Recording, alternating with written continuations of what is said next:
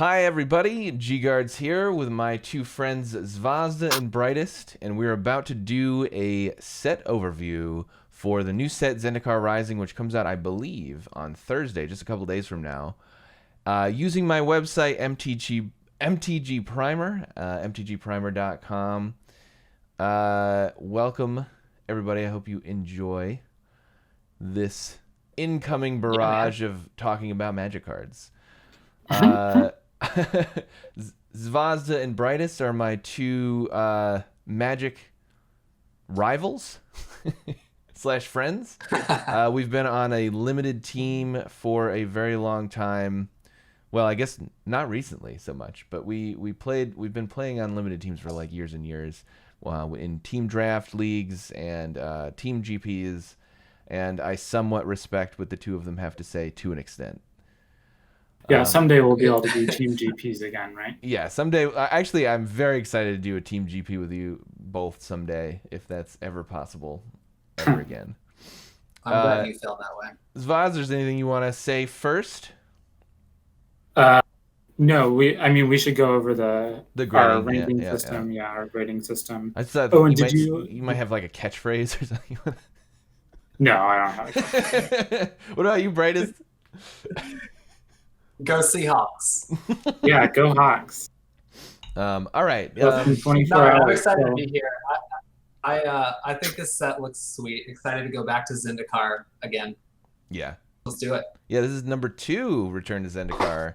And I played BFZ up until I started streaming. I think BFZ was my most drafted set. So super excited. Oh, really? Yeah. Yep. It's up there. I just remember actually the original Zendikar was when I first kind of got back into playing Magic for the first time since I was like a little kid. That's me too. And I think it was like, yeah, and I wasn't really like playing a ton and I didn't like draft a lot, but I remember opening a Misty Rainforest, I think, and just being really upset that there wasn't like some cool monster that I could beat people down with, and I traded it from some like crappy EDH staple. So. So yeah, and I started with Ice Age, and then didn't play so much for a while, and then I got back with M10 because M10 had a big marketing push towards like people like us, because they made a whole bunch of changes to the game. They started calling it the battlefield. They removed damage from the stack, and so I was like, oh, let me try Magic again, and I got really into it. I went to the Zendikar pre-release, and it was run so poorly that I was there until 3 in the morning, and I only played 2 rounds, and I was like, I have to leave. Yeah, that sounds about right for that time, for pre-releases at that time. So we are streaming this, and we'll respond to chat, but the overlay is a little bit different so that everything is visible. But welcome, Otona. And yeah, if you say anything, well, I'll repeat it back. I want to let everybody know that. And without further ado, I think we should start the review of the set. So we have a grading scale similar to a lot of other people, F to A+. And I have this visualized on my website, mtgprimer.com, and I'll just flick the ratings on all over the cards so you can't see the art. And Zvazda, do you want to go over maybe the different? Yeah, the different tiers that we use. Yeah. So the A- to, I think of each letter a little differently, and then the plus, no denomination, and minuses are just like tiers within those ways to differentiate within those tiers. So anything in the A range is just your stone cold bomb. They're going to win the game when you're ahead. They're going to take you from parity to winning when you're at parity, and they're going to bring you back to parity or maybe even to winning if you're behind. The Bs, those cards are they're the really strong cards. They're the cards that if you generally, how I think about it, the difference between a B and a C range is if it's in the B range, then I'm going to look to switch off of my colors if I'm drafting and I get a card like that. So if I'm white-blue and I get a black B, then I'm seriously considering taking that black card at that point. And so that for me is the differentiation between a B minus and a C plus. Anything in the C range, those are going to make up the majority of the cards in the majority of your limited decks. I think of that a little more stratified. So anything in the C plus range, I'm probably playing almost every copy of those cards that I can get every draft. Something in the C range, I'll end up playing a lot of those, but it's not all that surprising for them to get cut.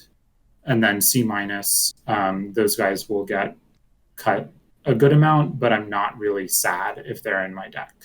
And then anything in the D range, those are cards that you can play them. They're not unplayable cards, but if I'm main decking them, it's a sign that the draft did not go well.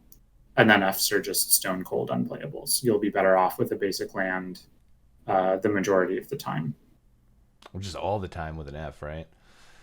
I think some of them, sometimes I give Fs to cards that maybe would have some sideboard utility at some point in life. Yeah, like a Tormund script or something. Yeah, but it's like 1 in 1,000 drafts, so it's just extremely unlikely to come up in any given, over the course of any given format.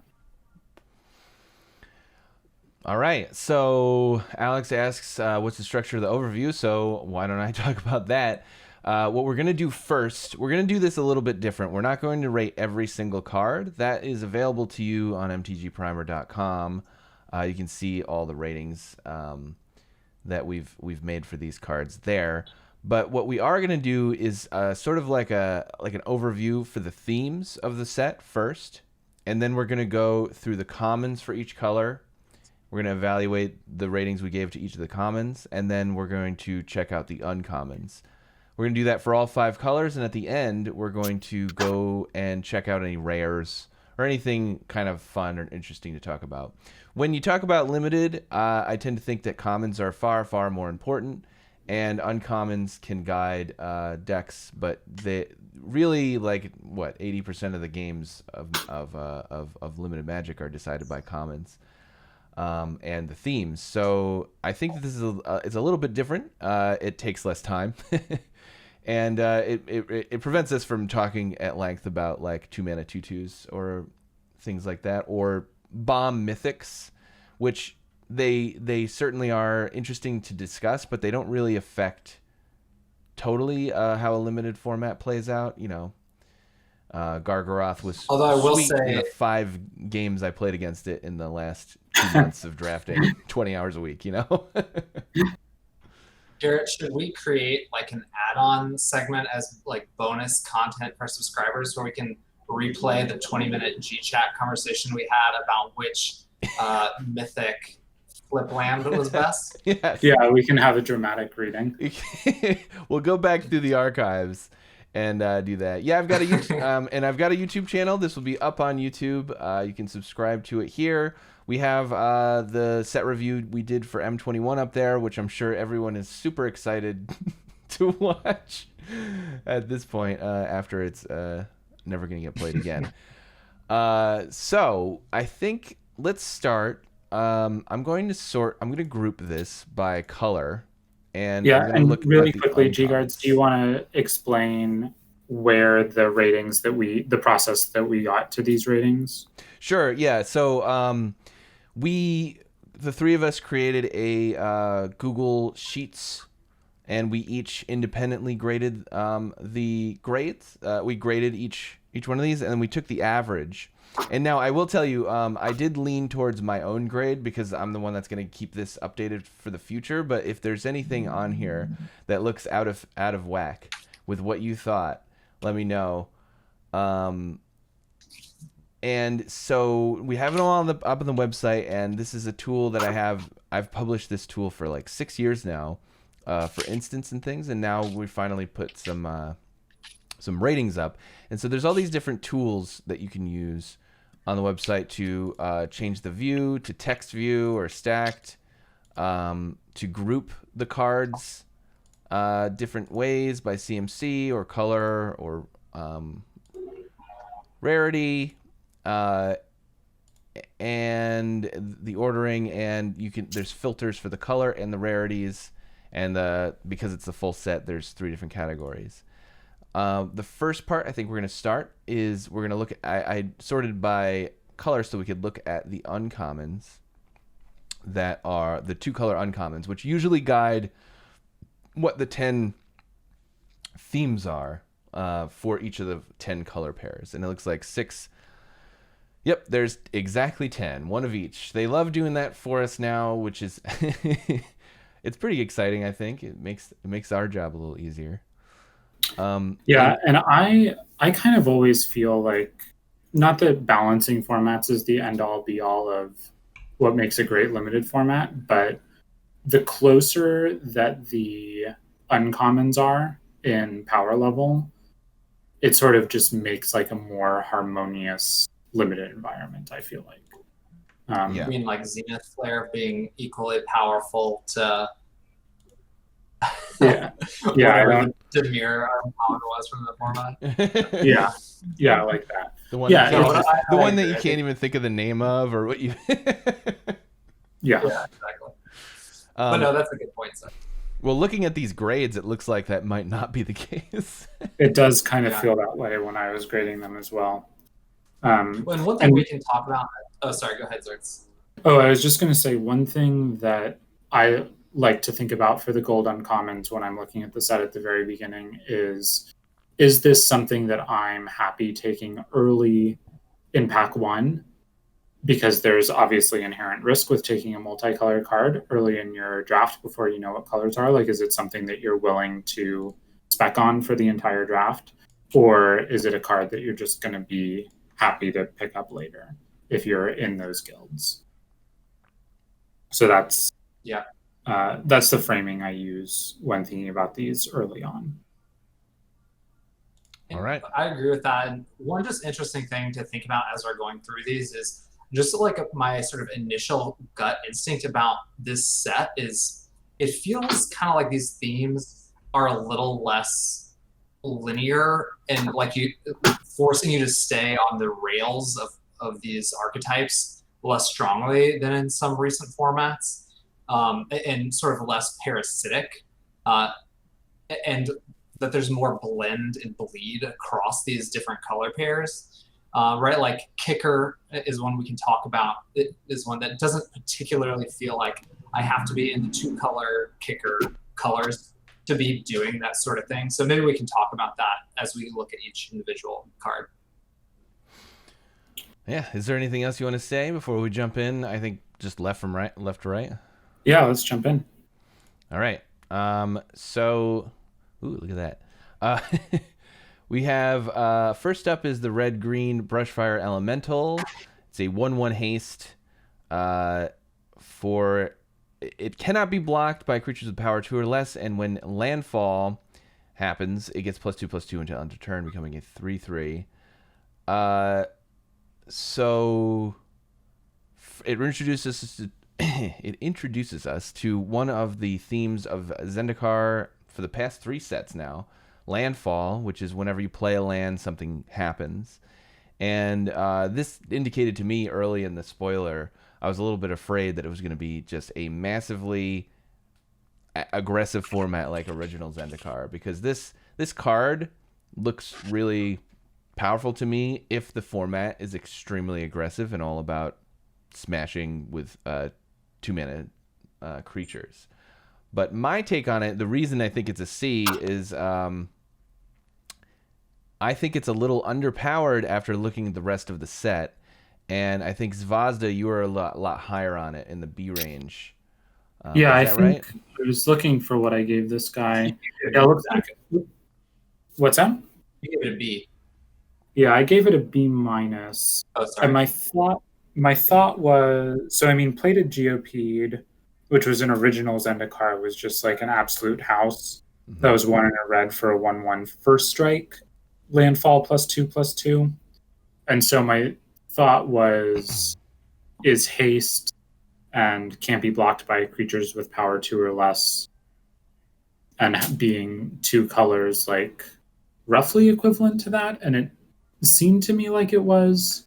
But it's kind of going to depend. Like red just has a common 4-mana 3/4, which obviously messes this card up a good amount.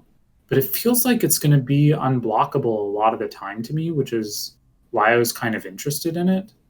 But I don't know that we're going to necessarily know that until we've played the format some amount.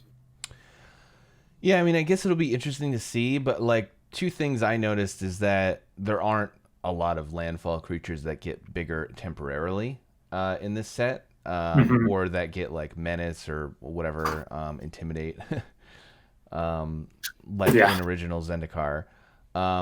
There's also only one way to instant speed trigger landfall that I could find, right? It's the new Harrow. Yeah. I think and so that makes it a lot less scary to block this with your 3/2. Because like, I mean, I guess you might need to play around that card, but then if they're even playing that card, it's not really that great for them. Yeah, I guess that's true. If there's a plethora of 3-mana 3/2s, then this is just like fine to mediocre to maybe even a little underwhelming. The thing is, like, it's kind of close to me to a 3-mana 3/3 haste that can't be blocked with power 2 or less, right? Because I think that's something in general we're going to look at with the landfall creatures, is that they kind of cost 1 more mana. If you want to get the landfall immediately. Yes. But so the difference with this guy, though, is like they never are going to have anything to block it on turn 2. Right, yeah. So it always gets in for 1. And then on turn 3, it doesn't exactly cost 3 mana because you play the land, then you get to play your 3-drop. So you do get to curve out. Right. So it is definitely better than it has 3 mana, but it is also a miserable top deck. Yeah, it gets a lot worse late. It has a pretty good play pattern of, it's a good like semi top deck. Like when you have this and you didn't draw it for turn 2, but you play this on turn 4, play land and play like a 2-mana interaction spell or something that's pretty powerful. So I think this is also just an interesting, Zortz, you both kind of mentioned this. This is going to depend a lot on the format. The format, it's hard for me to get a sense of like if it's fast or slow, but if it's hard to punish this sort of thing, that the ceiling on this kind of card is really, really high. But it is interesting. When we were initially talking about how fast this format was going to be, the cards that were spoiled were like that had a landfall, where this card, there's the red Hellhound of Akum, which is the red Step Links.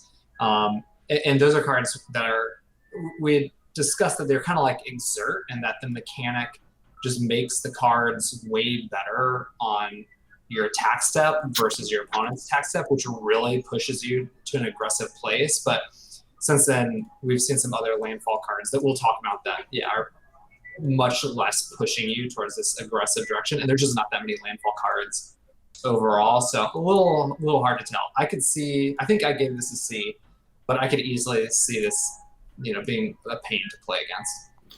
Yeah. The other thing that this guy works kind of nicely with is Rabbit Bite. Yeah, the ice cream does sound really good. Can you hear my background? Yes. I'll try to stay on mute when I'm talking. Like your turn 4 play that you outlined, Bert, where you play this and then play a land and then Rabbit Bite something. That seems like it could be right. Rabbit Bite is in this set, right? I didn't make that up. Yeah. Yep. That seems like that could be pretty, because it's a good way to get a little cheat on your Rabbit Bites, right? Totally, right. That's a good call. Or even your Pounces, which exist. So we can talk about we can talk about the specific card for a while, but I think it's a little interesting because it does guide that it looks like red-green is the landfall color pair, and from my glance at the other red-green landfall creatures, they're really not that super powerful. There's a couple that are powerful on their own, but there's nothing like to indicate that like you want to like go in on landfall. You just want to play lands. Like there's nothing like specific you have to do or build out. You're just going to take cards, and they're going to be better on your turn than they are on your opponent's turn. Yeah. To me, I think like usually the uncommon, you want it to enable some kind of cool synergy. This doesn't really do that. So, you know, like if it said like if landfall would trigger, it triggers a second time or something like that, I think that would be way better payoff. So that's why I was a little disappointed with this card. Yeah, I think that makes sense, and I think my rating is a little too high, just because it's 2 colors. So I think this falls into the you want to pick it up a little later if you're already Gruul, rather than it's not gonna pull you into Gruul, right? To play, it's like, oh, Yeah. I got my 2 mana 1/1 haste. That's sometimes a 3/3 or Yeah. even just a 3/3 most of the time. All right, shall we move to a much more interesting looking guild? Let's look at the Celestia one next, because the Celestia one is the other kind of landfallish one, so that might be an interesting combo. Yeah, that's true. I think landfall's in green, white, and red, right? I think there's random landfall in black and blue, but not anything significant. Yeah, just like there's kicker in other colors besides Simic, it's just Simic's where the payoffs are. Right, exactly. Brightest, do you want to take the lead on this one since you wanted to talk about it next? Yeah, totally. I mean, I after think you grab us an ice cream.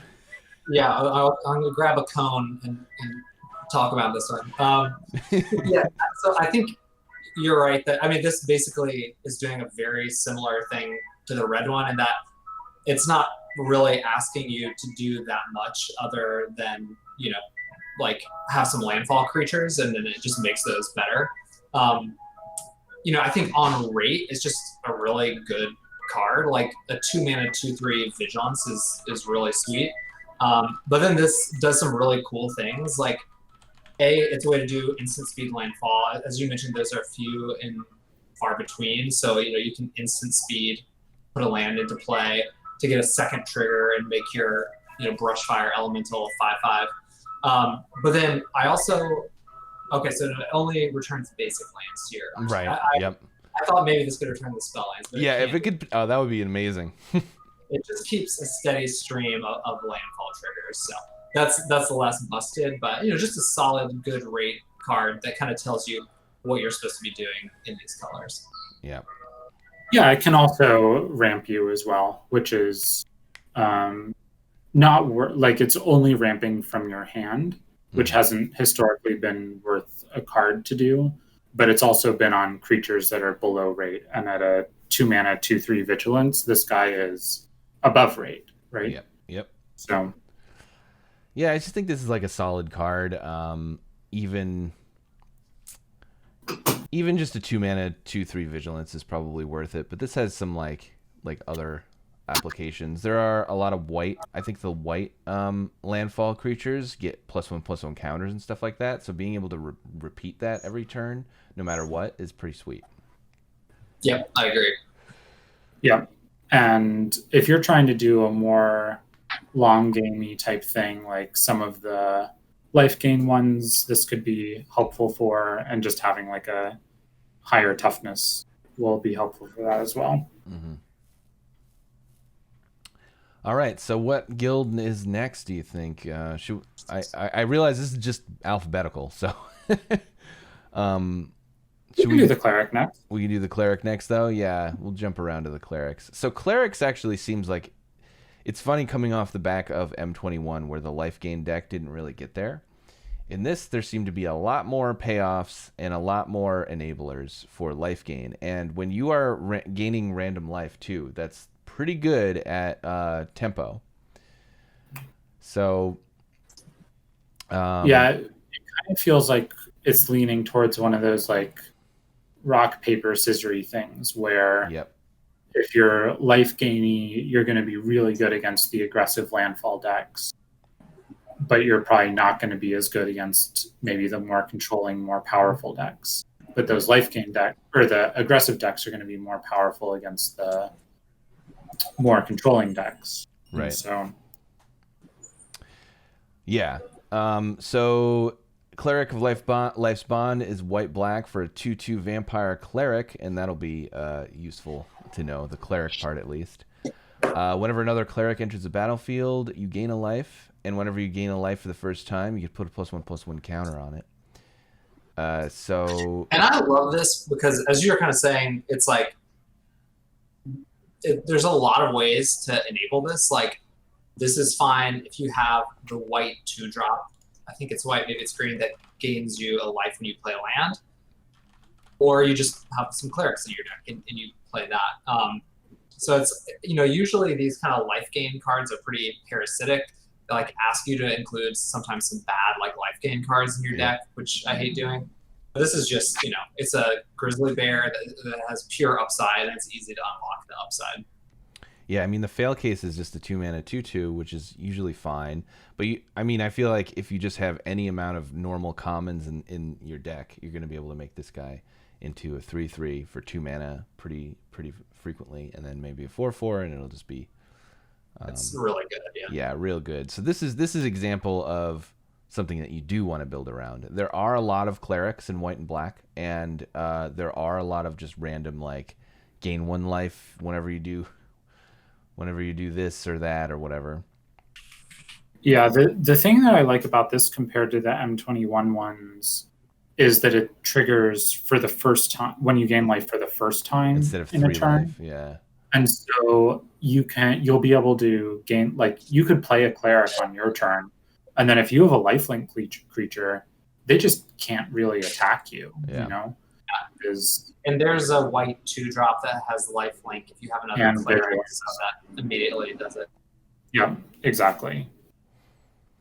So we'll sort of see how easy it is to gain life on your opponent's turn, but it's easy to see it being a pretty big headache to play against, I think. Yeah. I think I was going to talk about this now with this card, but let's actually go and jump to the Azorius card, because it has the other main mechanic of Zendikar, which is party.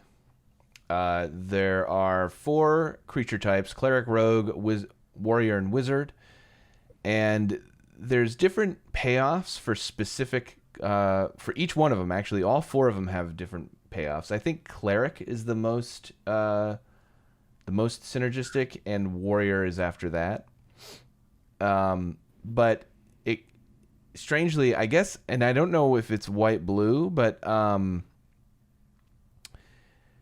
having one of each will get you some payoffs with some of the cards, and it looks like I don't know. I don't think white blue actually has any access to. Oh no, it has access to all 4. Okay, so that's probably why. Because white has clerics and warriors, and blue has rogues and wizards, and I think there is a white wizard as well. So yeah, how do you want to talk about this one at all? I guess I'm going around in circles. Well, I think this is a good opportunity. We can talk about the card, but yeah, I mean, I'm sure we talked a lot about party. So I think there's 2 main things that are on my mind. One is how many members of my party am I going to have in limited games, right? Like, and I kind of did a little spreadsheet where I put the 4 different types of party and kind of looked at how many, because what you really want, right, is like pretty cheap creatures. Like if there's a 6-drop that has a creature type you need, that's not going to help you with a card like Spoils of Adventure, which is like it's cost discounting for having members of your party. So you want sort of your deck, if you're trying to build a big complete party, you want your deck to have a distribution of different creature types, preferably at lower CMCs. And I know the 3 of us talked about this, and it kind of feels to me like, unsurprisingly, it'd be pretty easy to have 1 member of your party at any given time. If you build your deck and draft around this theme a little bit, and you have a creature, your party is going to usually be 1. When you start looking at like having even a party of 2, just looking at how that'll play out, that is beginning to look kind of difficult. So I'm already being like, I don't know how often you're going to cast Spoils of Adventure for 4 mana. I don't think it's going to be as common as you might think. When you get to 3, it gets less likely. And my sort of guesstimation, I haven't really mathed it out super well, I've just sort of laid it out and eyeballed it, is I bet having a full party is going to be really hard and limited. Yeah. So all the cards that kind of trigger, whenever you have a full party at the beginning of your upkeep, this card does that. I wouldn't think of that as something that's going to be super achievable. So I think that's one way to look at it. And I'll pause and y'all can sort of weigh in on that. But at some point, we should also talk about there's this weird tension between having a distribution of creature types versus having a concentration of creature types. Like if you have a deck that has like a cleric payoff and a party payoff, like how do you navigate that? Yeah. Go ahead, G-Guards. The way I've been doing party is I've just been assuming that like most of the time you'll have one, and then some of the time you'll have two, and extremely rarely you'll have three, and like almost never, and you probably shouldn't even try to have four. I think though that like the two is for a card like this, is a pretty controlling card. So if we're talking about this card specifically, I think it's pretty easy to assume that you'll have like a cleric and a wizard out or something by the time you'll have time to play this card. And then it's 4 mana to gain 3 life and draw 3 cards, which to me seems pretty powerful. Yeah, and at instant speed. Like Jace's Ingenuity, just 5 mana, draw 3 at sorcery speed, has in limited sort of ranged from like a C- to a B-, maybe up to a B in whatever the really slow one was, M14, I think. And so, but then you tack on the ability for this to be cheaper, the instant speed, and the life gain, and I think those just are going to work really well with this card, which is why I gave it maybe a higher grade than I normally would just a conditionally cheaper card draw spell. And I actually think that the 3 life is really relevant with a card like this, right? Because a lot of the time you're sacrificing like a block to play this card, but if they're just swinging at you for 5 even, just taking 2 to draw 3 extra cards is very, very, very powerful. Yeah. And it's worth noting, we don't know yet how viable splashing is going to be, but this is going to work really well in a white-black life gain deck.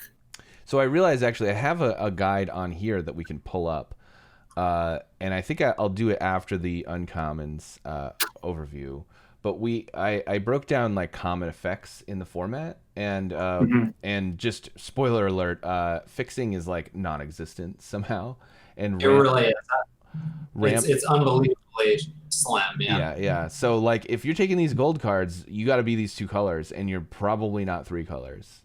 Well, so I guess we'll talk about it when we get to the lands, but I think there's a world where you're just like playing 20 lands in your deck in this set. Right. And so you can afford for some of your lands to be off color because I see. Maybe that's an interesting point. I guess we'll see how it plays out. I didn't think about that. And then you just have more sources to play around with, you know?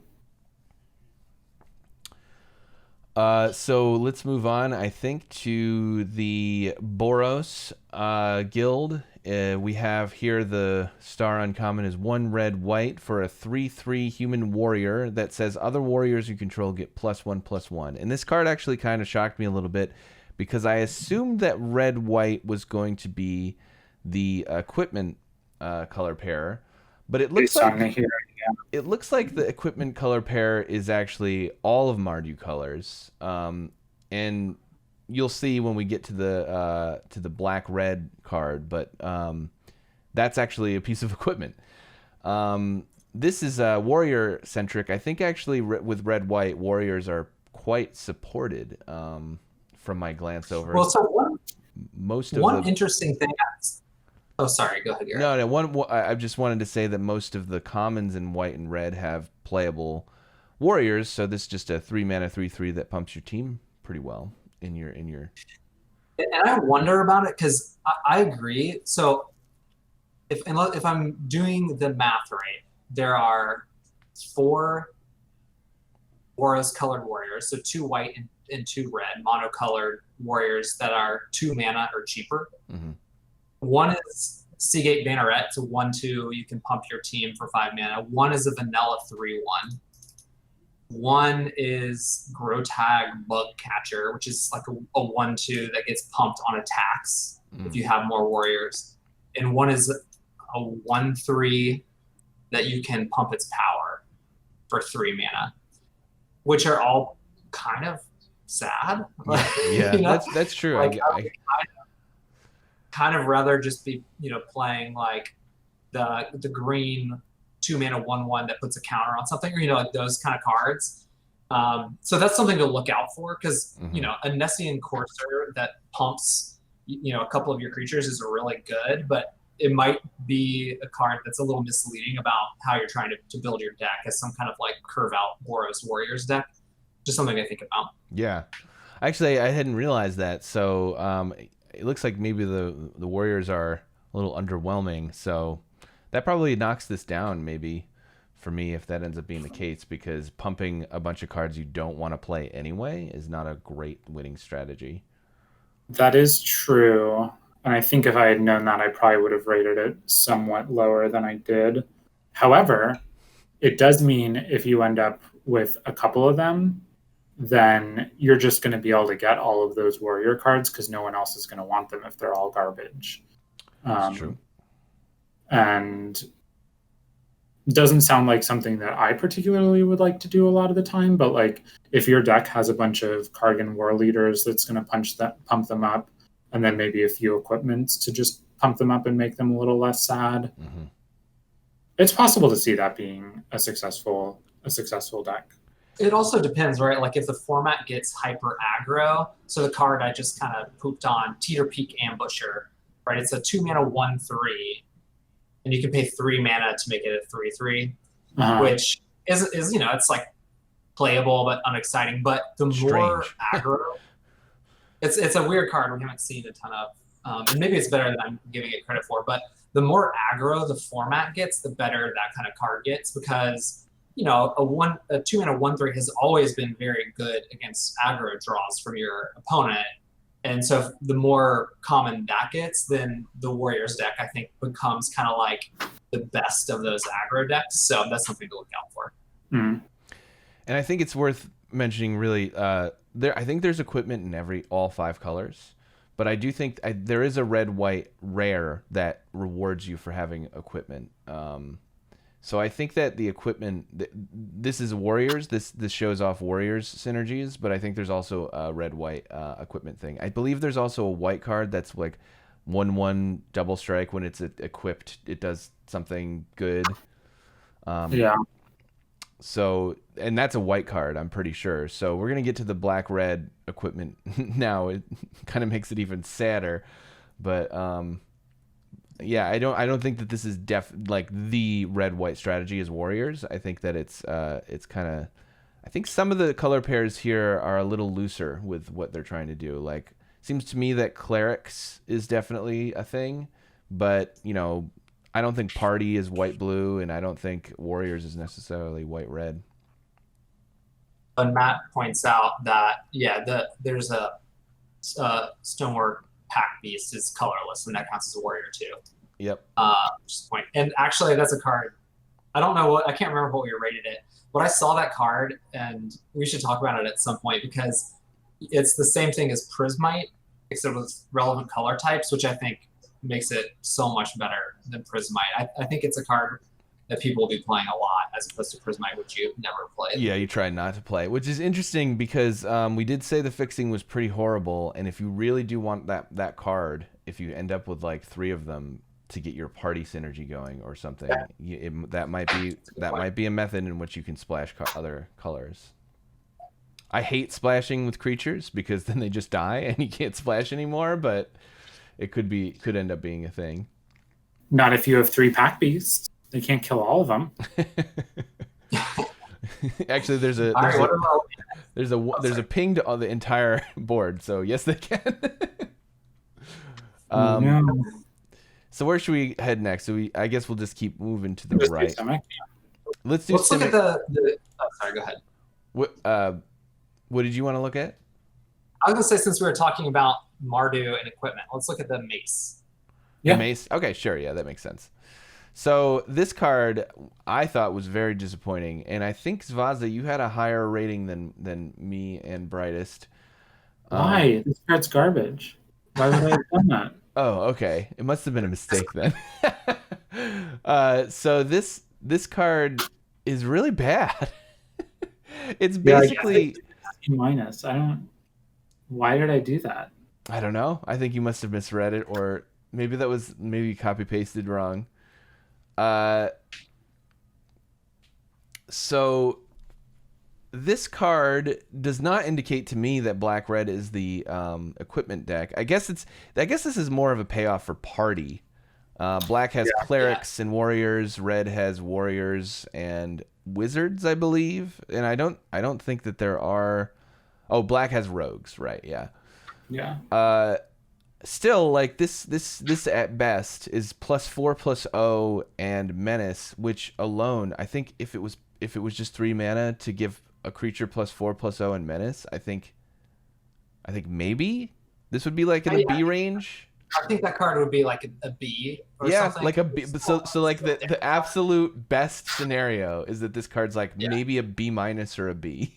Yeah, and then like the fail case is you spend 100 mana and like years of future sadness to just give your creature menace. It's just basically you give your not partied creature just menace for 3 mana. What's really unfortunate about this card is it doesn't pump toughness. So like your opponent's gonna be incentivized to trade for your creature. And then it's just going to make this worse because your party is less of a party now. Yeah. Yep. Point. And also it falls off and you have to re-equip it for 4 mana. Yeah. Zach knows a lot about making a party less of a party. It is my specialty. The Ravager's Mace is a party killer. Oh wait, that's why I liked this card then. I don't think that this indicates any black-red strategies. What I'm kind of picking up on is that some of the color pairs have a strategy, and the other ones are just like worldly strategy, right? Because like party is in all 5 colors. Yeah. Right. So I think that's kind of what I meant about it. Oh, sorry. Yeah, I was just agreeing. It doesn't seem like these color pairs are necessarily that linear. Like landfall is bleeding into different color pairs. Party is kind of doing a lot of bleeding. So yeah, I totally agree with you, G-Guards.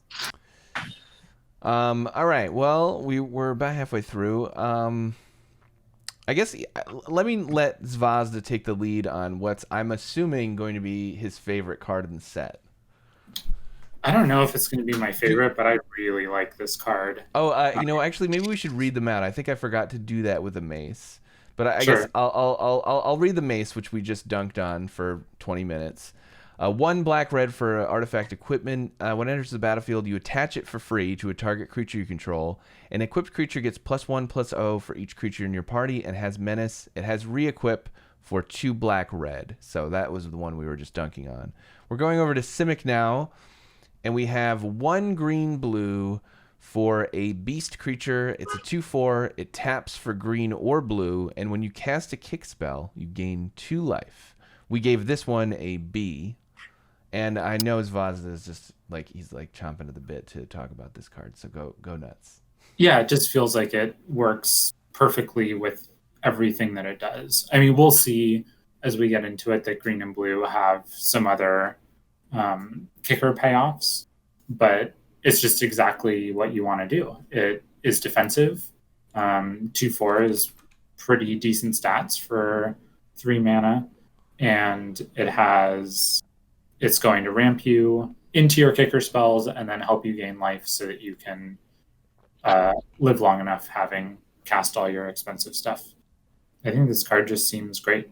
And I don't know how important having double green or double blue is going to be, but being able to tap for both is obviously nice. This card just seems great to me. Yeah, and that's just super solid. I think that this indicates to me more in the lines with the black-white cleric that green-blue is going to be very focused on kicking spells. And from what I could tell, blue is definitely the best with kicker. I think it has a bunch of very good kicker spells at common. And then green also has some solid kicker spells at common. So I think that this both have some uncommon payoffs other than this one. What I really like is that it taps no matter what, even if you aren't playing a kick spell. Yeah. And I also mean, that's kind of what I'm thinking is like when we say green and blue is very focused on kicking spells, it's like yes, and I think you can get good blue-green draft decks that have like 2 spells with kicker in them, or maybe have like a bunch of kicker spells but no cards that say when you kick a Payoff. spell. Right, yeah, sure. And it's just like very kind of like solid stuff, which I think is exciting. Well, yeah, that's what I'm saying is I meant to be more clear, I guess. It's just that you're going to just have good kicker spells in your green-blue decks. So you're going to gain 2 life. You're probably going to gain, if this stays alive, you'll gain like 4 life off of it or 6 life a game. So that makes it even better. I think it's, I don't know. I just like 3 drops that can ramp you into a 5 drop and gain you life. There's a green common, the Gnarlid, that kicks for 5. And so you'll be able to just play this on 3, kick that on 5, gain your 2 life, and then have a 5. Forget how big the creature I think it's is. a 4/4, right? 4/4, yeah. So you'll get a 4/4 trample on turn 4, which isn't like broken or anything, but it just will work out nicely. Yeah. Well, let's move on to my personal favorite color pair, Golgari. We have here Moss Pit Skeletons, black-green for a 2/2 plant skeleton. It has kicker 3, and if it was kicked, it enters the battlefield with 3+1/+1 counters on it. That makes it a 5/5. Whenever 1 or more +1/+1 counters are put on a creature you control, if Moss Pit Skeleton's in your graveyard, you can put it on top of your library. So basically, this is a 2-mana 2/2 that you can also play as a 5-mana 5/5, and sometimes you'll be able to get it back. Golgari does have a fair number of +1/+1 counter cards and payoffs. So I think that you are going to probably, if you just play Golgari, you'll probably be able to assume that you'll put this on top of your deck sometimes. It seems pretty good to me because on 2 you can play it and trade with their 2-drop, and then later, if you just get some random counter synergy going, you can just put it back on your deck, and then now, like, there's not a lot of things. Like a 5-mana 5/5 is a good thing to put on the top of your deck, so... Exactly. I mean, I think this card is so good. I think I actually had it a little higher. It's just so efficient at everything it does, and it just, 2-mana 2/2 is, just, marginally better in a noticeable way when it comes back later in the game as a 5-mana 5/5 instead of the land you're going to top deck, and it's marginally better also when you're 5-mana 5/5, which is already an efficient card, can also have a mode as a 2-mana 2/2. It just like has all these different like modalities where it's just hyper efficient. I love this card. Yeah, and I think the other, like, there's also other counter synergies. So it's not like it's just a 5-mana 5/5 if you want to. It's a 5-mana 5/5 that's going to do other things. Like if you have that Gnarlid guy, then it's going to be a 5-mana 5/5 trample. So yeah, good point. And Dave Vero points out that it triggers itself, right? So you can just sort of do a forever loop. If you have 2, and then you're just playing 5-mana 5/5s for the rest of the game. That's sick. It is worth mentioning. I have something to admit, even though New York is mad at one of you. I have something to admit. I actually think I gave this a C+ at first because while it's efficient, I didn't think that putting it on top of your deck was all that powerful. But then I saw that you both rated a lot higher, and I feel like, there's very few scenarios where drawing a 5-mana 5/5 is bad. Well, it's also a May. Like if you have to dig in your deck for something else. No, I know. It's like the payoff. I was thinking like, well, you still have to draw it, so you need to. You're eating up your draw step if you choose to do this. So, yeah. But so I think that's why I still ended up on a B-. I mean, I love Golgari. Everybody knows that. But if they're beating you down with flyers, this doesn't help. I want my my higher B cards to be able to help me no matter what. Yeah. But I guess 5-mana 5/5 is probably going to help you. I think people are a little down, by the way, on 5-mana 5/5s. I find them to be quite good. Yeah. Especially modal ones. All right, so we did all of these. It We're looks up like to we there. have 2 left. We have a Golgari card. Blue-black for a human rogue. It is a 1/3 with flash and flying. It's already pretty good. As long as an opponent has 8 or more cards in your graveyard, in their graveyard, rogues you control get +1/+0. Whenever 1 or more rogues you control attack, each opponent mills 2 cards. So this introduces us to another major theme, of the format, which is milling opponents for incremental, like not as a win condition, not trying to mill them to win, but instead to get 8 cards in their graveyard. And there's a bunch of cards that do extra stuff, or they get better when they have those 8 cards in their graveyard, which to me is a very exciting mechanic, because mill is a fun mechanic. I think it never works out. It's never powerful enough. It's almost always not very good. There's like exceptions, like Teferi's Tutelage you could get there, but when you are milling, it's almost reminds me of Ingest from Battle for Zendikar, where you want enablers to mill, and then you get these super cool payoffs. Like this being a 2-mana 2/3. I mean, this is cool because it does both, right? It enables the mill strategy, but it also becomes a 2-mana 2/3 flying. Or at late game, it might even just be a 2-mana 2/3 flash flying, which is amazing blocker all out of nowhere. There's a lot of 3-mana 2/2 flyers out there. I think, and also it's a rogue. Rogues, I think the rogue strategy is blue-black, and a lot of the rogues mill them. They have like low power, but they're evasive and they get in. So I'm pretty excited Well, that's about kind of what I was. this card, and also the mill strategy in general. I think it's going to be a lot of fun. What were you going to say, Brightest?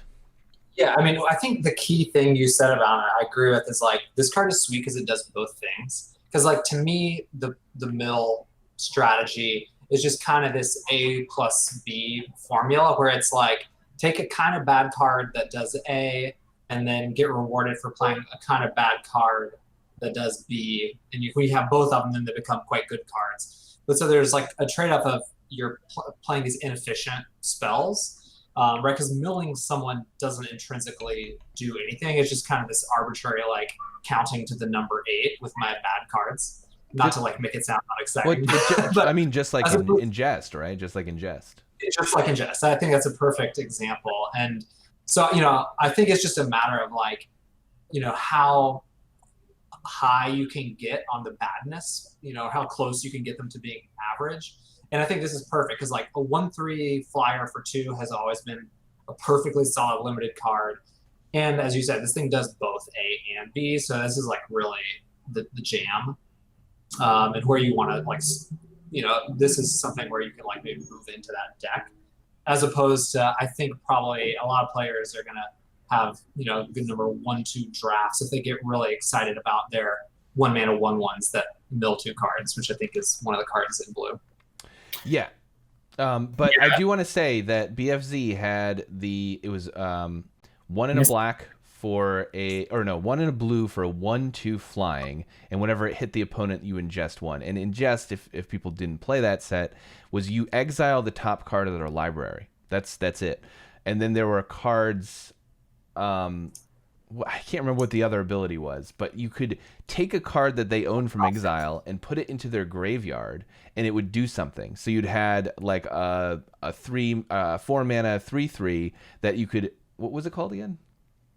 Process. You could process a card from exile, and then you could turn your 4-mana 3/3 into a creature that bounced one of their creatures, or made them discard, or something like that. And that's what this sort of reminds me of. And since we're gonna talk about that 1-mana 1/1 that you were just talking about, Brightest, but since Mist Intruder ended up being playable, part of me thinks that card might be playable depending on how many payoffs you're going to get for rogues and how many payoffs you're going to get for the mill strategy. Yeah, that's a good analysis. The only other thing I wanted to say about this guy is Brightest said it does A and B, but it also does C and D too, which is it's a rogue for your cards that care about rogues. and it's a rogue for your cards that are going to be counting for party payoffs as well. I wouldn't be surprised if this ends up being like a B. Also, I hope so. I'm really excited to draft. This is probably my favorite of the whole lot, just because it's like it implies the things that I like the most about Magic. There's only one left. It is Umara Mystic, 1 blue-red for a Merfolk Wizard, 1/3 flying. Whenever you cast an instant sorcery or wizard spell, it gets +2/+0 until end of turn. So blue-red, I think, is the wizard color pair. And the wizard color pair comes packaged with the, we're so used to Izzet having spells matter synergies. So what's cool is I think a lot of whenever you cast an instant or sorcery spells in this set, they tack on wizard. So now you can the problem with Izzet sometimes is that you're playing all these spells that don't affect the board, like ops and stuff like that. But if you can get your triggers from wizards, that makes it a lot more palatable to me, a lot more robust. I agree. I think actually I may not have paid enough attention in rating this card. I don't remember what I gave it to exactly what you're saying, because it's like in a normal core set, if your blue-red spells matter, you're gonna, you have to still play 11 creatures or something, so you can have maybe 12 things to trigger your, spell order weirds. But in this set, like if you can get of your 15 creatures, if you can get 10 of them to be wizards, like almost every spell in your deck is going to trigger Umara Mystic. So maybe this is going to be something that feels a lot more like a 3-mana 3/3 flyer than that usual kind of spells matter power pumping flyer we see in core sets.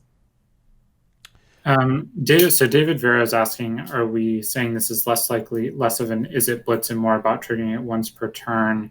And I don't know that that's necessarily the case, because it's very easy to see on turn 4, you kill their guy with a 2-mana removal spell and then play a 2-mana wizard and you're attacking him for 5, or more likely on turn 5, you play a 2-drop and a 3-drop. You could do like the divination on 3 and then play a 2-drop wizard, and then you're crashing in for 5. So I feel like you're not going to be triggering it like 3 or 4 times in a turn as much, but I think it might end up you're triggering it twice more often, just because you have a higher density of spells that you don't have to compromise the rest of your deck for. And if this ends up being a 3-mana 5/3, you're going to win that game pretty quick. But I'll go ahead and say, oh, sorry, Gary, go ahead. I did want to say that I gave this one a little lower grade, though, because the fail case is so miserable. 3 mana for a 1/3 flying is a real bummer, and it also doesn't block well. Like, you could have instants, right? But you can't play sorceries or wizards on defense. So, while you can Threat of Activation it to a 3/3, they're always going to attack with their 3/2 into this, and then hope that you're going to play the other thing is there isn't an opt. Opt is not in this format. There's like a much worse Anticipate, so I think that's another thing. There's no crash through either. That's a great point, is that adding wizards to the list of things that trigger it, I think makes it much more consistent to trigger it, but it makes it much more likely that you're triggering it with a sorcery speed effect, which makes it more offensive. So, yeah. Yeah, I guess I should say I talked myself up to a C+ on this one just because I was nervous. I actually wanted to give it like a C- or a C, because I was a little nervous about it, but I was just thinking about how many other wizard effects there are in the set, and so that's why I ended up giving it a C+, because it's kind of just I'm just trusting wizards that it's going to be okay. Trusting this particular wizard. Yeah, trusting Wizards of the Coast to have effectively done wizards. You have to make your namesake good, right? All right, that's all 10 of the gold uncommons, and I think we'll glance at it. We won't spend too long on it, but I'm gonna go over to the Effectsopedia here, and this is another section of my website where I broke down all these different common themes, common effects, right? So you can see the board wipes. There's really not that many. There's this land board wipe that you have to watch out for, but there's not great board wipes. And what I really wanted to draw attention to also is, bounce is like something that you can keep in mind, but counterspells in this set, this is like a big one. The counterspells are bad. Jawari Disruption is probably the best one, and that's just because it's a land 90% of the time. It reminds me of that card from Amonkhet, Censor. I think it's probably better than Censor because I think you just assume that you're just going to play this as a land on 2 most of the time. But Censor can be a real pain when someone's curving out like 2, 3, 4, and you just counter their 4-drop for 2 mana. But outside of that, these cards are all pretty bad. This is like this Anti-Cognition to me feels like it's a pretty bad Essence Scatter. It's like you have to build an Essence Scatter. I agree. And then Concerted Defense is just worse than Miscast. Yeah, I agree. And Negate is like, Negate's the Negate. You can sideboard it sometimes, but like you're never gonna play Defense when there's a Negate in the format. Like, so that was a thing I wanted to point out. For counterspells, did you have any? We'll breeze through most of these, but there's like a couple that I think like have real bearing on the format. Yeah, I'll stop you if I have thoughts, but I just agree exactly with what you said. And then discard is a little better than it was in M21 because of Mind Drain. Maybe we can talk about that more specifically when we get to the black commons, though. And then there's rares and that sort of thing. Disenchant, I just wanted to point out that, hey, look, Disenchant's literally in the format. I named this section after this card. And again, we'll talk about the commons. There isn't a falter effect. That kind of surprised me. Usually there's like a red falter effect. Nothing can block this turn. It doesn't exist in the format. There's a ton of haste. Very surprising amount of haste. There's, like the elemental, and you can see it's mostly in red and green. It's actually mostly in red. But again, we can talk about that when we get to the commons. And then obviously there's about 1 million life gain spells because white-black has a life gain theme. And then these are the 2 that I wanted to talk about, fixing and ramp. So the fixing in this format is horrible. There isn't even like a green common fixer outside of Reclaim the Wastes. We can talk about that, I guess, in the commons, but... we're also missing Evolving Wilds. Yeah, there's no Evolving Wilds, and there's not even the dual lands. There's not even the dual gains. So I think that, people splashed somewhat in M21, and I think it's an interesting thought you had earlier, Zvazda, about splashing.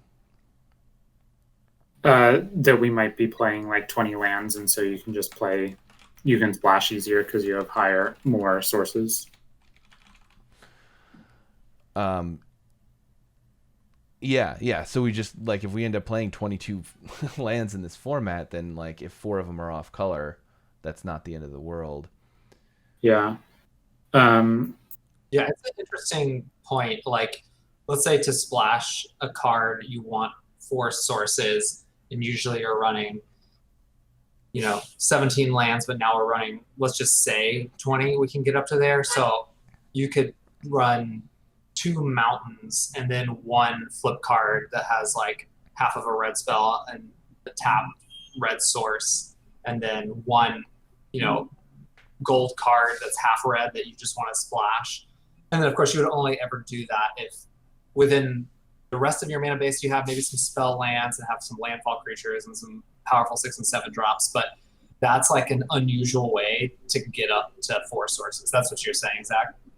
Right, exactly. Yeah, David Vero is saying it exactly. You could have 8/8 4 mana bases without being very floody in your deck because you get to play modal cards. Yeah. Yeah, and that makes those modal cards even more powerful. We might even want to talk about those guys specifically, but maybe we'll just do that when we look at the commons. The other thing I want to mention, there's no mana ramp at common besides this Scale the Heights, which really doesn't count. I don't think that like sometimes this ramps you, but usually, but a good amount of the time you miss. It really counts. And there's just all these other cards are uncommons or rares. More, there's more stuff. There's a decent number of white mass pump spells. There's actually 2. There's a common and uncommon flip land that are pretty big. There is, I think it's probably worth mentioning, the ping, because there are a lot. I think Brightest, you pointed out there's a lot of X1s, like 2-1s running around in the format. And I think Subtle Strike is going to end up being... Totally. I think this would be an interesting kind of sub-discussion in this format. I didn't math it out, but just in looking at the spoiler, it feels like there's an unusual number of pretty decent X1s.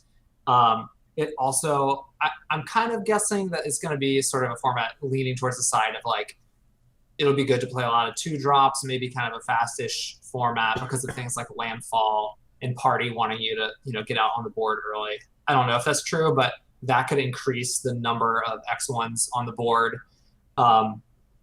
And right then there's not that many cards that punish it, but Subtle Strike, and I think the other one is Spikefall Hazard, are cards that I think are going to be a lot better than they look. Also, I think Cinderclasm it falls into that category. I've sort of trained myself to kind of ignore the like red, like does a tiny amount of damage to everything cards because they're, like Cosmotronic Wave or what, like that effect is like, playable but not usually good. But I feel like because of the ability for Cinderclasm to sometimes kill 2 of your opponent's things while it's not killing any of yours, or you can kick it to be the true Pyroclasm. I think this card might be pretty good.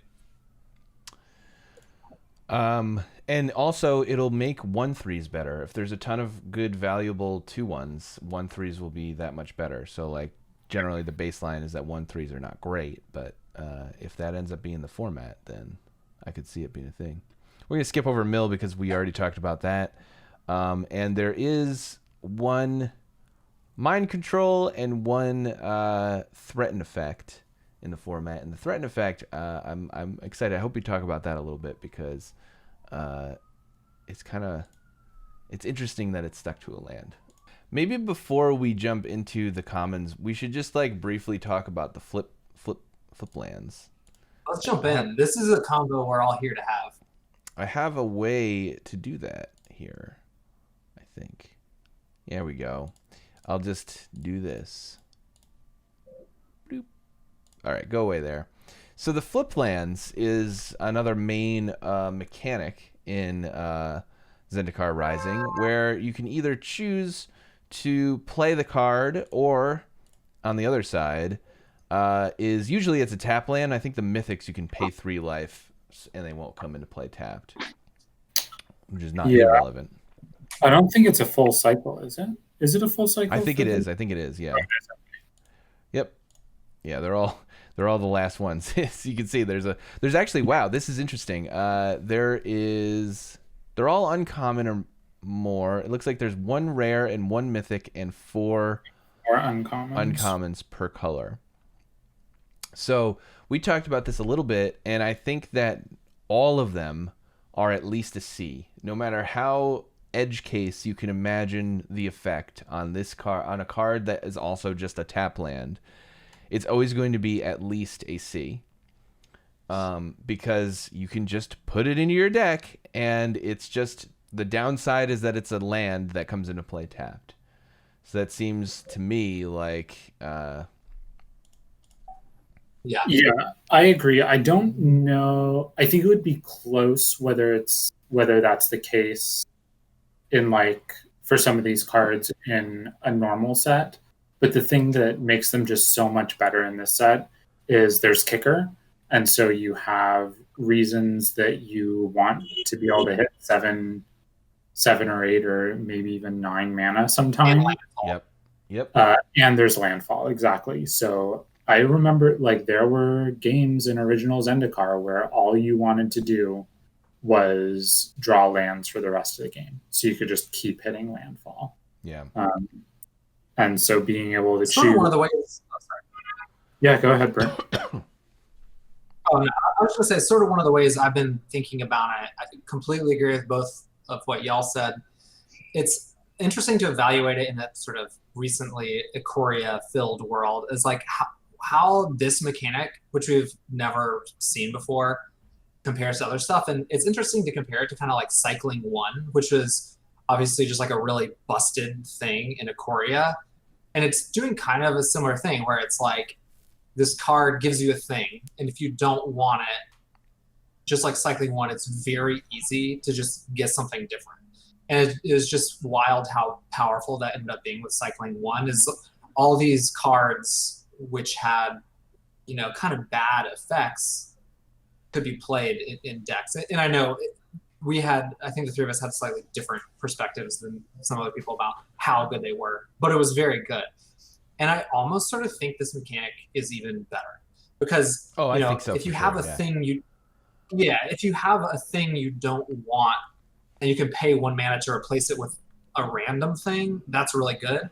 But here, the two things you can have, I'm sorry for my background trucks, the two things you can have are already sort of at polar ends of the spectrum of what you could want, and it's free to choose between them. So it's like you have like a conditional effect or like an expensive, like, you know, overpriced game breaking effect. If you don't want that, you almost certainly want the opposite of that, which is just a land. And so, and it costs 0 to just cycle it for a land. So it's just, I think it's incredible how good this is. And I think G-Guards, yeah, it's like, as long as the thing printed on the card is like a game action that could conceivably benefit you, it's hard to have these be worse than filler because, you know, the downside is you just play them in a land slot and it's, you know, it comes into play tapped, but it's a pretty small cost. They're really, really powerful mechanic.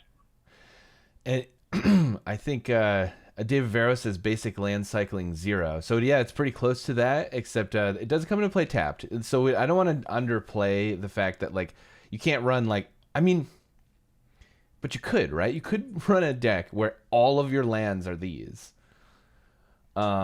You probably don't want to, but like I could see it, and that's not the same as cycling. I think people might compare this to Cycling 1, but I actually think that this is better because in limited you only have 23 cards you can put in your deck, but you can put 5 or 6 tap lands in your deck, and it's going to affect you, but it's not going to affect you in such a great way that it outweighs the fact that some of these cards. Like, the one that comes to mind for me is the consumption, although I know, Brightest, you were kind of high on this effect. This is a card you'd never, ever play in a normal deck. Never, ever. In a million, billion years would you ever, ever, ever want to play this card. But it's like such a... It's 8-point life swing. Sometimes it'll just win you the game. And it's like... I don't know. Right. And again, what the trade-off is like... It's not, this is my 23rd spell, I'm top decking on turn 7 and it's pretty good, or it wins me the game. It's like, instead of top decking a swamp on turn 10, I get this effect. And so even if it's not that good, even if it's a board stall and everyone has 20 life, it's still, you know, immeasurably better than drawing a land. Because also if you want a land, you can still play it as a land. So, yeah. And also, people, I think, underweigh the cost of Cycling 1 spells because, you know, Ikoria is the real good example here where you you could just jam all these Cycling 1 cards, but they weren't lands, right? You still needed to put lands in your deck. So there were these crazy decks where you played 12 lands or something like that, but you still had to play the 12 lands. And it's way better to play 12 basics and 8 of these than it was in Ikoria to play 12 lands and hope that you get all of your 1-mana cyclers. Yeah. And hope that your 1-mana cyclers are cycling you to lands at the right time. These are always going to cycle. Like, if you want the land, these are always going to cycle you to the land. Yeah. I will say there's one kind of interesting distinction we made in talking about these. I think there's 2 tiers of these cards. One is the best ones are the ones where the effects, even if they're a little bit overpriced, are effects that are good in the late game versus ones where the effects are good in the early game. Because as I was kind of saying, these get more powerful the more opposite the effects get. Yeah. And like the opposite land is like a 7-drop that says win the game, which is like what the mythics are. Versus, it's nice to be able to choose between a land and a 2-drop, but if you're top decking, a 2-drop on turn 7, like that's better than a land, but it's probably not going to measurably kind of change your chance of winning. So I think, the ones that are more like C's are the ones where it's like, either a land versus a 2-drop, and the ones that are, B's and A's are the land versus like a 6-drop. Or, I also really like the ones that have these kind of conditional but potentially impactful abilities, like the one that gives protection at instant speed, or the one that does 1 damage. I like those too. And Japan Has Rice says basic land cycling 1 is kind of similar to this, and I actually think that's pretty accurate. So how insanely broken would Ikoria have been if all those cards actually said basic land cycling 1? You could play like 8 lands in your deck potentially, or 10 lands or something. Yeah, as long as it would make it fun. And Matt brings up that the other way he's thought of them is some are lands first with a spell attached, and then some are spells first with a land attached. And I've been trying to wrap my head around whether you should be cutting, whether they're going to take land slots in your deck and whether they're going to take up spell slots in your deck. I think maybe the key... Sorry, go ahead, Zorz. My initial thought was you were kind of going to alternate which slots you take. Because, like, in some scenarios, you're like just running a 20 land deck if you have a lot of landfall or a lot of kicker and you just want to hit land drops every turn until the game ends. Like, that could be really good and really powerful.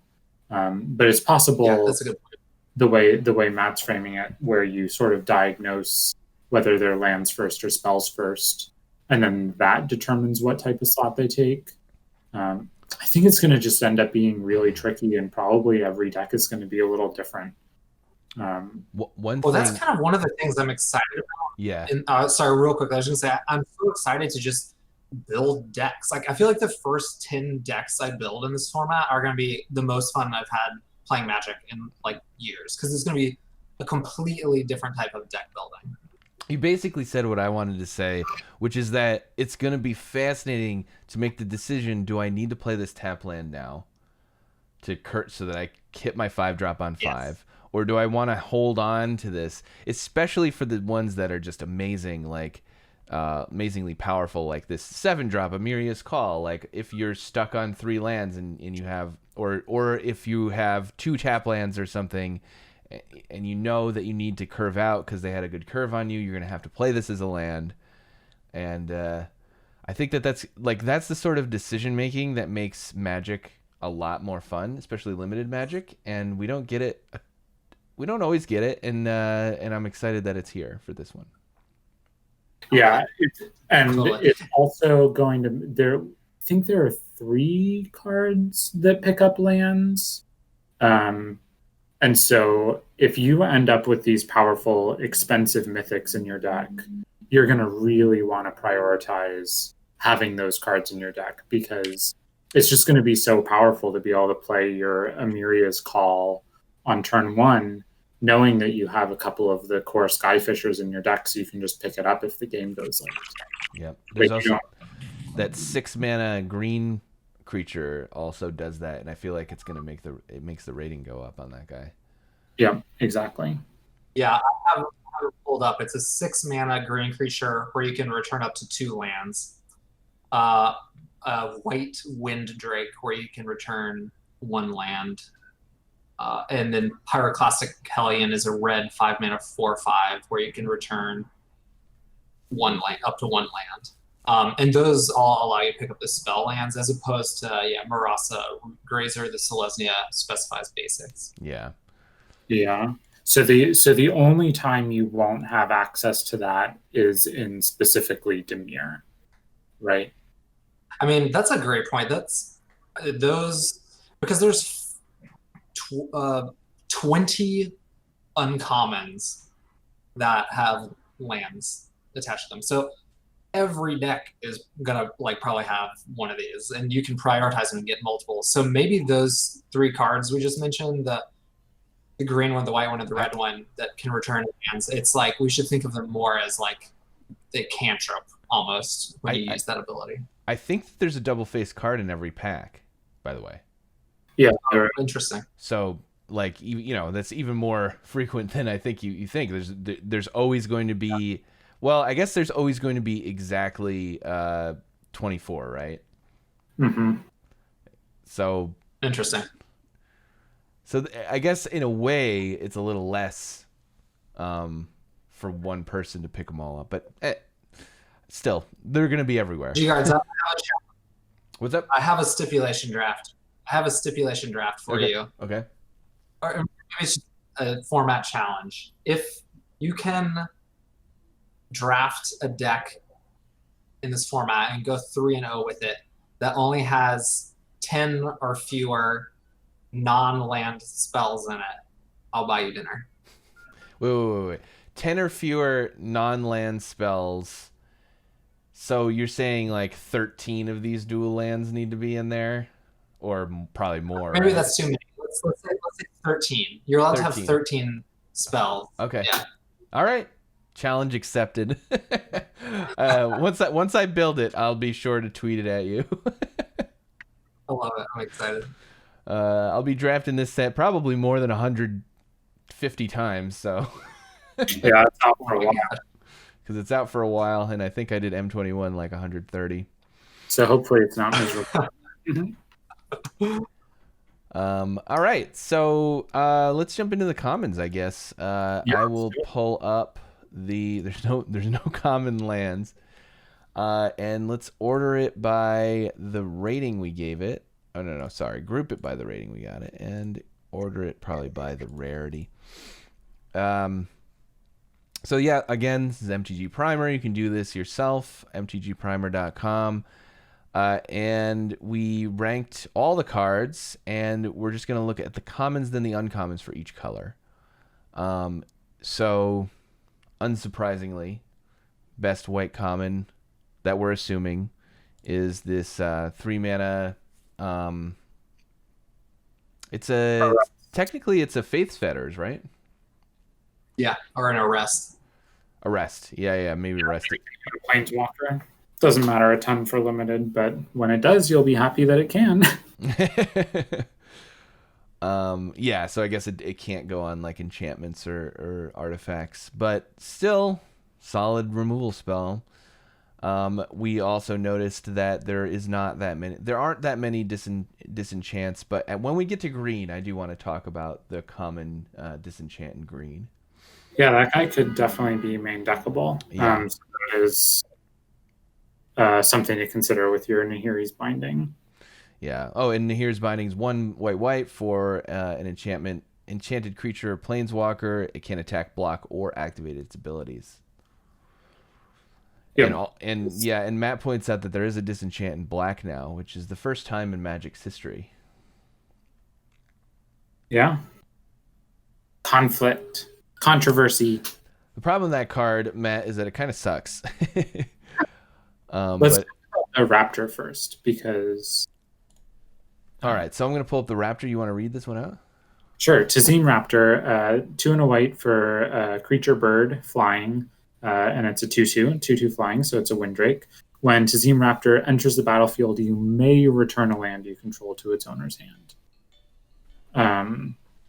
So I think the biggest question for me here, and I think I don't know if your composite ratings equal my ratings, but this seems right to me, is I think it's a little safer to start with the binding as above this as the best white common, but I would not be surprised if by the end of the format we're taking this over the removal spell. Just because it enables bouncing those spell lands and landfall? Yeah, exactly. It feels like if it ends up being more of a like synergy is just really important in this format, and if evasion is important, and if the disenchant effects end up being better / sacrificing ends up happening more, like if the arrest effect just ends up being a little worse, then this could easily bump above it, I think. I could see it. Generally, I get afraid of rating a creature threat above a removal spell, especially like a fairly unconditional one. But I could totally see it. No, and that's why I have the binding above the Raptor in my grades, just because I think it's safer not knowing anything about the format. I just wanted to shout it out that I think this card is good enough that it could end up being the best white common. It makes my spidey sense go off a little bit. It just feels like it could be the solid role player that you just always want. And in third place, it looks like we have Shepherd of Heroes, which is 4 and a white for a 3/4 flying Angel Cleric. And when it enters the battlefield, you gain 2 life for each creature in your party. I rated this a little bit higher. First of all, I think 5 mana for a 3/4 flying is usually a pretty solid playable. It's like starts at C- in any format. Sometimes it's a C. This gains 2 life automatically. But I think it's more that it is a cleric that enables life gain that can make this a synergy card. Now, B- might be a little bit too high for it, but what do you all think? I don't really think so. I guess I gave it a C+, just as sort of a hedge. But it's like, how does this card compare to the Gaggle Master? Like, is it? I don't think it's necessarily worse than that card.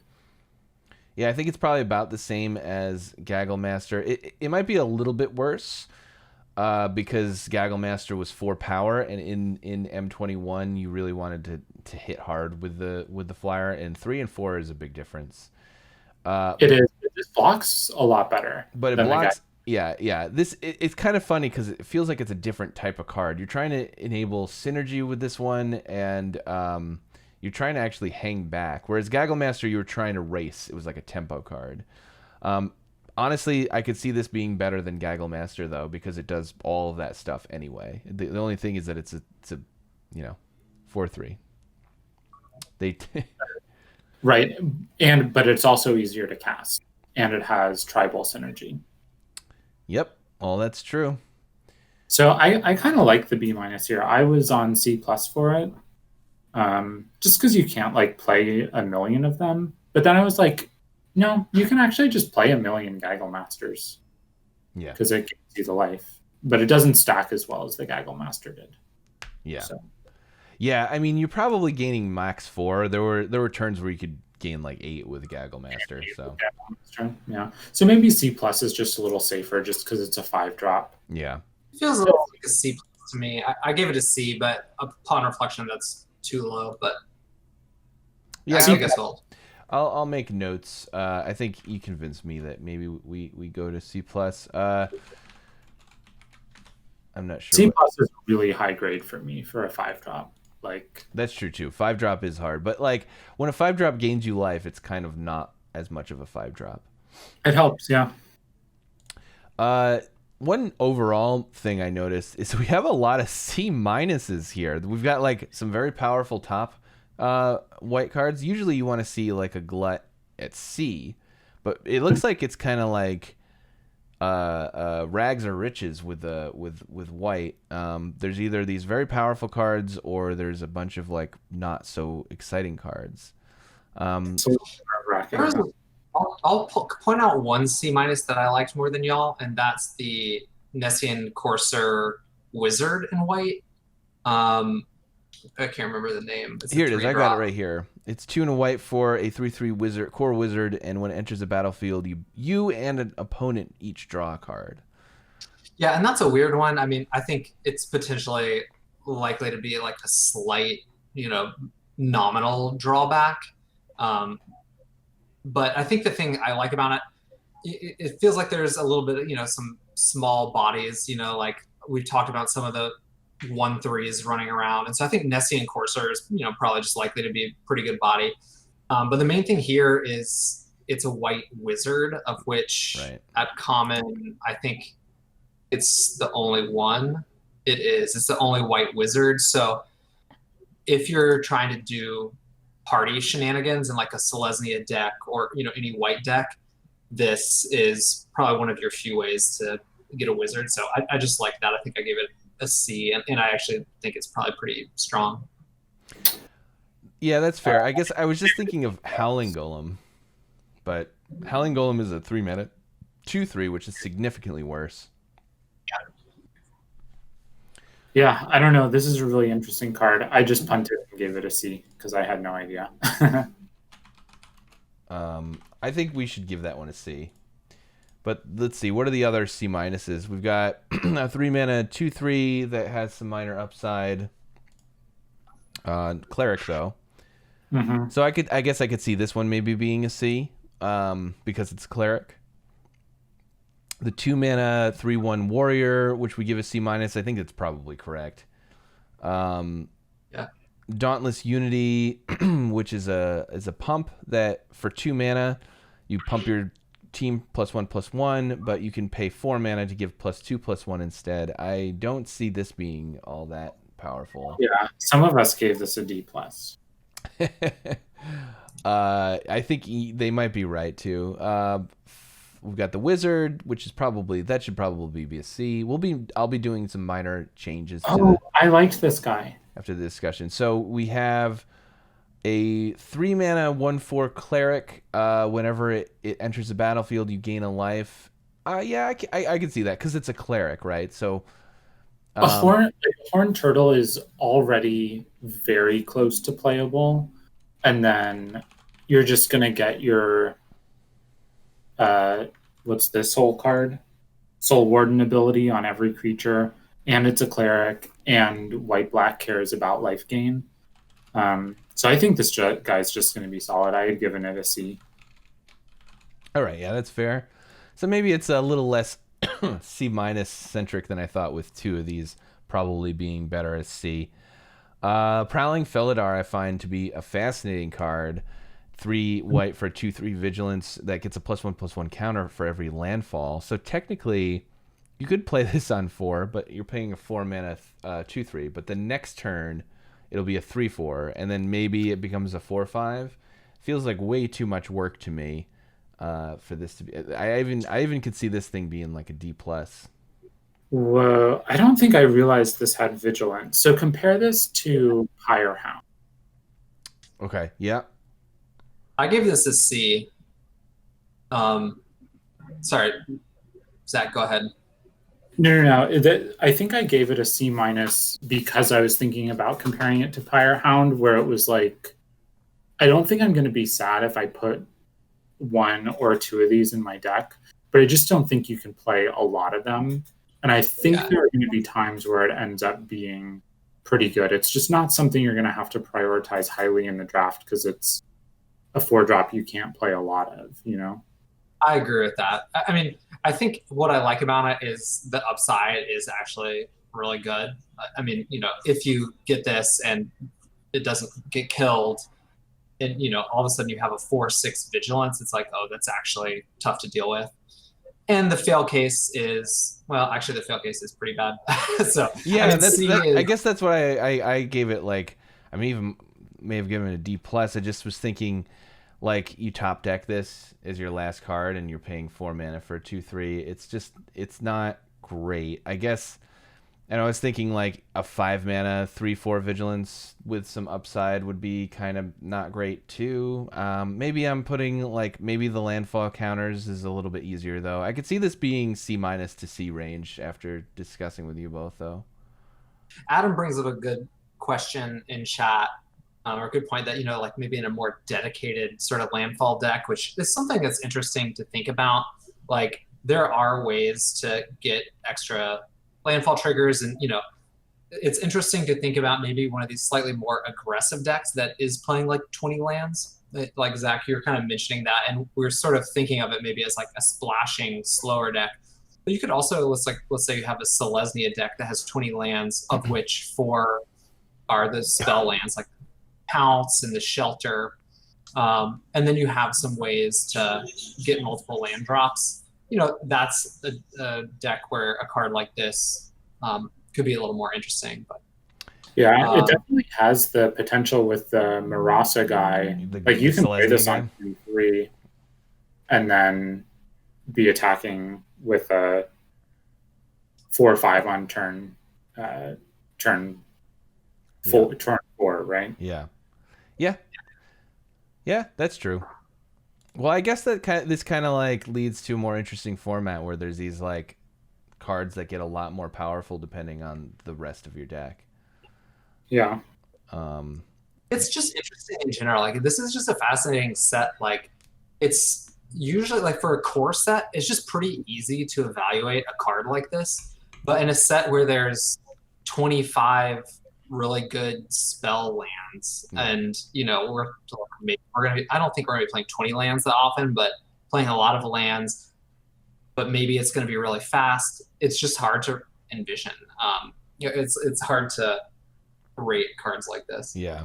So what's your maybe we'll do this when we disagree and discuss. What's your final grade on Felidar Zvazda? I still like C- as an overall grade, but I could definitely see like your first one being a C+, and then all of the rest of them being like D+. And Brightest, are you up to C or C+? I'll come down to C- with you guys. I think it's probably close. Okay.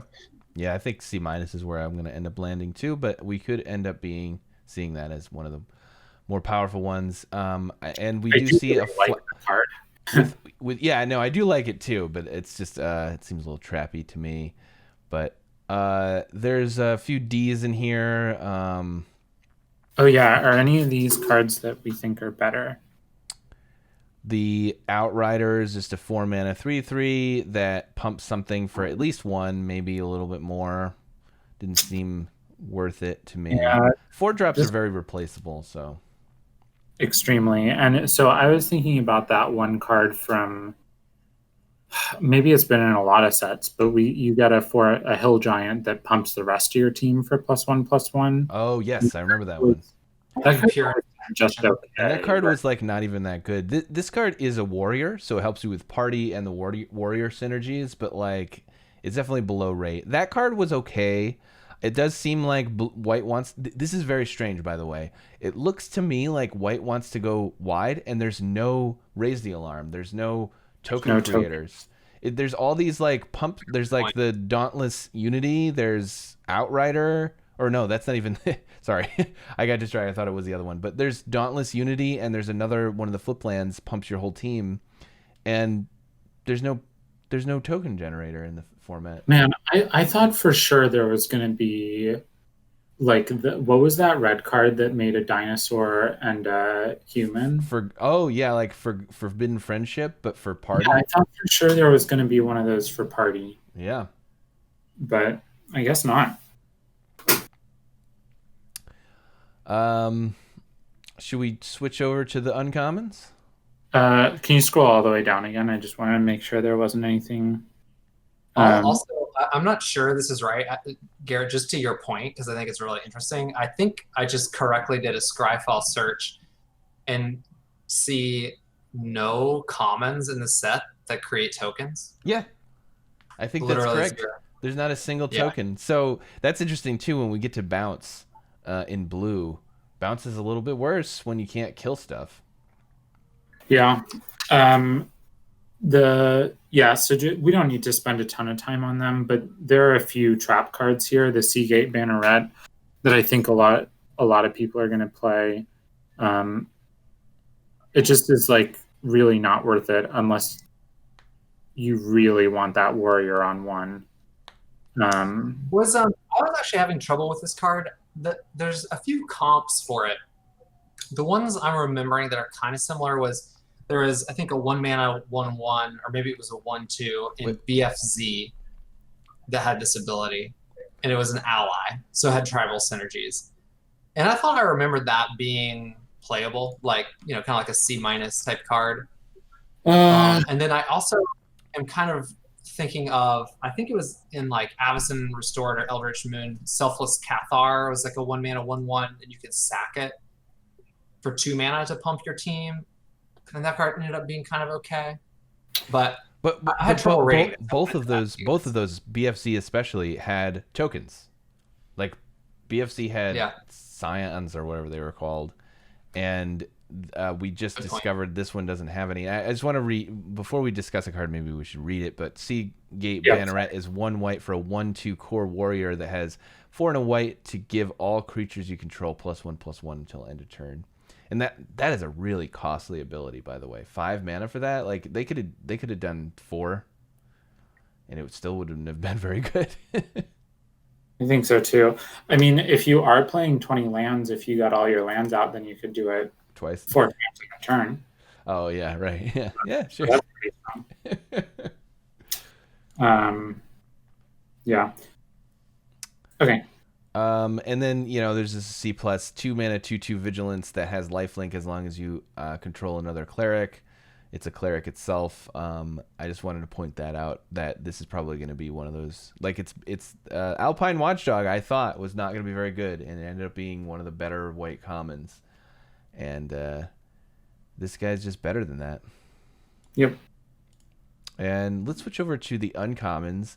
And I think, which one of you wants to talk about this hilarious art card? Such a gem. So I'll start off. I love this card. And we kind of disagreed about it a little bit. I think I was like trying to convince you guys it was a B+, but ultimately I agree that it's maybe more like a B. I mean, when you curve out and have this on turn 2 and hit your first, 5 land drops of the game, it's a 2 mana 4/4 flyer sort of that, you'll miss out on a couple of points of damage, but it's like your opponent just can never beat that, like unless they have removal that can deal with it. Like there's no comparable card like at any rarity in Magic. So it's like a little bit just, it's gonna really hurt to lose to this when your opponent has it on turn 2. And it's just like the upside is incredible. It's such a good card. But then, yeah, you guys convinced me that, if you top deck it on turn 7, it's a chump blocker. So there's a cost to having a card like this in your deck, but it's just so good. I just realized something, by the way. So a lot of the time, you're going to want to hold on to your spell lands if you think that you're going to cast them, right?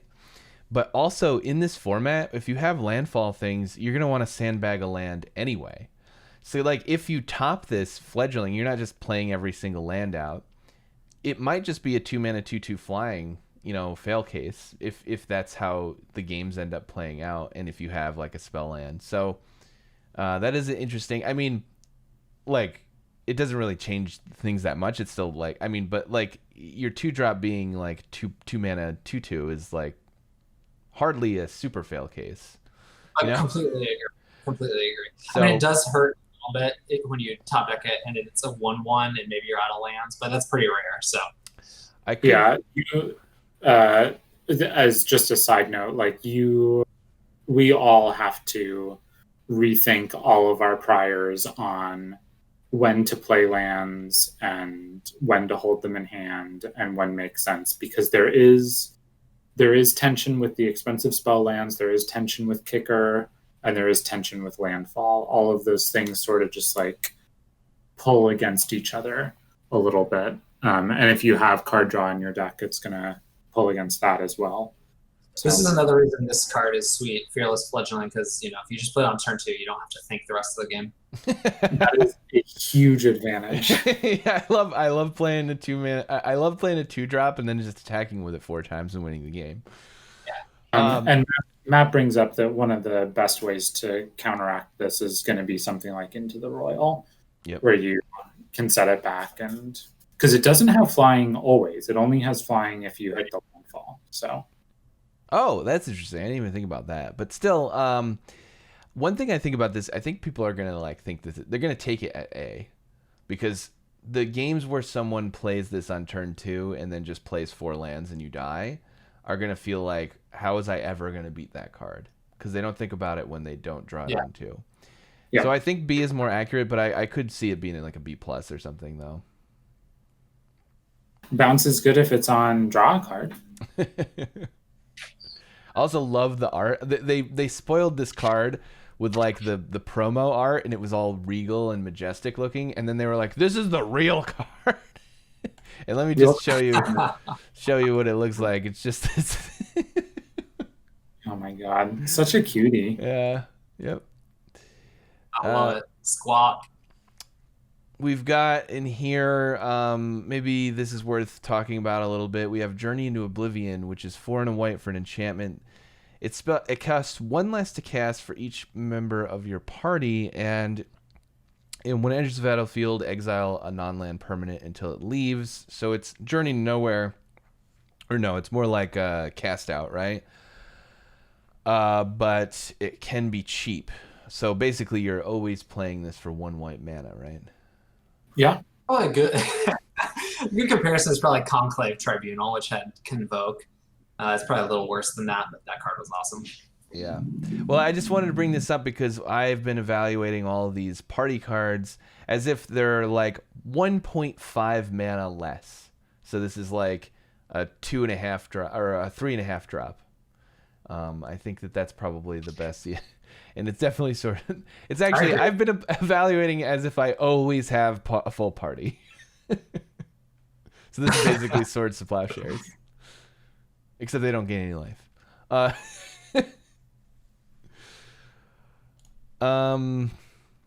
What else in the uncommons jumps out to anybody? Let's talk about the 2 flip lands, because then I want to talk about sort of where these top 4 uncommons sort of all land compared to each other. Okay, sure.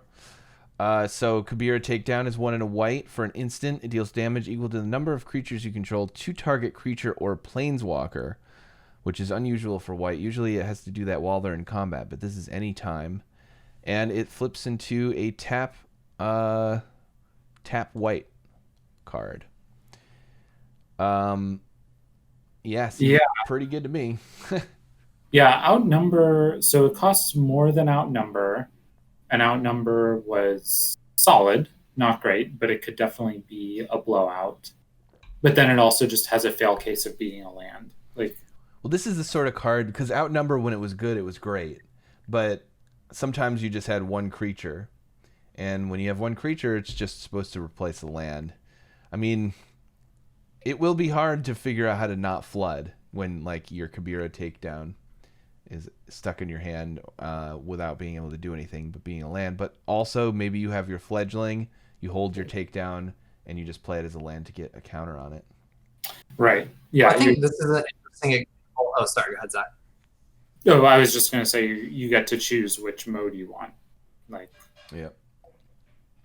What did you want to say? I was going to say, like, kind of back to the question, I think Matt in chat brought it up, of like, does this replace a land or does it replace a spell? I think one of the ways to answer that, I was kind of talking about there's 2 tiers of these, and that's how impactful the spell side is.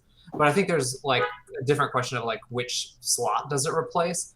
And I feel like maybe the way to answer that is like how conditional is it? Because this is like a very conditional spell. It's only good if you have, 2 creatures on board, which is, not all that common necessarily. And so I think of this as one that I always want it in a land spot. I don't want to depend on this contributing to my spell count. Right. And then the other one is Sagiri's Shelter, 1 and a white for an instant. Target creature you control gains protection from the color of your choice until end of turn.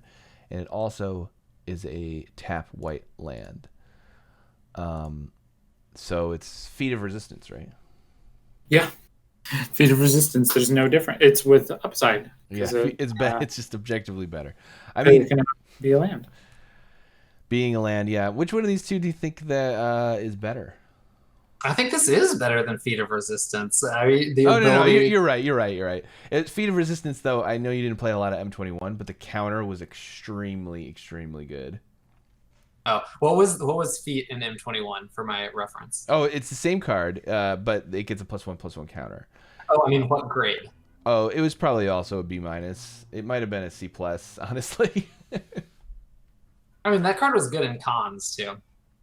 But yeah, I think this card is sweet. It's another one that I want it in my land slot because it's only going to be worth a card usually. Like if you're matching up exactly in combat, or you have it and happen to have it when your opponent casts a removal spell. But it's just unbelievable to be able to, when you top deck an unneeded land, to be able to potentially counter your opponent's top deck removal. Yep. Or just make your creature unblockable and win the game. Yeah, which is a pretty frequent use of that card to frustrating effect. Yeah, I was trying to sort of figure out like where all four of these top cards sort of fit with each other. Because I don't know that it's not some of it's just uncertainty of how good the modal land spells are going to be, but it's not like necessarily clear to me that those the fledgling and the journey are going to be better than these two cards, just because it might be really powerful to have modal land and spells in your hand. Yeah, that wouldn't surprise me. Yes, there in white. There's the arrest. I don't know if David Vero asks if there's any aura removal that we can make fall off, and I don't know if that's a joke or not. But arrest exists. Yeah. Arrest exists, and also there's the blue capture sphere type thing. We'll get to that. So yeah, enchantment removal and protection are going to be a thing. Should we move to blue commons? Yeah, we don't want to talk about any of these guys. I did want to ask you guys what you thought about this Jerboa. Which one is that? Most left of the C pluses. There it is. Oh, what did I give this card? I mean, now that I know that there's no tokens in the format, I kind of feel like this is even worse. This is not very good. I give it a C. I think like the fail case is really bad. It doesn't have relevant tribal types, which it's hard for me to imagine drafting a white beatdown deck that doesn't want to either be Clerics Matters or Warriors Matters or Party Matters. So that just dings this a little bit. But I mean, the text box is really powerful. So does it get bonus for that art though? I hope so. It should. Yes. Oh, and did I read it out? It's 2 in white for a mouse 1/2, and landfall. Your entire team gets pumped +1/+1. So yeah. I don't know. I was a little nervous about this card because it just seems like it could be a huge headache if you're just dealing with everything getting +1/+1 every turn. I don't know though. It's pretty tricky for me to figure out. Yeah, I mean, I'm kind of surprised by that because you're usually pretty worried about cards that are truly terrible on defense, and that's exactly what this card is. Yeah, it is. Yeah, it's probably not very good then. I think it's especially not very good because there's just no way to go wide. Yeah. Yeah, strictly better Glorious Anthem. It can attack. Yeah, it's a Glorious Anthem that can attack, which is certainly better. Before we move on to blue, can we look at white by converted mana cost quickly? Oh, sure. We could have done that. We'll do that for commons too. So should we? Oh, we should do it for every rarity, right? Or what do you think? Let's look at commons and uncommons. Commons and uncommons. Okay, that makes sense. So we'll group this by CMC at the end, and yeah, it looks like I think David Vera was pointing out earlier that there's not a lot of good 2-drops, or was it? It was someone else. I'm sorry. I think it was Robert was pointing out that there are lots of 2 mana. We're gonna want 2-drops, but there aren't very many good 2-drops. There's the 3/1. There's the healer. Yeah, best of the bunch. And the links. Which we didn't talk about. Just a 1 in white for a 2/1, and if it's not your turn, it's a 2/3. Yeah. So because of that, it's worth looking out for that all the party creature types at 2-drop might end up being a little better. So the Blade Runner might end up being a little better. The 3/1? The 1/1 double strike and the 3/1, both of those might end up being. Because they're party members, right? Got it. Yeah, so just curving out party 1, party 2 might end up being. Yeah. Yep. Upside. Just a 2-drop cleric into a 3-drop warrior or something like that, and then your 4-drop can be a 6-drop maybe or something like that. Yeah, you can get that 4 mana 4/4 flyer and at uncommon or whatever it is. Yeah. Interestingly, there's not a lot more. Looks like there's not a lot of uncommon and common cards that are higher than 2. So that's indicating to me that 2-drops are going to be very important. Yeah. We'll see, though, in the other colors. Yeah, we will. All right, blue. Blue, we will order this one by rating. And so right off the bat, I wanted to talk about this one, so I'm going to bother you all with a rant.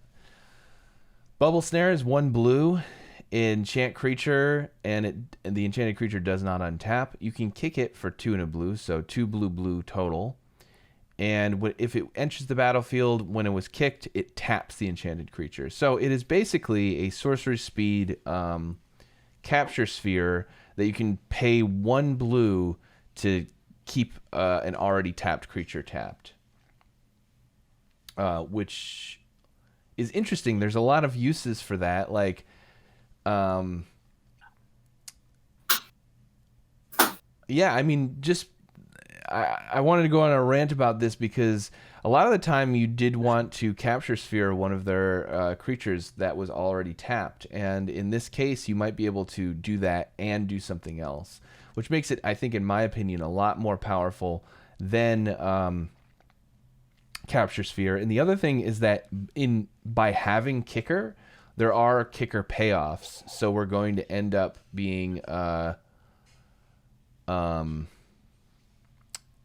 you're just going to end up being able to play this and get like gain 2 life off your whatever the Simic card, or and we'll see there's another card where you can I think you can buy back kicker cards. Is that right? Yeah, there's that right? kicker Grave Digger in green. Kicker Grave, yeah. So I think that this card's going to be the premium blue common. It looks like we have another B- in here. I wouldn't be surprised if Bubble Snare ends up being a B. In a aggressive format, you might be able to just, if you're, or in a tempo game where they're swinging with their creatures and you're swinging back with yours, if you just use this as a basically destroy target tapped creature, and then you still be able to play your own creatures out. Yeah, exactly. I mean, it's so good to. Oh, sorry. Go ahead, Zach. Oh no, I was just gonna say, and I think having cheap ways to, like, if you're in kicker matters, having cheap kicker costs is going to be really nice to have, especially on cards that you already really want to play. Skadoosh pointed out something I didn't even think about. So really well, that's really cool. He says, are we concerned at all about leaving a party creature type in play? So both the white and the blue removal is actually going to leave their creature in play. So technically they'll be able to get all that bonus stuff for having a party member out. So it is definite downside that I didn't think about. I think these are still going to end up being quite powerful cards. and you're gonna obviously have to play them. But that's another reason, you know, like, because if you have party payoffs and this is their removal for that, you're you know. I think Also, cleric and warrior have payoffs. I think cleric just there's a couple that just say if you control a cleric, so those will be turned on even though you bubble snare it or whatever. So interesting. the way I would kind of look at it, and I think it's a great point. I also had not thought about it with regard to arrest and capture sphere, but I don't know that it makes those cards that much worse. It's like, I think it's just something to think about, you know. Yeah, I don't know that it's, you know, that makes them marginally worse. I don't think it changes their grade. It's like, you know, they're already conditional removal. That's just another way they're conditional in this set.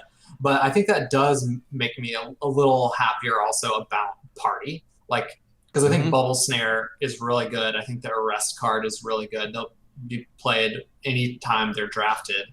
And so it makes me feel a little better about some of those party members sticking around a little longer. Yeah. Yeah, I think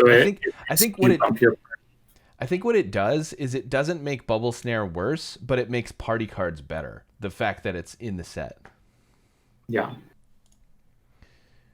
And we have another kicker card here at B-. One in a blue for a Merfolk Wizard. 2/1. You can kick for 4 mana.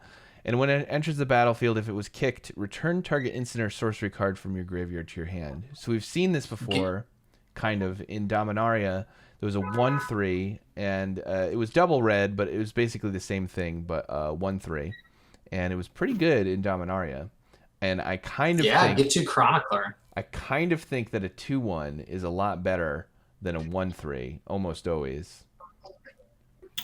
Totally. This card's awesome. I love it. Get 2 Chronicler was really solid, and it is just like a perfect example of the power of kicker, where when you need to curve out, like, this is totally acceptable body, and then it's just super annoying for your opponent to, you know, top deck their 2-drop on turn 7 and buy back their murder. It becomes really powerful. Yeah, and the other thing I really wanted to say about it is, you know, you didn't want to play a 2-mana 1/3 in Dominaria a lot of the time, but you're definitely going to want to play a 2-mana 2/1, I think, in this format. Yeah, you really only played it if they went like turn 2, make 2 1/1s. Yeah. And then you're like, oh, I'm glad I have this 1/3. Yeah, Skadoosh agrees with... I just saw messages from Skadoosh agreeing with that line of thinking. What else can we talk about here? You know what? I'm going to make Zvazda talk about Into the Royal. Yep. Did I give this a C+? I almost gave it a B-.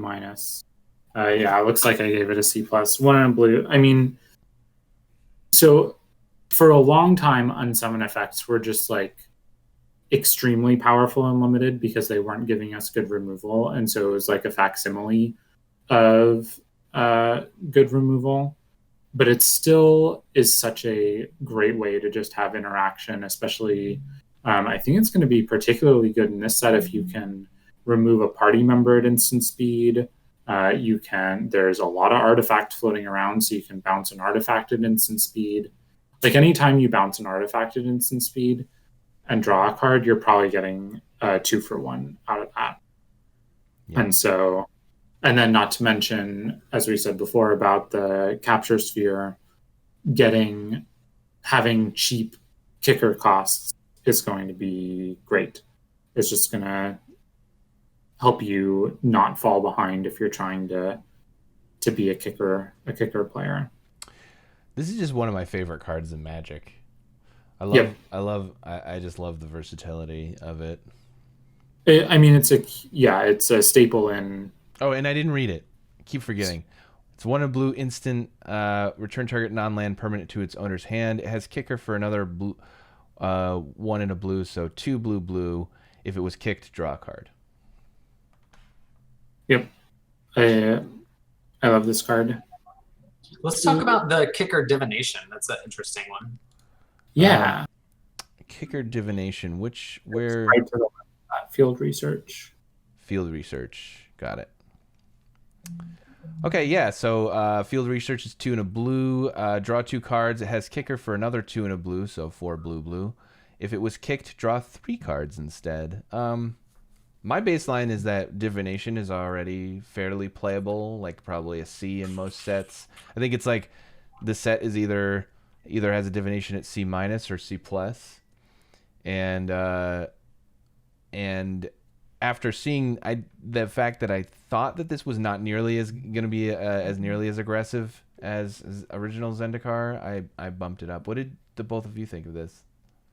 I had it at C. Sorry, go ahead, Zach. Oh yeah, I just had it at C. Yeah, I think it's super awesome. It's, divination is always like fun to play, and giving it an option to just, if the game is stalled out, to get another card is incredibly powerful. I was a little concerned about the speed of the format. Again, I think it's hard to judge, but it feels kind of like a format where divination might be a C minus. And I don't think this is that much better than divination, so I went to C. But if it ends up being a slower set, I could totally see it being C plus. This is the kind of card that'll reward you for playing like a 20 land deck, though, if that ends up being totally the sort of thing that you're doing. Yeah. Yeah, so yeah, you both give it C and I give it C plus. What would you stick by your C's? I think so. I mean, it sounds like my baseline's a little different from yours. My baseline is divination is a C minus in most sets. Like, you're not that sad if you have to play one, but it's not going to make your deck every single time. Like, you're not sad if you have to play it. And then there are sets where I guess it's really just M14 where it was like a B minus or whatever it was. Right. And I'll stick on C too, but I will say I think this is like a perfect kind of temperature gauge, I guess also known as a thermometer, for the speed of the format. I think we'll know how fast the format was based on how good this card seems to be at the end. Yeah, so you're both telling me that you're both cowards. You went with C, but probably it's either going to be a C minus or a C plus. Well, so my other thought was, and maybe it's just like because I was thinking too much about a kicker style deck, but I was thinking it would be worse in a kicker style deck because like it's already extremely mana hungry. So spending 6 mana to draw more expensive cards is just a little less good. But of course it doesn't, like, there are other decks besides Simic decks, or at least that's what I'm told. So Adam asks about Risen Riptide. I think this will be a fun one to talk about a little bit. Yeah, let's do it. We talked about this card a lot, actually. Yeah. Well, I mean, not so much, but way more than we should have.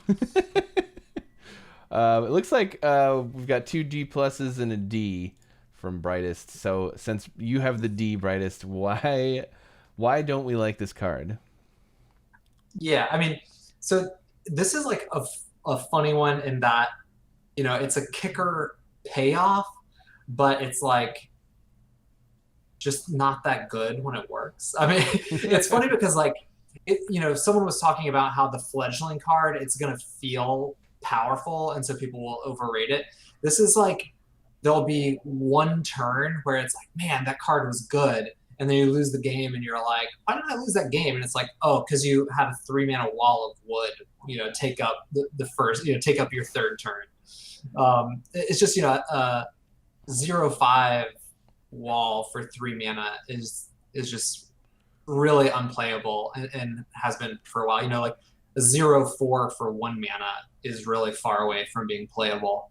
0/4 with Scry for 1 mana is really far away from being playable. And, I think you can have this do some cool things when you kick a spell, but if you're depending on the card to go from totally unplayable to like somewhat exciting based on like, oh, now I'm kicking like 6 mana spells, it's just the setup cost is too high for a payoff that isn't as exciting as it looks. Well, I think we're going to have a controversial opinion on this one. I actually gave this one a C minus and they all talked me down. I think that the thing that made me think that you're going to get there on kicker is that blue has a whole bunch of common kicker cards. Into the Royal It has, let's see, let me scroll up. As Into the Royal Mage has Bubble Snare, Field Research kind of, and Geyser Mage. It's just like the only ones that it kind of matters with are Into the Royal. And I guess the Bubble Snare, yeah, a little bit too, because it's like, I don't spending 6 mana to turn your 3-drop into a 5/5. And like, I guess you're hoping you can do that once you hit 6 mana every turn until the end of the game. But it just doesn't seem that sustainable or that good to me. And I think, oh, sorry, go ahead. And they can just chump it at that point, you know?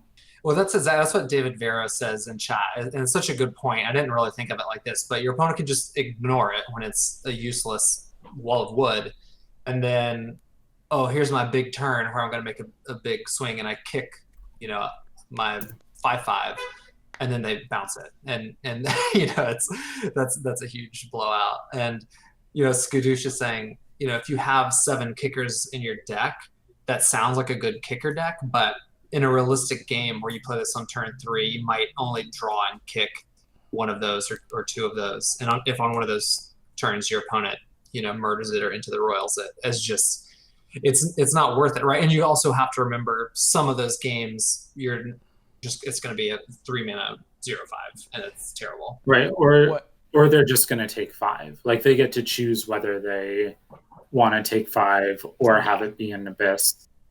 The thing that it's most scary with is Into the Royal. And so if you have like the quad Into the Royal deck, I could see you playing a couple of these. But outside of that, well, the Bubble Snare too. It works well with Bubble Snare because you do this on turn 4 or turn 3, and then in turn 4 you do the Bubble Snare, tap their creature, and attack with a 5/5. The thing is, you just do that once. The reason it's scary with Into the Royal is because you can do it in combat. Like, if your opponent plays turn 3, like, and then just passes the turn on turn 4, you can't realistically attack into them, I don't think. Unless you only...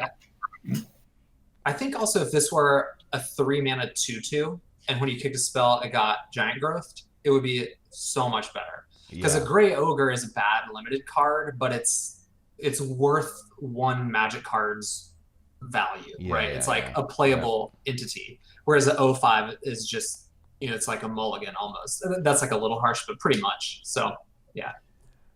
I do know it's going to be super frustrating when I lose to the person who has the Risen Riptide Spell Shield deck. That the one, but I'm going to let other people figure it out first. The one thing that I did want to say, the other reason I thought Riptide might be okay, is because in Blue-White Flyers in BFZ there was a 2-mana, it was 1 and white for a 0/6 wall, and there was a Flyers deck where I played that to pretty decent effect. 0/6 just blocks everything. It's kind of like a removal spell when you're flying over their heads, and 0/5 is not super far off that, but it's both a 0/5 and it's an extra mana. So yeah. I mean, if you want a 3-mana 0/5 wall, then this is going to be great in your deck. But I think a 3-mana 0/5 wall is like a D- regularly, and so plop upside onto this, and it's up to a D+. Yep, makes sense to me. I also want to point out that Deliberate is basically just Anticipate but worse. We might give it slightly too low of a grade, but yeah, it's not good. Sometimes I make statements on cards like this that I think people are going to play a lot of, just so that they'll think about it again and realize that, and hopefully realize that it's bad. Yeah, it's just like not worth the 2 mana. And I think we should probably talk about the squid real quick. 1 in a Skyclave squid, 1 in a blue for a 3/2 with Defender, and it loses Defender on landfall. I think. Did you have this as a C? I gave it a C+. This is a bomb. Yeah, this is a great card. I wanted to give it a B. It's a 2-mana 3/2, no downside. To be honest, it could be a C just because it looks like we don't have any Cs. You need to play creatures, it turns out, in in Magic. It could be a C, I guess, but it's like the thing is like you want your I don't know. We talked about this a little bit. I think one thing to say about this card is the more aggressive and Zortz, this may have been your point. I may be stealing it from something you said, but the more aggressive this format gets, the sweeter this card gets. Because like, if games are ending on turn 7 before you run out of lands, this becomes a lot closer to, still 2 mana 3/2, which is a really good card. The problem is like in games where this stalls out and your opponent is beating you down with flyers and you need to race them, or it's just a pure board stall and you top deck this, it's a mulligan. So there's a lot of phases of the game where this isn't good, and but I think those phases get obviated if the format is really fast. I guess my thought is a 2 mana 3/2 that isn't like even that bad of a fail case in the late game, because it's still, yes, obviously it's going to suck if you're getting beaten down by flyers, but I think almost every 2-drop is in that situation. But this is a 2-drop that's going to trade for an X3 in the late game. Like, that's just not. It certainly makes the 4/3s worse. The existence of this makes those 4/3s for 4 worse. Yeah. I don't know. I think this card is going to end up being pretty good. I think you're gonna take it like mid, the high part of the mid pack, and play a lot of them. I think you've convinced me of C, but the thing that I really don't like about it is like in the top deck war, it's just sitting there. I mean, I guess that's not true though, right? In a top deck war, you play it, and then the next thing's your land. It's like, well, okay, at least it can attack this turn. Right. It feels like it ends with itself with when it can attack. You want to attack with it in the late game. You don't in the early, and that's the opposite of what it is. Yeah, I agree. It's just awkward. It's like above rate, but like strategically at odds with itself. But also, like, who knows? Maybe like I was so wrong on drowsing Pteranodon, and I understand you're right. Like, it has some similarities there, so I wouldn't be surprised if this ended up C+, but it stinks of a C- to me. Yeah, I mean, just for reference, I thought Pteranodon was a B-. I think some people might think it's a B. So like being 1 grade away from Pteranodon, which was, I mean, like, I don't think that there's any comparison here between Squid and Pteranodon. There's too many differences. No, but David Vero does bring up the Wishful Merfolk, which was what I was thinking about, which was a 2 mana 3/2 and Throne of Eldraine. I think you could pay 1 and a blue to make it lose Defender. And this seems like roughly equivalent to that. Like, it's going to be a lot better in the early game. That card sucked, though. That card was bad. Was it bad? Yeah, I think it was like a D+. It was definitely not more than a C-. Wishful Merfolk was... bleh. I thought it was pretty good. But either way, this is going to be better in the early game and worse in the late game. And I think it's more important to be better in the early game, right? Because every game has an early game, and not every game has a late game. So. Okay, philosophy major Zortz. Is there anything else? Are there other blue ones we want? What other ones? So I think Glacial Grasp is a really interesting card. It's the second one of the C-. Oh, we should talk about Bad Mana War too. So, so we had this card. Bad War. We had this card in Cons of Tarkir. We had Crippling Chill. But this one also has the upside for the Dimir deck. And so I'm just not... Do you remember how good Crippling Chill was in Cons? It was like C-, right? Yeah, it was like a C- at most, right? I don't think it was a C-. I mean, I think like in that kind of like Is It Tempo deck, you sort of take like a C-, but I don't remember. I never played that it. card. I never played the Jeskai strategies and cons because I thought they were way too inconsistent.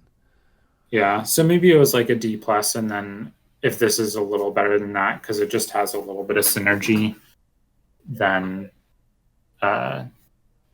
maybe C. Then I guess C minus makes sense here, which is what I gave it. We all gave it. I think it's probably worth it though. The milling 2 cards is relevant because it turns on all that stuff. So yeah. Should we switch to the uncommons? Bert wanted to talk about Geyser. What did you want to talk about before you were? We can quickly touch on Geyser Mage, which I just really like. I think it's a nice design. It's like a fixed mana war. It's a 3 mana 3/2, which is like kind of bad, but playable. Relevant creature type, and then for 3 mana you can kick it, and if you do, it bounces a creature. Interestingly, it can bounce your own creatures, which I didn't realize, which is a nice upside. You can reset things that have been pacifism, which hasn't been how that's been templated the past few sets. Yeah, I think C plus seems like a pretty fair grade for this, and I sort of like having the Mana War effect to be a C plus instead of a B minus, like Roman Ghostlight. Yeah, Roman Ghostlight was. I think it's less oppressive. Roman Ghostlight was a bummer. And it also you can reset your kicker cards too, so you can draw those. Yeah, that's a good point. Yep. I just like it. But yeah, to everybody in chat, hello. I'm interacting a little bit less with chat so we can get through this in a reasonable pace, but I love and appreciate you all. And we'll shout you out if you have any questions. Anyway, let's go into the uncommons. Yeah, I'm gonna run to the restroom really quickly. Actually, do you want to? Yeah, we can take a. We'll all take a break at once. It's easiest. Okay, cool. We'll be right back, and we'll do these uncommons, and we can talk about this card, which I'm very excited for.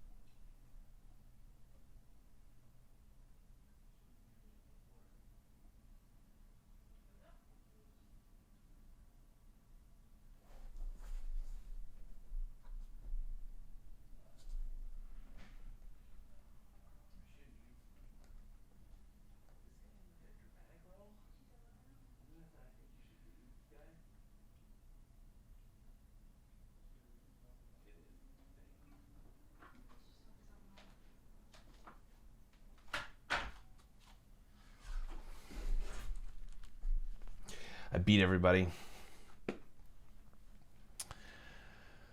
So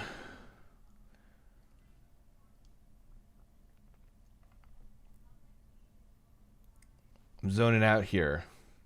It starts to get to your brain when you start talking about magic cards for 2.5 hours. Mouse on the ground. Don't mind me. But so far, I just want to say some overarching thoughts is I love what I'm seeing from this set so far. I'm really excited to play it probably for 100 billion hours in the next couple months. Good. And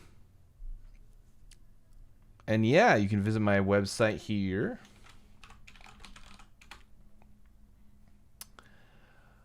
This is all live right now, and in a couple days, I'll be putting up a more intensive strategy guide for all the color pairs and breakdowns of the themes and payoffs, the warriors, the clerics, the party, the flip lands, and that will be. I'm aiming to update the website to my recent thinking once a week.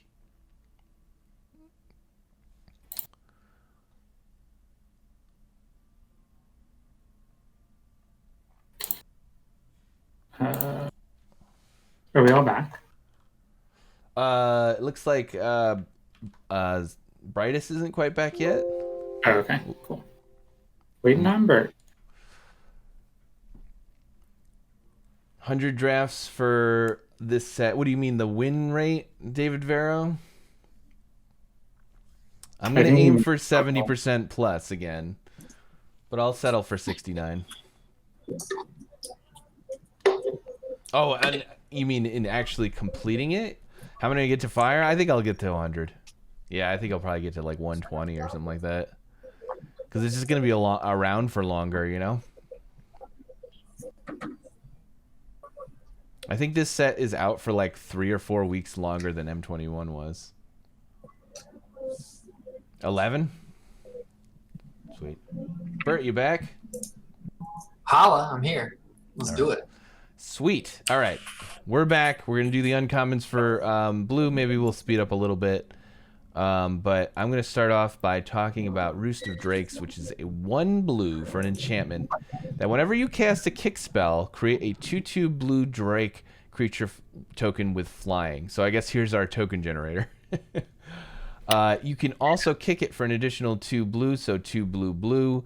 And if you do kick it, you get a 2/2 right away. I love this card so much. This is my favorite type of card that exists in Magic, where it's like a payoff enchantment. But what I really like about it is that you do get the fail case where you don't have any kicker spells, just for 4 mana. So basically, it's a 4 mana 2/2. Probably 95% of the time, where you sometimes get a second 2/2 or a third 2/2. Where was everybody else on this one? Were we about the same? I gave it a B-, but I am a little nervous it's a C+. It also could be a B+. I don't. Helpful. Yeah. So here's this is a Magic card. Sorry. Here's for why this card might not be as good. And it's that if you're casting a bunch of cards if you're kicking a bunch of cards, then you're kind of already winning the game. And so my concern is that it might just be a little more win more to be like among the top uncommons of the set, which is where a B would put it. I don't think you're necessarily winning the game if you're kicking your capture sphere, though, right? Like that's just right. So capture sphere and Into the Royal help this card a lot, and then so how good it is kind of dependent. Like if I already have two of those capture spheres and 2 Into the Royals, like you're slamming this in pack 3 over almost anything, right? Yeah, that analysis makes sense. For reference, I think I originally had it as a B-, and I was comparing it more to Talrand's Invocation rather than comparing it to like a build around uncommon, like whatever that's thing that made Drakes when you cycled cards is called. That's I think what a lot of people are going to compare it to, and I think this is a lot different than that. That's a good point. I think it is a lot different in multiple ways. So, but I think Talrand's Invocation, that's 2 and 2 blue for sorcery, and it just makes 2 Drake tokens. Is just an amazing card for limited. It was just sort of like busted. I think it was a common at one point, but that's it's probably a B. Just to get a 4 mana Sarah Angel essentially.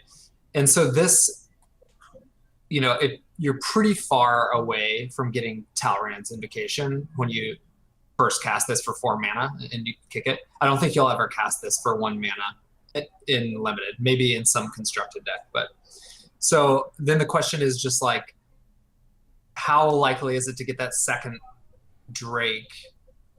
Because once you do that, you're basically getting Talrand's Invocation. You didn't have the Drake for 1 turn, so like you miss out on a couple points of damage or miss out on 1 turn of blocks. But then you have some upside of you could kick it a second time or even a third time. So it seems like it'll probably be fairly feasible. So I think I put a B in our rating spreadsheet, but I think it's close to B minus.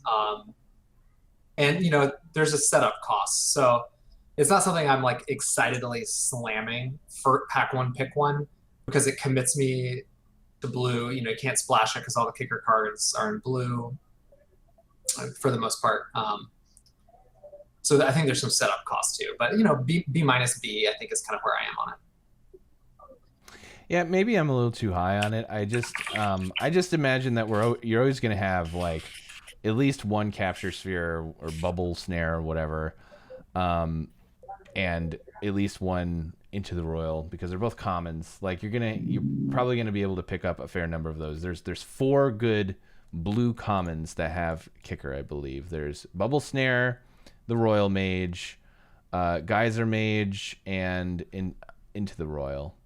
And then there's also Field Research. I mean, it just seems like blue alone will be able to enable this, so that because once you get 3 2/2s out of it, I think it's awesome. I think it'll be, and it'll be pretty good if you get 2. Also, Into the Royal means it's instant speed, right? Yes, Into the Royal again is the big one here, where it just helps the how good the card is changes so significantly based on how many Into the Royals are in your deck. My concern with it is if like you're waiting until you're kicking your the chronicler, the new chronicler, then like is it just too slow to have spent 4 mana on a 2/2 flyer and then 6 mana on a 2/1 and another 2/2 flyer? See, I don't.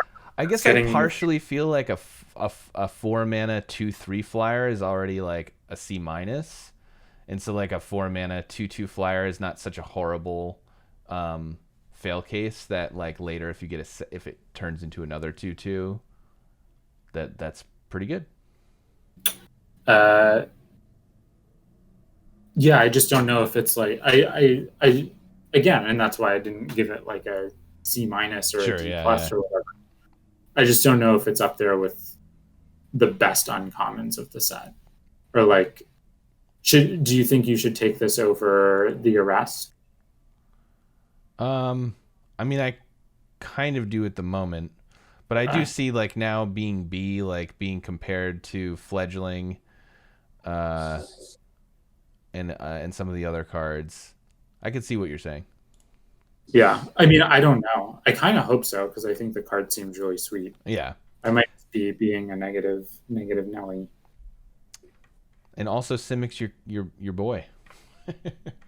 I mean, it is going to be really good in the Simic deck. Well, think about this: like you 4 mana, you do this, then 5 mana, you play the green 5-drop. That's a 4/4 for 5, or I think it's a 5/5 for 5.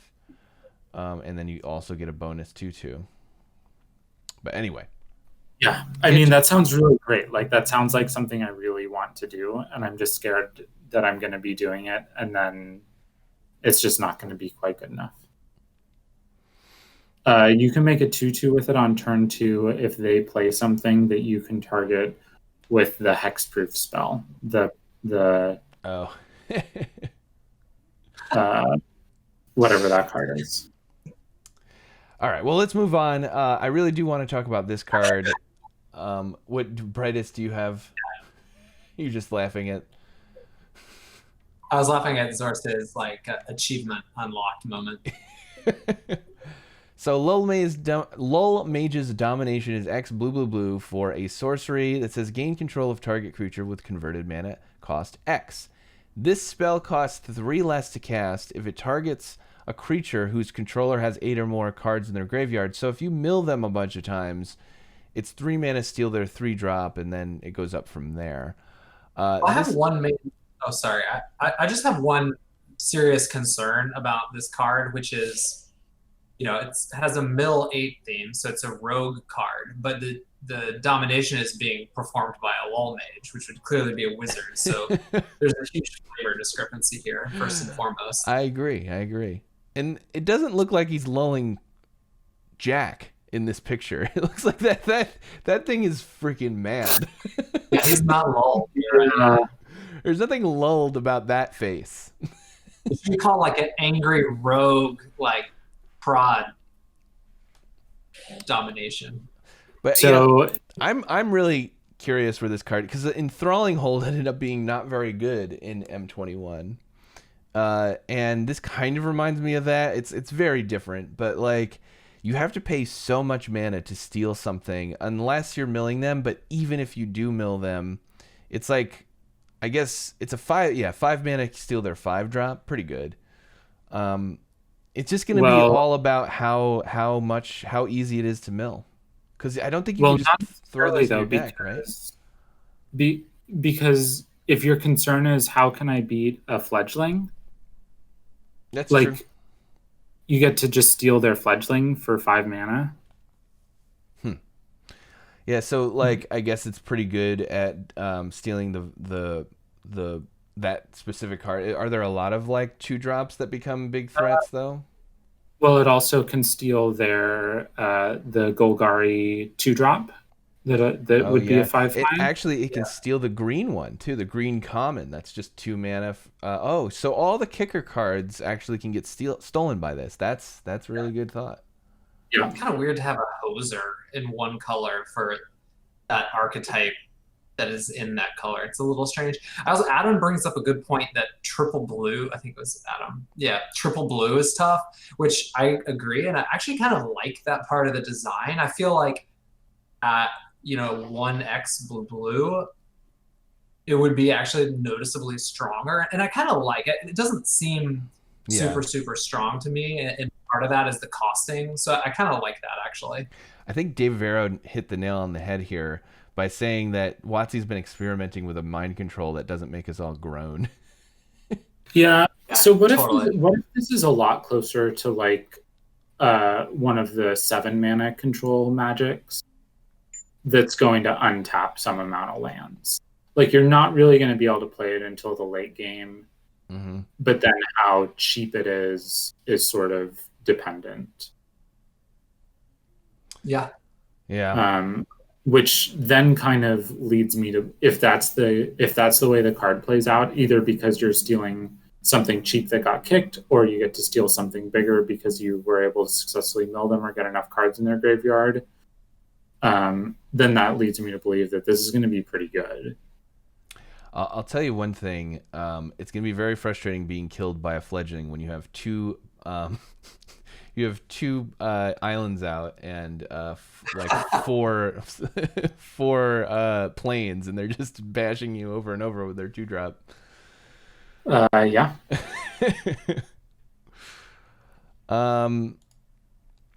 Oh, interesting. For some reason, this relic axe is showing up as a blue. Oh no! I have the wrong filter on.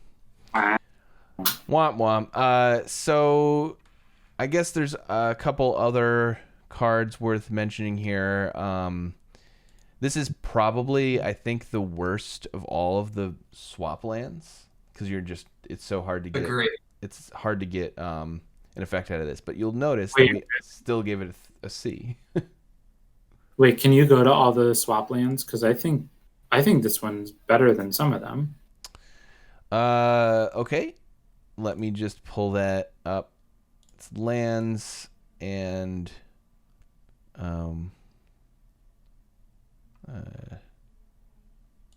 and then just group by color. Oh, sorry. Yeah, here we go. So what are the C's here? We have that one and the Malakir Rebirth, which is kind of just, lose 2 life and make a copy of a creature, I guess. So I think it's probably better than the Force Spike, which I guess is in the same color.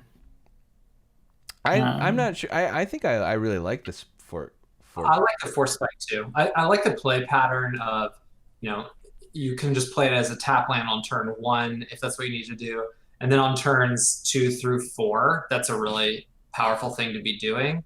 And then on turn 5, you can just go back to using it as a land to cast your 4 and 5 and 6 drops.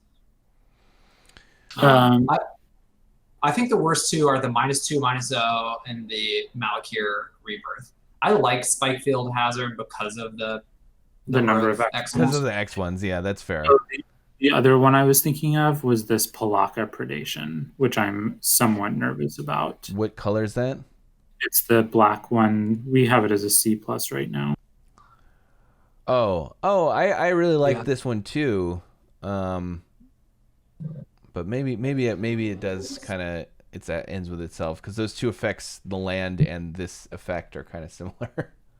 Right, they're both like developing. going to be back in the top deck. Yeah. But I guess on turn 5. This is anyway, I guess I'll make my case for the Veil being pretty good though, because I think maybe I gave it a C+. And that's that it's a blowout conditional effect, right? Like anytime you get this in combat where more than 2 of your creatures are tussling, like this has the upside of being a 2 or a 3 for 1, right? Mm-hmm. But the problem is it's just like that's really conditional and doesn't come up all that often. Mm-hmm. But then when that happens, it's just a land.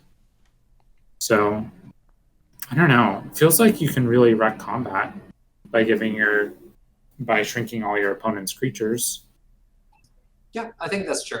I mean, I do think this is kind of what I was saying of like, this is one of those hyper conditional ones that you really want to replace a land with it and not count on it being a spell. But yeah, I would put this in there kind of. I think it's worse, for instance, in the white pro color one, just because I think it's so much less likely to get a card off it than to get a card of protection. But I think it's a similar thing going on. Yeah. I don't know. Maybe I like it too much. If we go back to the blue uncommons, one that I think might be interesting to talk about, we've already talked about the Mill 8 theme, but if we talk about Hedron Crab for a minute, yeah, sure. I think this is a perfect example of, and so Hedron Crab is blue for an 0/3, and when it has the landfall, when a land ETBs, each opponent mills 3 cards. So it's kind of the same thing as Hedron Crab. It's called a Ruin Crab. Hedron Crab was the older from Zendikar, where you could target either player, but it was an 0/2. And I think we all probably gave it a low grade. And this is like a perfect example of where I'm just going to be curious to see how good this Mill 8 Rogues deck is, because this card is just, people love to often play cards like this, but it's really, really hard to mill someone out in a game of Limited unless there's a lot of support for it in the format, which honestly I haven't really analyzed if there could be like a mill you tell you're dead deck, but I'm just assuming there's not. So this card kind of is like Wall of Wood, but then, in a game where you have some Mill 8 matters cards, it makes 3 of your other cards a lot better. So this is just like an example of why I'm a little nervous about that deck. And Garrett, I mean, you made a good point that like Ingest was playable and did work, and so I kind of give them the benefit of the doubt that it'll work. But this is just an example of something that, in theory, it's a powerful enabler. Like you really only need to have this happen twice to pretty much get most of the way to 8 cards in their yard. But we still gave it a really low grade because you just aren't getting a card's worth of value out of it. Yeah, I guess it depends on how many cards that have the payoff are 2-for-1s, right? So you play this, you mill them twice, they're probably 8. How many cards in black blue are like kind of worth the fact that you discarded a card to enable them? And I kind of felt like Crab, like while they're powerful, it doesn't feel like any of them are like worth, like there's not like when it comes into play they discard a card, right? So yeah. And there's like no skin renders or anything. Yeah, there's no skin renders or anything like that. Like I could easily see that even though we gave this a D, like if you have a bunch of the payoffs, you play this card. Yeah, that sounds about right to me. That's why I gave it a D. I wanted to give this card a F. Yeah. And I talked myself up to a D because I was like, there might be a payoff deck at some point. that actually is fine running a crab.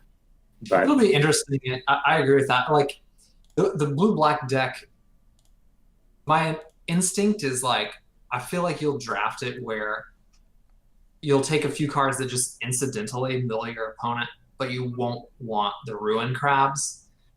And, you know, ditto on the payoff side. I feel like the blue-black deck might just end up being, you know, you just play just whatever, some kind of mid-rangey or potentially tempo-y shell, rather than it being such a A plus B. Like, ingest decks were pretty A plus B. And I wonder if it might not be the case in this set, but I don't know. This is speculation. So real quick, I put up the CMC grouping for all of the commons and uncommons, and it looks like let's just look at the creatures. It's actually probably better to filter for just creatures for this. There's only 3 2-drops in blue. This 1/3 that I didn't think was very good, the Squid, and the Royal Mage, which you don't always want to play on 2. Starting to get a little nervous about the fact that it looks like both white and blue are kind of, they don't have great 2-drops. That makes me want to bump this Cleric up a little bit. Yep, that's fair. I mean, I think I actually had a little lower, but Cleric, I don't think it can be better than a C+ C- though, right? Yeah. Which card are you talking about? This one, 1 in blue for a 1/3 Merfolk Cleric that when it blocks a creature, it taps it down for a turn. Ooh, I didn't realize that was a Cleric. So I didn't realize there was a Cleric either. Yeah, so that could be relevant. It's interesting to have a Cleric in blue. I thought it was only black and white, but I guess there it is. None of them are only black and white. All of them show up in 4 colors, and then they have a primary color, secondary color, tertiary, and right? Yeah, I think that's correct, except green has access to all 4. Got it. So that's why it's like tertiary, and everything is tertiary in green, I think. It is interesting that we talked about the build around Azorius Uncommon is like a party card. But then there's only 2 blue 2-drops that have relevant creature types. You know, the white 2-drops, we said it was thin, but, you know, there are 3 white 2-drops that are all playable, so I'm less worried about white, but the soup seems a little thin in blue.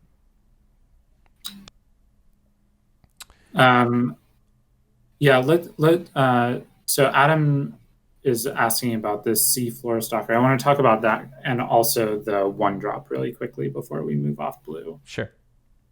So Sea Floor Stalker is 2 blue for a 2/3 Merfolk Rogue. Has an activated ability 4 and a blue. It gets +1/+0 and can't be blocked this turn, and it costs 1 less to activate for each creature in your party. So it's at most 4 mana. Sometimes it's 3. Yeah.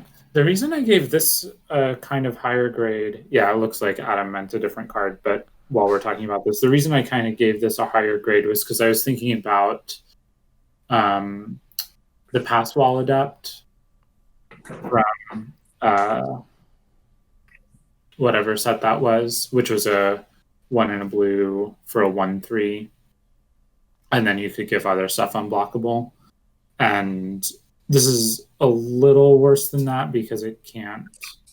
Well, I think the rate is better than the 2 mana 1/3, but then it can only give itself unblockable. So you're never going to be able to give your 5 power creature unblockable. But I don't know. This card just seems solid to me. It reminded me of the 3/2 from Theros that you could just make it unblockable sometimes, which was pretty good. Yeah. But this is better than that because it's also a rogue. Yeah. Nice. Hey, Kanana. So let's look at this other one. I assume this is what Adam means, this wizard. Oh, yes. The Infiltrator, I assume.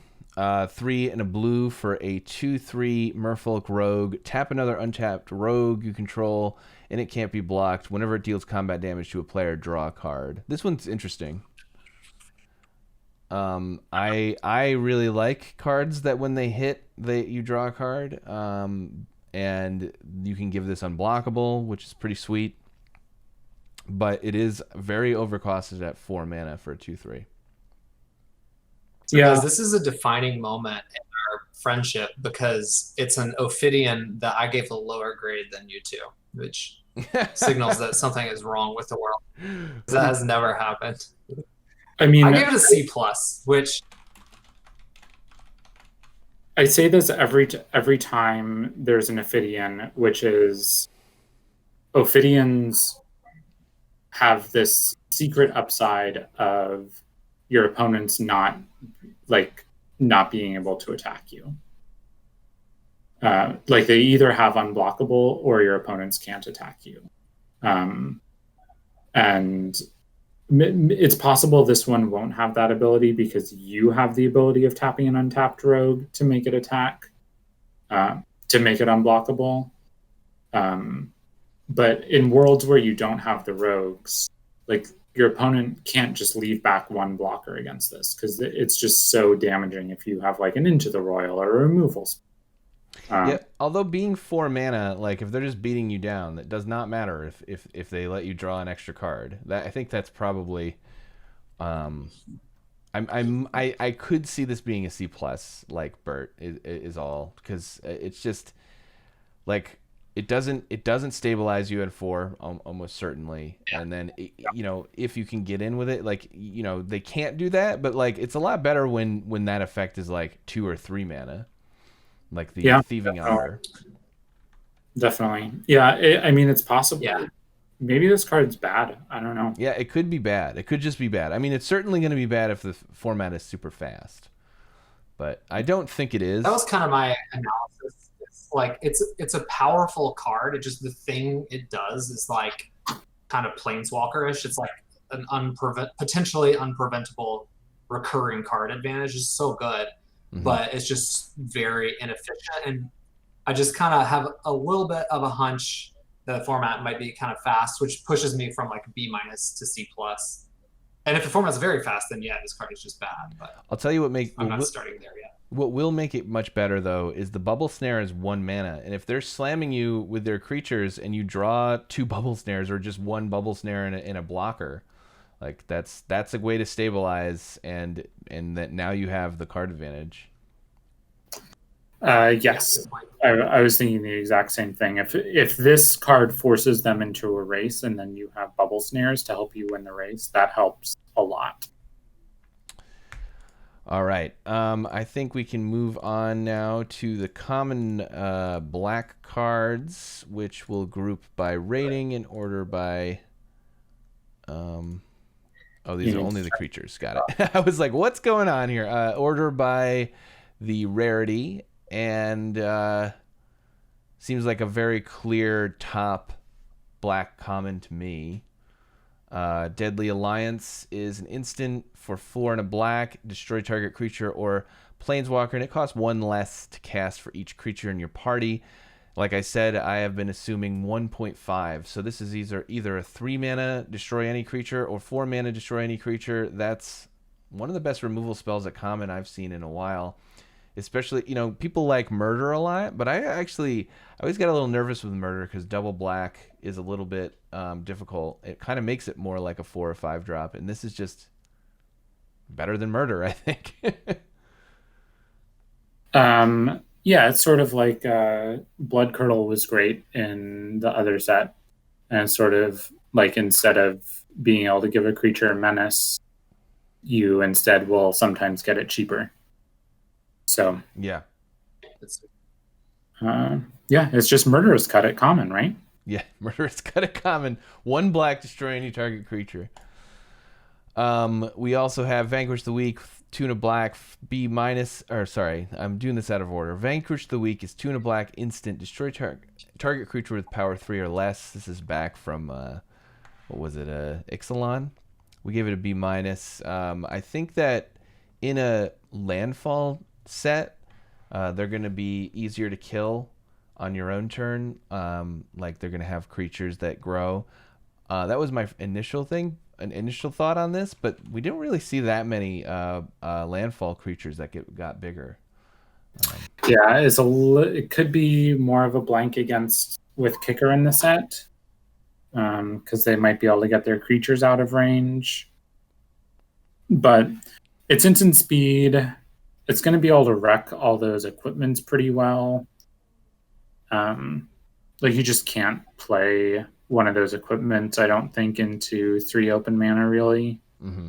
Without well, it's a little like I feel like all the equipment's equipping free actually makes them less bad in some ways against instant speed removal, because at least you're not spending the equip cost, even though re-equipping is expensive. Well, they're all equipping free at the cost of the equip cost being more expensive than it ordinarily would be later, right?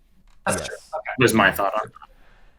Yeah, so it's kind of a blowout because it's like it's just so expensive to actually get a use out of the card. So it's kind of like destroying a creature with a creature enchantment, but yeah, but 3 mana is a lot to hold up, I suppose, as well. So I could see Vanquish of the Week being a little bit worse than a B-, but I'm definitely gonna start with it there. I didn't play much Ixalan. What was this card in Ixalan? Like, what was the rating? I think it was pretty good in Ixalan because the creatures were all small. Mm-hmm. What do we think the chance? Let's go to Subtle Strike, and then I want to know the chances that Subtle Strike ends up being better than Vanquish of the Week. Subtle Strike is 1 in black. I think I had it higher. Choose one or both. Creature gets -1/-1 until end of turn, and put a +1/+1 counter on target creature. Why? And that's it. Yeah, C+. I actually think that it's possible Subtle Strike will end up being better than Vanquish of the Week. So I had these swapped. I think I've had Subtle Strike as a B- and Vanquish as a C+. Maybe I can just kind of envision, some of these red and green creatures. Some of them are landfall creatures that get vanquished. But, there's a bunch of these big red hasters, which, is not what you want Vanquish against, whereas Subtle Strike can actually interact with them potentially. And yeah, we've talked about the 1 toughness thing. Subtle Strike, puts the Golgari uncommon back on top of your deck for what that's worth. It just Subtle Strike seems really good in this set. Yeah, there are a few +1/+1 counter synergies too. So in black, yeah, I can give a creature trample at instant speed. Yeah, I could see those being swapped. I think that I feel okay with having them where they are now, though, because we just don't know how it's going to play out.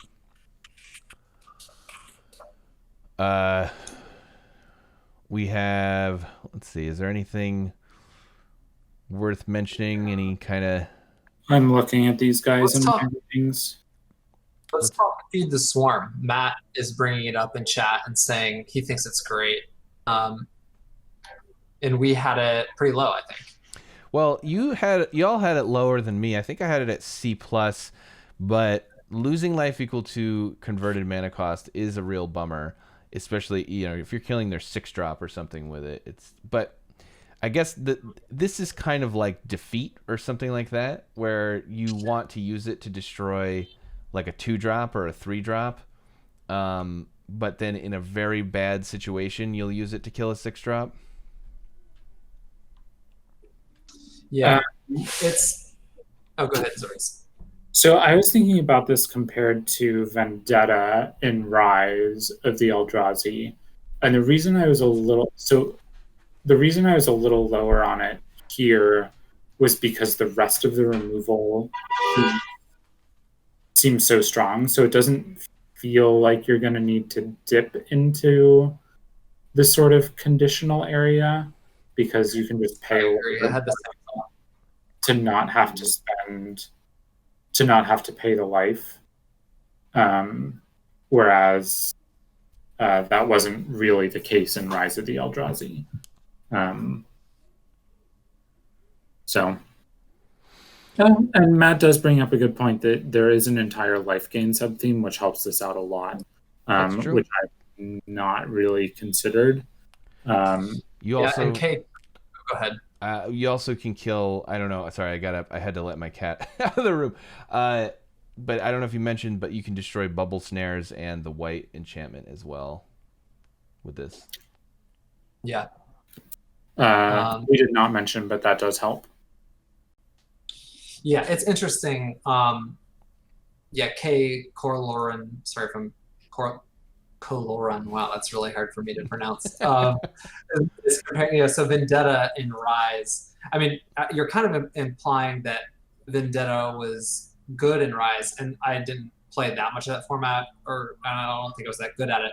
But I remember it just not even being that good in Rise. And I think you're right. It's like in that format, it was so slow that taking damage didn't matter. So I think this is sorcery speed. It's more expensive, and I anticipate the format being faster too. So it's like take it already. I think Vendetta was like the first one was like kind of like a C, or I don't remember, maybe like a C plus, and then after that they get way worse because you can't really ever cast 2, and this is just worse stats in every way. And I think the life loss could matter more, and the only upside is it can hit enchantments, which is not super relevant and limited. So I give it a D plus. So Remora is bringing up Final Payment, which is also a pretty good comp for this.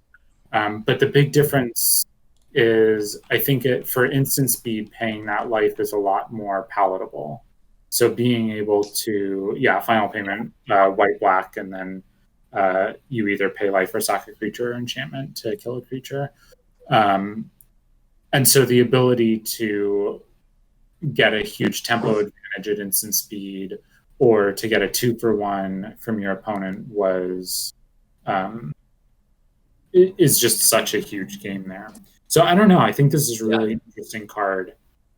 If this were an instant, it would be fantastic. I think it would be fantastic. I think if it were an instant, it would be like a really good C plus. That I would be considering maybe even being a little higher. But I think as sorcery, it gets pretty bad. Yeah, sorcery does hurt a lot. I wonder. Never mind. I've lost my train of thought. Let me try to regain it. I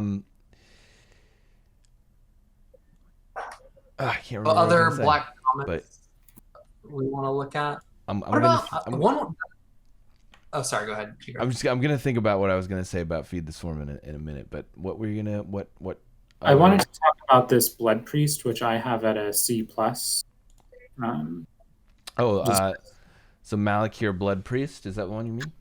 Mm-hmm. 1 in a black for 2/1 Vampire Cleric, and when it enters the battlefield, each opponent loses X life, and you gain X life, which equal to the number of creatures in your party. So at least 1 for itself, maybe 2 sometimes. Yeah, and the reason I liked this quite a bit more, even though it's a Goblin Piker, was because it's enabling your life gain synergies and for party shenanigans. So it just feels like the type of 2-drop that you're going to want to me. And I guess the concern is the Red Wizard Pinger and the Leeching Bite. Yeah. I also just get concerned because 2 mana for a 2/1 Goblin Piker is not very good. It's like a D plus, right? Or a D a lot of the time. I guess maybe it gets better in a set with not a lot of 2-drops, but actually maybe it gets worse. So the effect is not super powerful is what I'm thinking. Yeah. To make up for that. I was thinking about it compared to like to Smitten Swordmaster from from the Thing, except it can always drain for 1 on turn 2, and it's going to turn on your other party stuff or your other cleric stuff. Yeah. But that guy had lifelink though. That guy did have lifelink. That's true. Which is huge. Like a 2 mana 2/1 lifelink is a whole lot better than a 2 mana 2/1. Yeah. Maybe I'm too high up. I really like. I kind of agree. I think this is going to be more like a C plus. I think this is one of those cards where G-Guards. I like kind of this heuristic of. I think of party as like plus 1.5, but I think this is one where it's like, Goblin Piker drain for 1 takes Goblin Piker from unplayable to like filler. But I feel like Goblin Piker drain 2 can quickly become not like oppressive, but like kind of oppressive. Life drain like really adds up, and like drain 2 takes you from losing races to winning races very quickly. And let's say you start off with like a white warrior, and then you just have 2 of these. It's like your opponent just gets dead really fast. Mm-hmm. So I think the upside on this one is like sneakily high. What's awkward about this card though is that it's a cleric that has cleric synergies, but it wants you to play non-clerics. That is a word for sure. What do you mean it has cleric synergies? Well, it's a cleric and it's doing the life gain thing, and generally like all the black-white cleric spells, they want clerics. You want to fill up your deck with as many clerics as you can get. I see what you're saying. And that's kind of at ends I with mean, trying to get rogues or warriors or whatever. That's a great question, and we haven't really talked about this yet. Maybe this is a good moment to talk about it, but that tension is going to be really interesting. I mean, my initial reaction when you said this was like, well, this just isn't for the life gain deck. Like, this is for the party aggro deck, but I don't really know what that means. Like, I think if you have, you first pick, some rare artifact and you second pick this out of a horrible pack, I don't think you should ever do that, but right. And then your next pick is like, I don't really know exactly where I'm going with this. I guess what I'm saying is like, this in some ways points you away from wanting to take a cleric next pick, and you're not so worried about the life gain from it as just, this is an aggressive effect on a card. Yeah. So we didn't end up talking about it, but there's a white card life gain payoff that I liked a lot more than you guys did. I'm looking for what it is. The Attended Healer.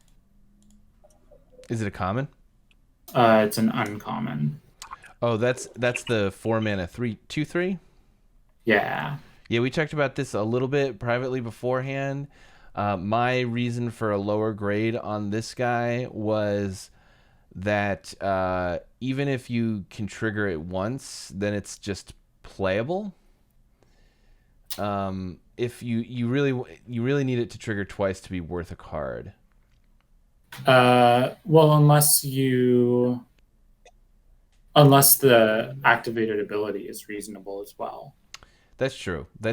Especially, it's funny that it doesn't make clerics, but I guess then it would just be infinite. But yeah, I don't know. What grade would you give this guy? I think I gave it a C+. Yeah. Oh no, I gave it a B-. I was nervous that this guy is going to be, because it can happen on both turns. Mm-hmm. Was the thing. Yeah. So I was nervous that this guy's going to end up being pretty good. It's a little bit of a bullish grade, but I was thinking about it in conjunction. I think there's another black life gain card. Is there a horned turtle or something?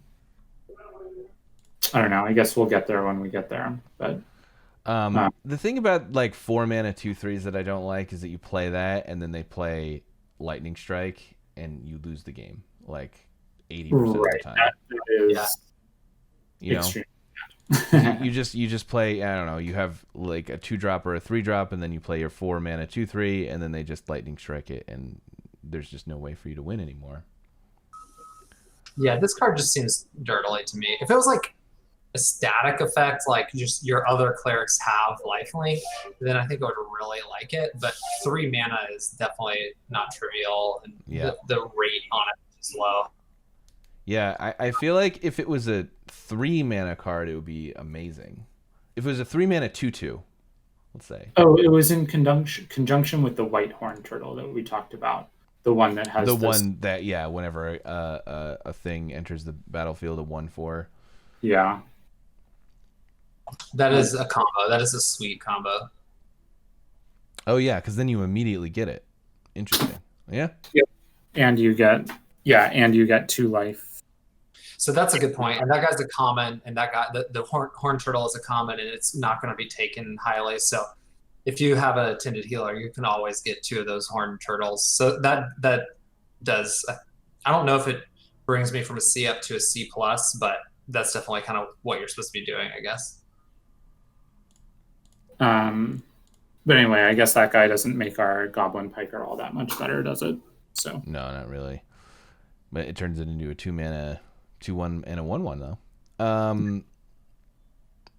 All right. Shall we? Let's check out the uncommons in black. For which there was one. I think I actually I think you guys were a lot lower, but I still input it as a B. Where did I get this card? Thwart the Grave here. Let me just look it up on our. Give it a B-. Give it a B-. Yeah. Yeah, rather than B-, I went with the full B on Thwart the Grave. It's 4 black. Costs 1 less for each creature in your party, and return target creature card and up to 1 target cleric, rogue, warrior, or wizard from your graveyard to the battlefield. So like I said before, I assume this is 1.5 less. So maybe as a 5-drop or a 4-drop, you can get a creature from your graveyard. But sometimes you'll be able to get 2. Seems like a pretty swingy effect to me. Like, when this card's good, it's going to just win you the game, especially because it's not like other similar conditional effects where, like, maybe those were raised deads, but where you needed to have 2 zombies in order to do it. This, you really just need something different, because you can get a non-party creature. Like, if your best creature is a non-party creature, you can just get it and then get one of your party creatures. Mm-hmm. So I had this as a C+. I could see it being a B. The upside on it is fantastic, right? Like, you spend maybe 4 mana, get a 2-for-1, and get 10 mana worth of cards into play. It's just like, you can't really lose if that happens. It just feels a little fussy to me. Like, even just regular Rise from the Grave is, right, it's tough. It's like, that can be a good effect because you get some card selection, but, you know, it can be dead in your hand too, right? There's already a pretty significant setup cost for just regular Rise from the Grave. And so that card is like, you know, probably not that good in limited these days, maybe like a C- or something. And then, so this, obviously, you can get 2 things, which is way better than Rise from the Grave, but there's also even more setup costs. So, you know, I think it's a good card. The C+ is like solid. I'm like very happy to have this in my deck, but I don't know. It's also like, do you ever really want 2 of these? Probably not. So yeah. It just feels a little fussy. That's true. And another thing that I didn't really think about until right now that maybe would actually bring me closer to the C+ is it's pretty bad with kicker. Like, if all of your curve topping spells are kicker cards, Good point. Then the creatures are going to come back small, is what you're saying. Right. And so yeah.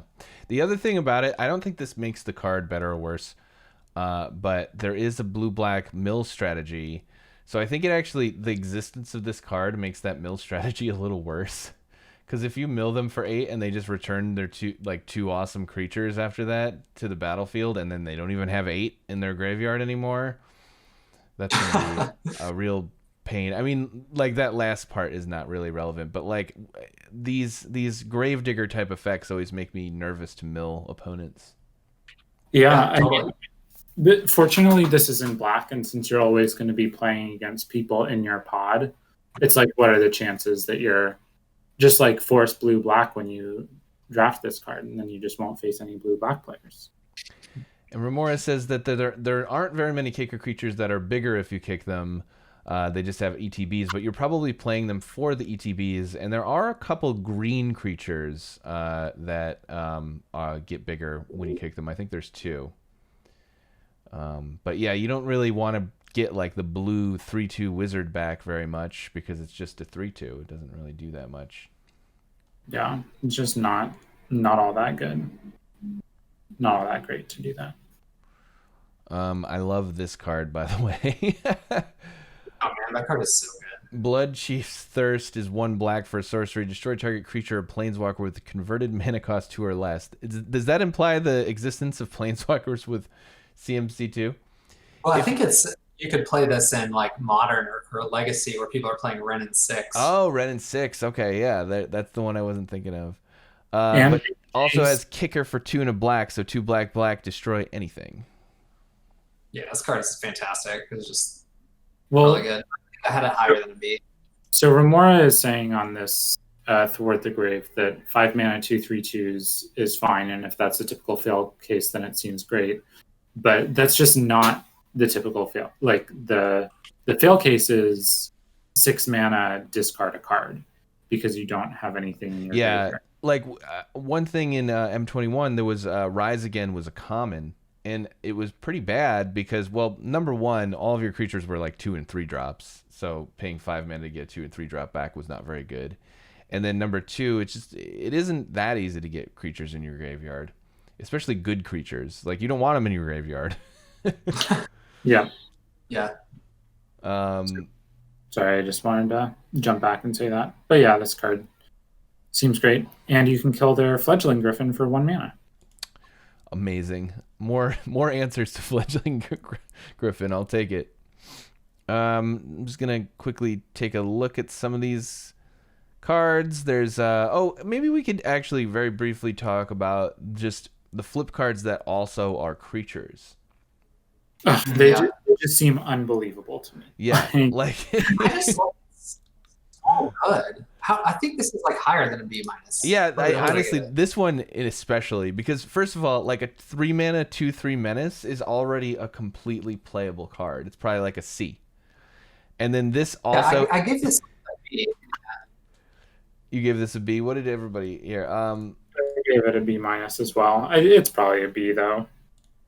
Yeah, I think this is. I mean, it's 2-3 minutes for 3 is good. I mean, yeah. I mean, can you imagine like a 5/3 menace for 3? Again, I'm a little not so keen on the mill 8 theme, but yeah. A 5/3 minute for 3 is unreal. And yeah, it's Wait, just like then it was +3. I thought it was +2.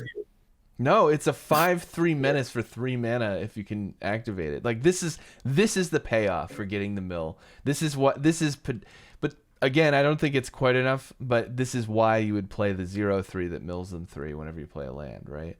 Well, see, that's the thing with the mill is like this card is fantastic and it's uber fantastic when you have the mill. But it's the kind of thing where it's like, don't mulligan yourself by playing a Hedron Crab to make your bomb an Uber bomb. Yeah. That's kind of like how I'm sensing that these decks are going to go. Plus, the quote unquote fail case of this card is like still a C. So. Yep. I think this is probably. I think I'd probably put this as the best black uncommon, to be honest. I don't know if my grades. I think Thirst has it beat though, right? I think if Thirst I was have Thirst B plus. I have it a little higher than you guys. I think you've convinced me to make Thwart a B minus, but I feel like Thirst and the Rogue are probably the two best. Well, like, what grade was Impale in Ixalan? Like, it's not really functionally any different from Impale, right? And I think Impale is probably a B minus. It was just 2 black destroy target creature. Well, no. I totally disagree. Yeah, I think that. Yeah, I think like 1 mana destroy a 2-drop is like big game. Yeah, it's been limited very often. Like to use quadrant theory, right? Like Impale when you're getting beaten down, by like a 1, 2, 3, 4 draw. It's still a good card, but it doesn't pull you ahead in the way that being able to double spell with a one mana spell is. So it's like it's better in a whole additional quadrant. And like you say, like being able to kill like the Gruul 3/3 haste land drop guy for 1 mana just can swing a game. I think it's one of the same reasons we like the Capture Sphere card in this set. We gave a B minus versus regular Capture Sphere is like a C or C plus. I think that kicker ability really does have the ability to move it up a notch. Well, except like the difference is you can kill the stuff that you want to kill with the cheap mode of the bubble card. I don't know. Maybe I'm wrong. Maybe I'm envisioning it differently, but it doesn't feel like this is going to kill two. Like it's going to be cast for its kicker like 90%. Yeah, no, I agree with that. I agree. But like the For fact instance, that the- 10% of the sorry. time, like, because Impale, the biggest problem with it was that you didn't get the double black or whatever, and I don't know. I just the one thing that does make me think that maybe you're not doing 2-drops very often is that so far we haven't seen any good 2-drops. Well, like at common at least. but I guess to talk myself back is that it does kill the green kicker one. Oh yeah, the both of the green kicker ones and the green black guy. Yeah. Yeah. All right, never mind. This card's an A. Yeah. Yeah, I think we're close. It's a B plus.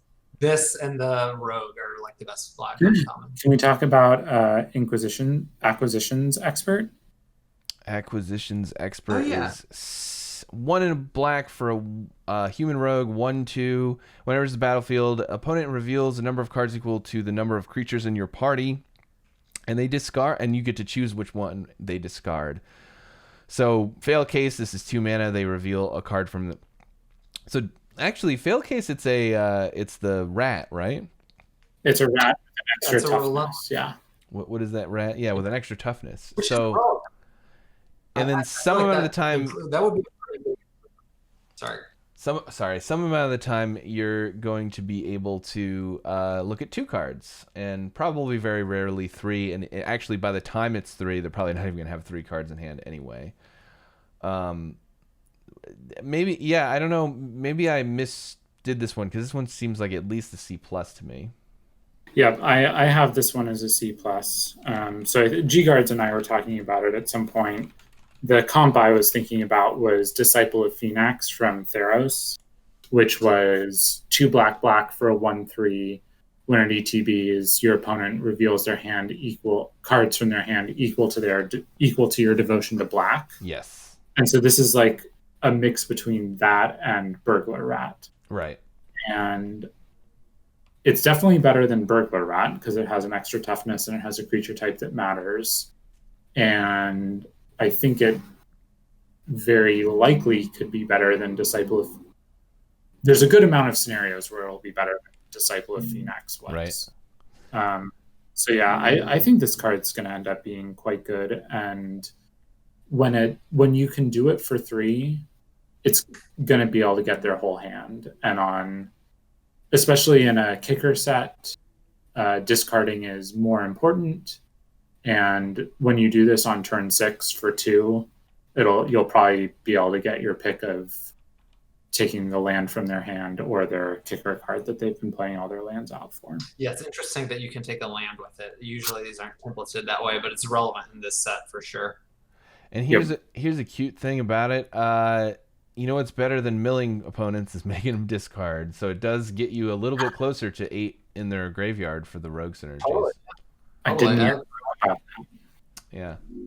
But you can't target yourself and power up your thing. Unfortunately. All right. So, and also I wanted to talk about this one maybe. I think we might have had slightly different grades on. Scion of the Swarm is 3 black for a 3/3 vampire cleric. It has flying, and whenever you gain life, put a +1/+1 counter on it. So it's like a flying version of the Orzhov guy. To me, I'm a little nervous to play a 5 mana 3/3 flying. But maybe I'm not. Maybe I'm hedging too much. Maybe this is better than I'm giving it. What do y'all think? I had given it a C- just because it's a 5-drop. But I actually do like this card quite a bit. It's pretty amazing if you have the 1/4 already, because then it's just a 4 mana 4/4. It's an elemental, yeah, with upside. Yep. And it probably has trample because you have the green guy. Yeah, I give it a C.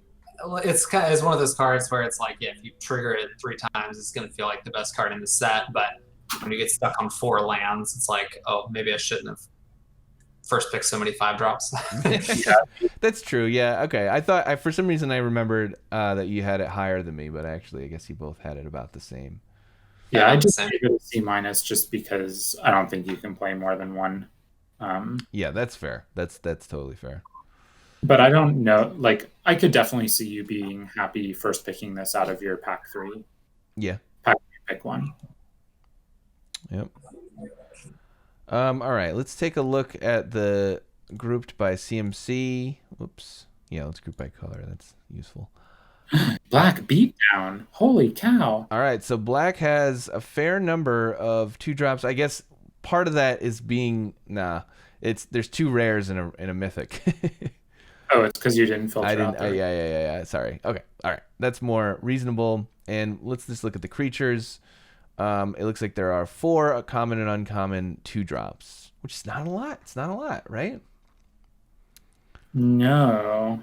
And one of them is bad. I feel like this Gloom Hunter is just a 2-mana flying lifelink for 1/1. Does it have a relevant creature type? No, it's just a bad. No, I think this card might even be worse than a C-. I think I might have had a D+ or something. Yeah. Oh wow, yeah, you're right. Thin on 2-drops. I mean, man, this is making me think like prioritizing even playable 2-drops is going to be pretty important across colors. It's certainly going to pump up stuff like Priest too. Just having something to do on 2. Totally. Yep. The Skulker's pretty good. 2-mana, 2/2 rogue that has Death Touch if you have another rogue. Yeah. Oh, we also didn't talk about there's one that you can tap a rogue to give it Death Touch. Where's that guy? Shadow on the right. Shadow Singer. So 2 and a black for a 1/4 rogue. Tap another rogue and it gets Death Touch and deals combat damage to a player. They mill 3. Oh, that's interesting. It's more than 2. I ended up giving this a C+. And it's sort of going to depend, like, how difficult it is to be tapping other rogues to give this Death Touch. Yeah. But I think just a 3-mana 1/4 Death Touch is like a huge headache. Well, I think if it were, I mean, just the card 3-mana 1/4 Death Touch is very good. I would give that like a C+. And in some formats, it can play better than that. But I mean, tapping another rogue, it's not obviously as bad as like an enchantment, but it's like, yeah, it's a pretty huge setup cost. It's like, A, you have to have another creature, B, it has to be the right type, and C, you also have to like use it. On defense, you can block and give it Death Touch or whatever. But right, I was thinking about this as a defensive. You're thinking? I mean, that's part of it, right? Is like it is much better on defense, and then I guess you can. I think that the idea is that you attack with this, and then if they block, you can give it Death Touch at instant speed. So you're trying to connect with it to mill them. Yeah, and even that is kind of unexciting, right? Because it's an enabler, right? You're trying to enable your rogue synergy. Totally. That's what I'm saying. Though, like that's the kind of thing I'm not that excited about. Is using 2 cards, Well, they're not going to block though. It's a threat of activation, right? Anyway, like David Vero says, you'll rarely have to activate when you attack. Like the idea, like they have like a 3/3, you attack with the 1/4, you have another rogue out. Yeah, but I mean, whatever. I mean, like we're arguing between C and C+, I think. Yeah. That's fair enough. We can move on to red. Get out of here, black cards. All right, we will order by rarity and group by rating. Whoa, is this possibly true? Oh, that's just creatures. Got it. Always a filter that I forgot about. So best red common we have. Yeah, that is not surprising. 1 in a red, Royal Eruption for a sorcery. Just deals 3 damage to any target. You can kick for 5 more. That's a 7-drop to do 5 damage instead. So this is being cast for 2 mana probably almost always. But you have the option late game to kill something with 5 toughness. Yeah. Oof, I really waffled between B- and C+ on this one. I ended up going B- because it can go face. Yeah. Well, it's also potentially B- because it looks like there's not really anything else in contention for it. We only have 3 other C pluses here. No, and red is, we're going to see this as we go through red, but red just seems pretty bad to me. Yeah, I had this. I don't generally jump in on the color equals bad early in the formats, but yikes. Well, I want to be clear, I'm not saying red is bad. I'm just saying it seems bad. Like, yeah, which for maybe that seems like not a big difference, but to me it is a pretty big difference because it's not really. It's not going to bias how I draft for my first like 5 drafts of the format, if that makes sense. Whereas later in the format, once I know, like in M21, I will lean pretty heavily towards being green and white, because I know it's good. Right. I try not to let that bias me in the early parts of the format. Even the C pluses are slightly unexciting. I'm not even sure. I think this C plus is because of zvazda. The Hellhound is one red for 0/1, but gets +2/+2 on landfall. So it's a step links. Kind of feels like it's underpowered in this set though. Yeah, I really was also trying to remember how good step length was. And I just kind of couldn't. I don't know. This card could be trash. It could be a B-. I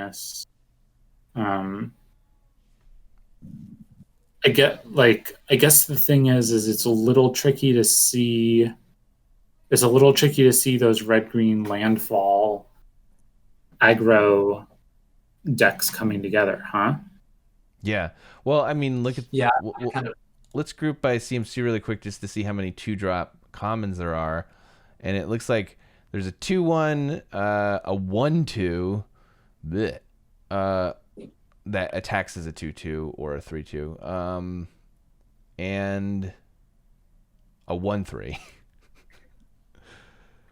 Yikes. So that really makes cards like Hellhound worse because you can't push the advantage when you go 1-drop, 2-drop attack with all of your super aggressive stuff, because like the Hellhound's just basically just an undercosted 2/3 that you only want to attack with ever. And like the only time that's ever going to be good is if you're slamming them, and you're not slamming them with 1/3s. Yeah, this is kind of a similar. This is kind of a similar thing when we looked at like the Boros Warriors, is it was getting held back, but the red 2-drops are just kind of clunky. Like they're not streamlined, good, aggressive 2-drops in red, which seems like a problem. I think I had Hellhound as a C-, and another part of the problem with that card is there's not a relevant creature type, so it's not a warrior, it's not a rogue. If that was a warrior or rogue, it would be a lot more palatable because at least it would be doing something when it was sitting back when you weren't activating. Exactly, yeah. I think if it were a warrior, I would probably go from C- to C+. Yeah. But it's so what happens if your curve is like Hellhound into the Brushfire guy, whatever that card is, into, I have no idea after that, maybe like this removal spell, and then into this Legat on 4. I think the problem there is you used an uncommon for the 2-drop slot. And like so like if you make that another Hellhound, I think that's a much fairer question, right? Because I think that on curve that Gruul uncommon is really good, but you can't kind of like depend on that as much in assessing it. But so I think if you go step links into removal, that's a much more fair kind of like way to wonder about how that landfall deck works. And I mean, that's good. That's a fast start for sure. Yeah. I'm just trying to think like maybe that landfall deck is get in a bunch of damage early, and then you finish them off with this Spitfire Legat and your Harrow and the that burn spell that can lava axe their face. Well, it's kind of interesting. You're right. There's 2 different like kind of things happening in red-green landfall. One is like 1-drops, super aggressive 1-drops and burn, which is a very different thing. Because the other thing that can happen in landfall I was thinking about today, and we haven't gotten to green yet, but there's just a 2-mana ramp spell, and you can ramp into the 4/3 landfall and be attacking on turn 4 with a 6/5, which is actually a really different play pattern. And those are kind of weird cards to mix and match together. So I don't know, or if you're curving your Birds of Paradise with your Step Lynxes, it's just like maybe not the best deck construction. So it's hard to know which one we're going to want to do. Yeah, Kum Hellhound is trash. I've been talked into Kum Hellhound being trash. Someone's going to have to prove to me it's not trash. What grade would you give it, though? What does trash mean? Like a D+, probably. Yeah, that's what I was thinking for it. I'm changing it on the spreadsheet. I have a note for things I'm going to change after the stream. So, yeah, I don't think there's like a whole hell of a lot to talk about in the commons besides they don't look very good. Yeah. Let's take a look at the uncommons because I'm a little reluctant to go into red at the moment, but can you go back to let's look at the commons. I just want to see if there's something that I'm like missing that it's like, oh, maybe that card is good. One interesting card that does a lot of things that I don't think is good, but it's interesting is, can't remember the name, but it's the 2-mana sorcery, destroy target land, its owner fetches up a basic, draw a card. That's an uncommon. Which is really... Yeah, it's an uncommon, I think. Oh, is that uncommon? Oh, okay. I think it might even be a rare. Let's see, what's that called? Yeah, it's actually a pretty big difference if it's a rare versus an uncommon. Yeah, I'll find it really quick. So it's 2 mana, right? Cleansing. Oh no, it is a common. Cleansing Wild. So okay, so this is the way to trigger landfall twice. Is the Cleansing Wildfire? Right. So this is a few things. It triggers landfall an additional time on your turn. It fixes. It triggers spells for the wizard's deck. So it's actually a pretty interesting card. I guess getting cards in your graveyard doesn't matter if your opponent does, but yeah, it's just an interesting little card. It's like kind of stinks to spend 2 mana not affecting the board, but if you have landfall creatures, it does affect the board. So I don't know what grade I gave this, but maybe D is a little low on that. Well, so this is what I think about it, though. Oh yeah, it is fixing, but still, what I think about it is it's 2 mana sorcery speed +2/+2 probably for 1 or 2 creatures. That's probably its best scenario, right? Yeah, which is not that exciting. I mean, you draw a card, but still. The other thing to think about is, I guess, right, it's just +2/+2, but if you also played a land for the turn, you can just get in really big swings or push past really big blockers, right? Get like burst damage in, right. Which could be relevant. I think I give it a D+. Yeah, sure. It's sort of like does a lot of nothing, but I did too. I could see this card being a C- though. Yeah, I could see that. Thins your deck. Thins your deck, yeah. Which is good when you're playing decks like I am.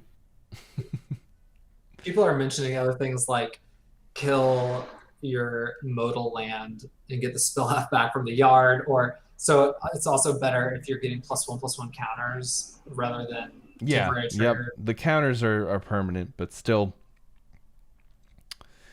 it's just a lot of it's 2 mana do not a lot. Adam also said the blade is bad. I wanted to bring this one up. I thought this card was pretty rough because it doesn't add any toughness. So really all it does is turn your 1/3 into a 3/3 or whatever. I don't like having to equip 3 just for a very minor effect like +2/+0. So I was higher on this than y'all were. I gave it a C. Because pumping power is more important than pumping toughness. We've had a +2/+0 equipment before, right? And I think it was pretty good. trusty. We've had a few. So we've had a bronze sword, which I think was 1 to cast, 3 to equip. Mm-hmm. I can Google it. And we've had, then there's just the axe from original Mirrodin, whatever it's called, like Darksteel axe maybe. Adam, And then I think there've been a few ones, and they've never been that good. I mean, axe was I think 1 to cast, 1 to equip, so it's super easy to move around. I think that's better than this. I mean, it is just better than this. And I mean, I think that card is maybe a C minus or something. I didn't play the original draft format, but it's been in like mastered sets, and it was never all that good. It's good with like flyers, yeah. but you know, it's not the kind of thing where it's not like your Ghostfire Blade and you're like dominating the board with it.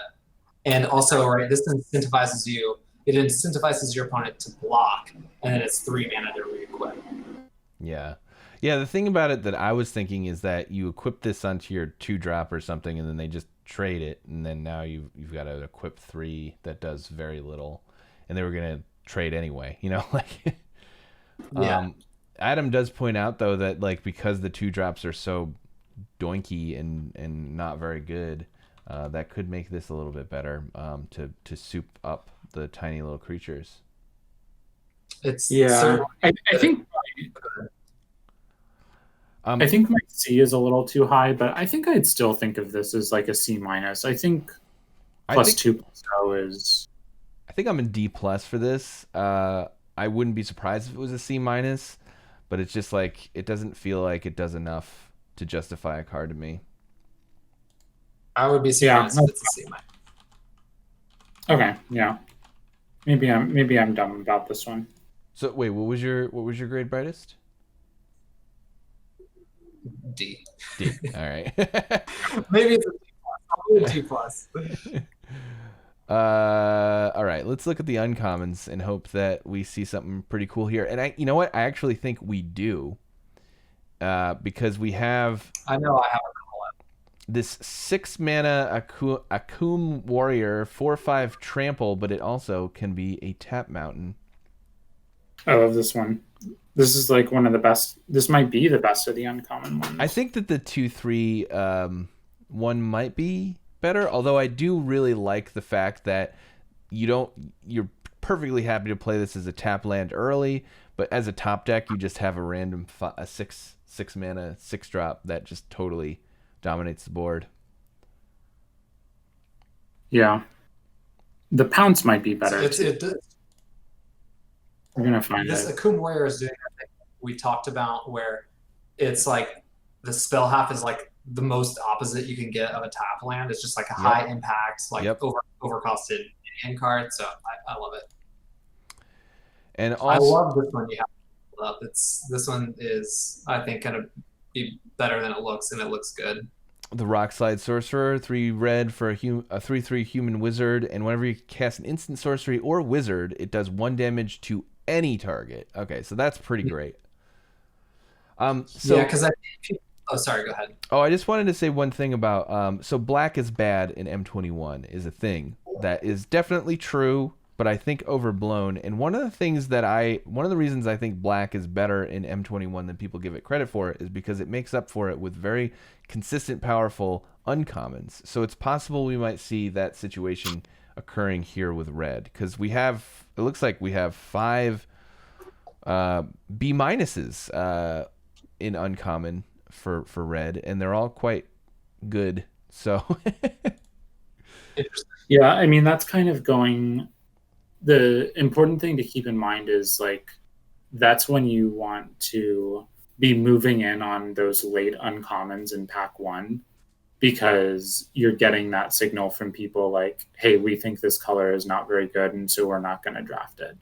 And then you can get paid off by getting 2 or 3 of those B- style cards at uncommon. Yeah.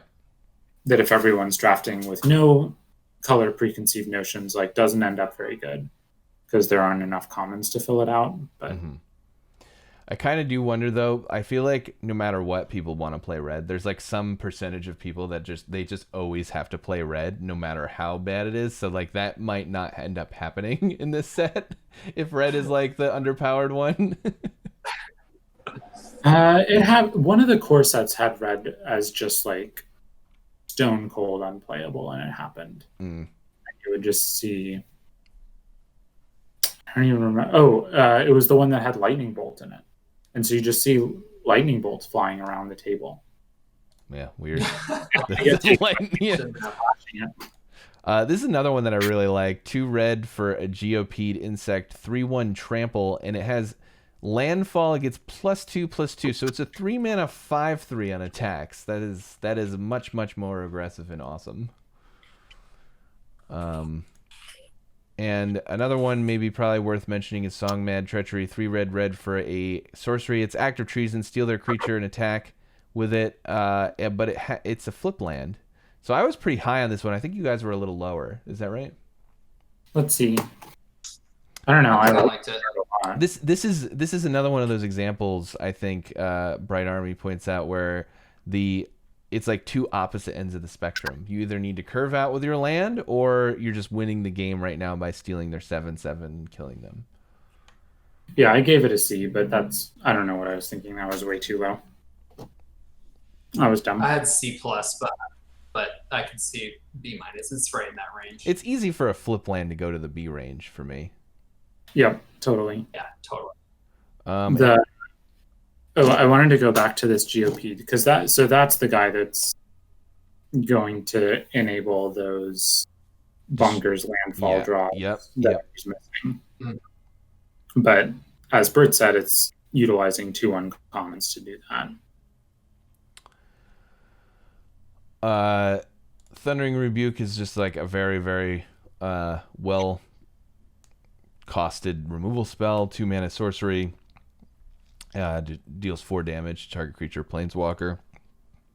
So yeah, we're looking at some pretty powerful red uncommons. Oh, I wanted to talk about Spark Mage here. 3 in red for a 2/2 human wizard, and deals X damage to target creature or planeswalker, where X is the number of creatures in your party. This, to me, kind of feels like it might be worse than Skeletal Archer. Which was fine, right? Skeletal Archer was fine. But this is a 2/2 body, which is a lot worse than 3/3. And then the upside is that maybe you'll do 2, very, very rarely 3 damage to something else. Yeah. It's an interesting one. I agree. If we're using the 1.5 heuristic for party is kind of helpful, but then for a card like this, it's like, well, am I killing a creature or not? Because it kind of matters. But it's hard to say. I think one thing to note is like a 4 mana 2/2 that shocks something is really, really good, but it's not like a bomb. Yeah, it's fine. It's fine. It's like, it might be a B-, maybe it's a B, but this is worse than that. So I think C+ seems fair. I could easily see it becoming a B-. One thing I do like about like all the wizards is like, it's just nice that even if you're only getting a ping with it and it's like a bad Skeletal Archer, you're still triggering all your kind of Wizards Matter cards. So. Yeah, that's true. Yep.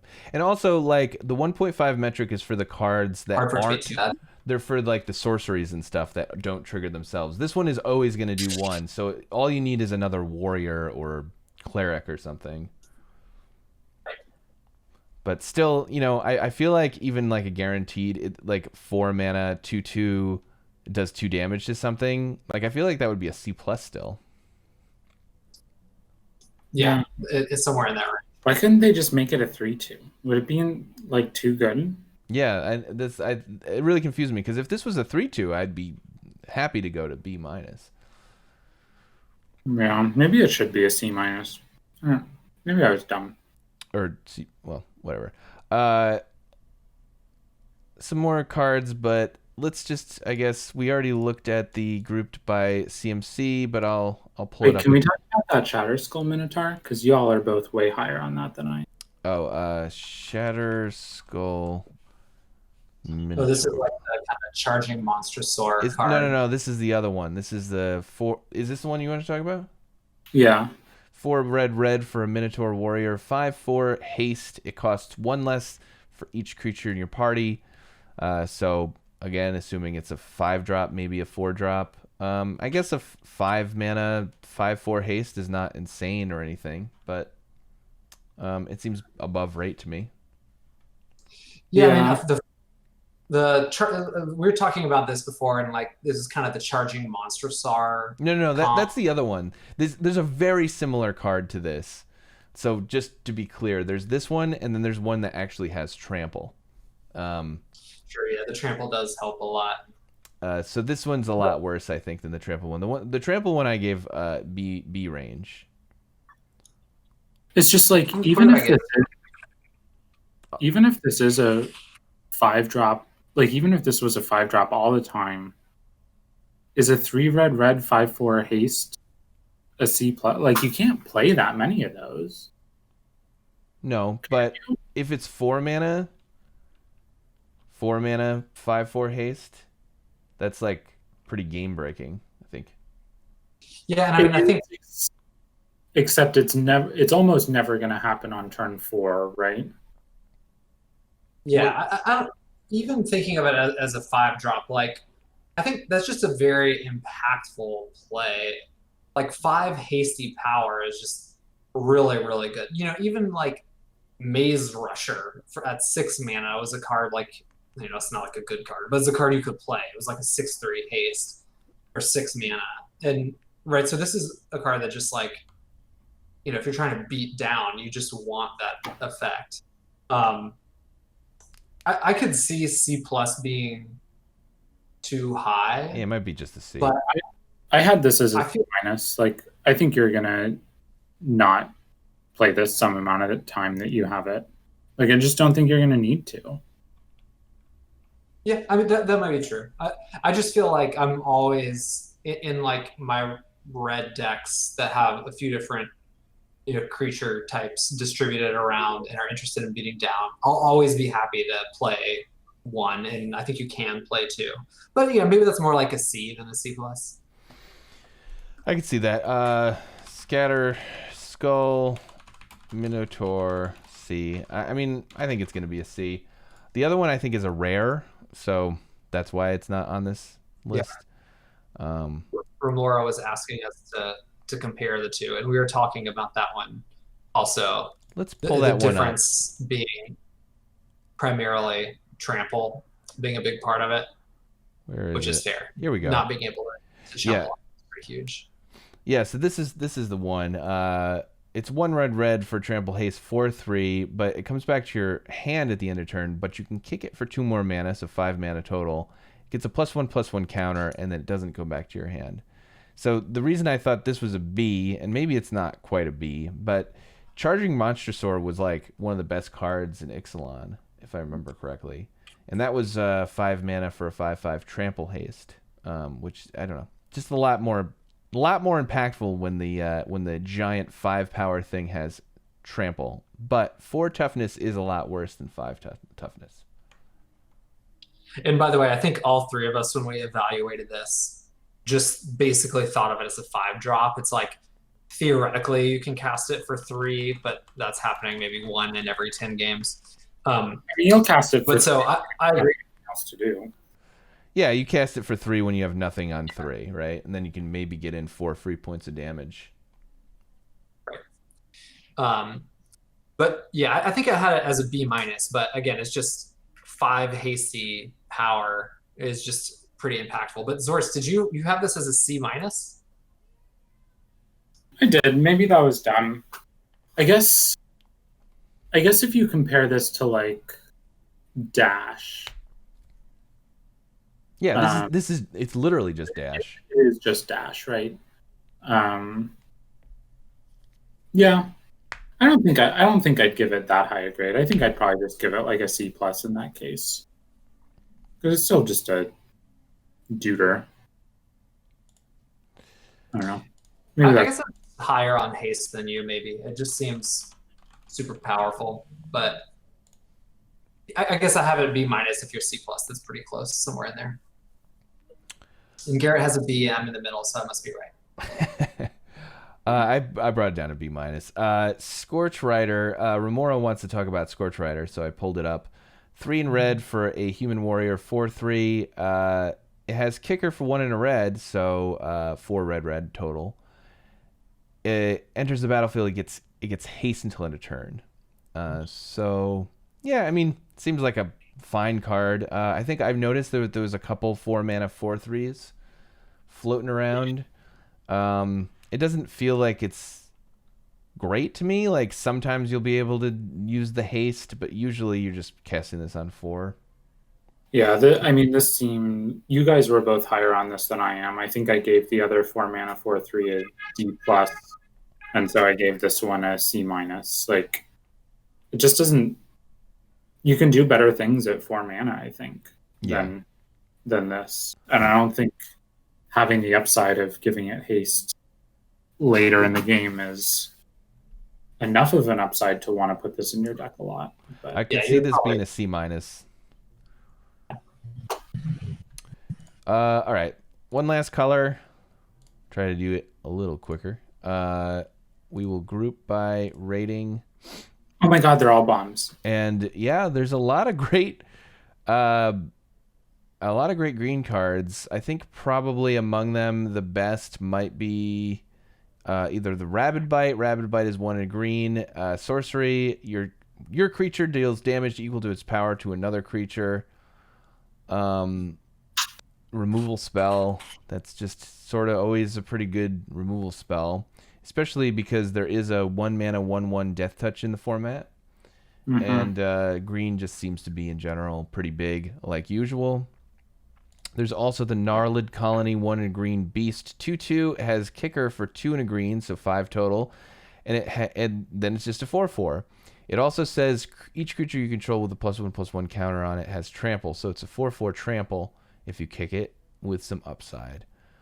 So the thing to note about Gnarlid Colony, I think if you sort by creatures and put all our other colors in here, I think this is just like easily the best common creature. Interesting. So there's maybe YouTube Chronicler might be up there. Well, no, I mean and the Tizim Raptor. Yeah, there's the Raptor, and then the Royal Mage. But not as a creature, right? Right, exactly. Interesting to note that if you looked at that, there was no red card in that upper tier. Yes. Wow. Well, there's no B-rated red card. There was just no Bs in common in red. I think Gnarlid Colony just seems so warped to me compared to the rest of the format. Like, I don't know, maybe I'm too high on this guy, but it just seems great to me. It's a bear with huge upside. It seems great, but like it is still just like, I mean, like a 5-mana 4/4 trample is not that great. Like, it's not. It reminds me of that uncommon from Dominaria that was like had vigilance and trample, and it could become a 5/5. But that card was like about 1 billion times better than this. Untamed Kavu. Kavu, right? Right, but it was an uncommon. Yes, yeah, you're right. And this card, I think it's going to be probably the best, the second best green common, maybe. But I don't know. I also wanted to talk to you about these. I feel like you were both way lower on Visionary, and I still put the B- on this. Draga Visionary is 3 in green for an elf wizard, so party. It's a 3/2, and when it enters the battlefield, draw a card. I really, really liked Llanowar Visionary, and this feels like pretty close to Llanowar Visionary to me. 3/2 stats are probably about the same as Ramping, honestly. I mean, would you put 5 of these in your deck? No, because they're 4-drops. So yeah, a lot worse because it's 4 rather than 3-drop. But I still think it's a pretty solid card. What I think so too. I think I gave it a C, but maybe I should have given it a C plus. I had it at C plus. I feel like maybe it's like kind of the first one is a bit like a B minus, and then you deprioritize them a little bit as your curve fills out. It's sweet. It's a sweet card. I think it would be better as a 2/3. I think it'd be, yeah. You know what? I wouldn't even mind. I think it would actually probably be better if it was the 3-mana 2/2, and that was it. Even if it didn't ramp. Yeah, probably. I also had this Canopy Baloth a little lower. I had it as C minus, which is probably too low on it.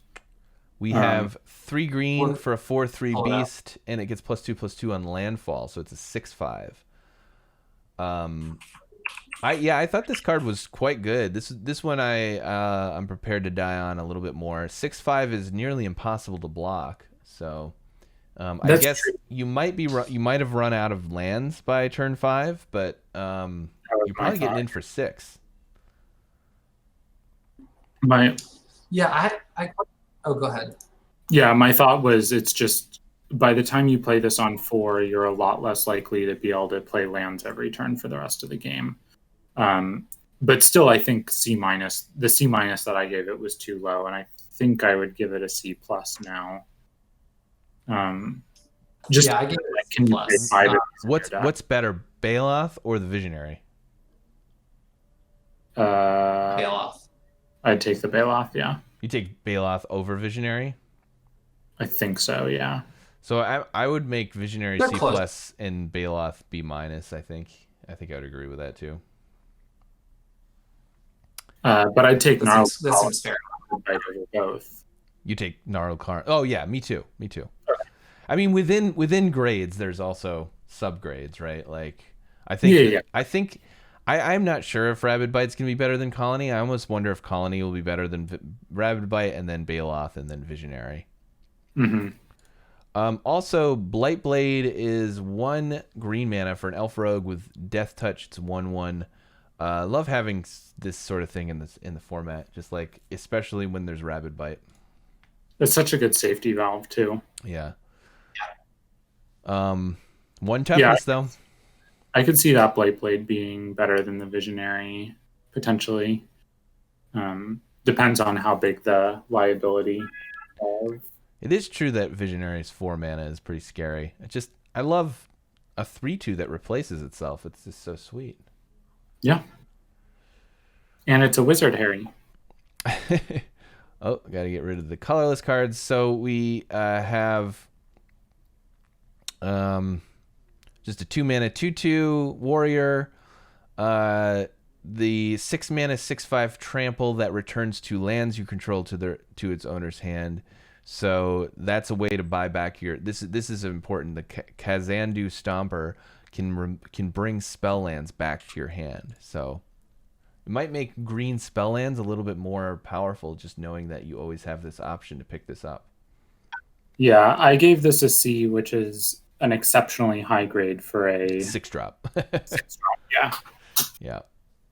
Yeah, I had a C-, but after our conversation about the spell lands, I'm down with a C. You have to basically deprioritize them all the way after your first one, but it's like you do really want one because, yeah, this spell lands in both your colors just become incredibly much better. I started saying incredibly good, but they're already incredibly good. But yeah, even better with that guy.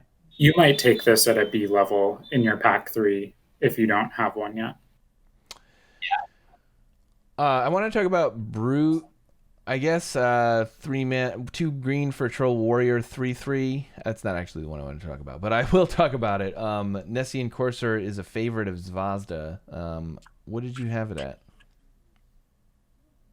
You got me while I was munching. We all had a C. Yep. That's just my baseline for Centaur coursers. Especially now that we've had a couple sets. Or was it just one set where it was good? But sure. So yeah, I'll keep them zoomed in. I think this one's not terribly interesting to talk about. Hogwarts Dropout asks that they're new to set reviews and grading. Most reviews give very little high grades of B+ to A. Is this because you're comparing all the cards to all Magic sets, or comparing cards to the pool of its set itself?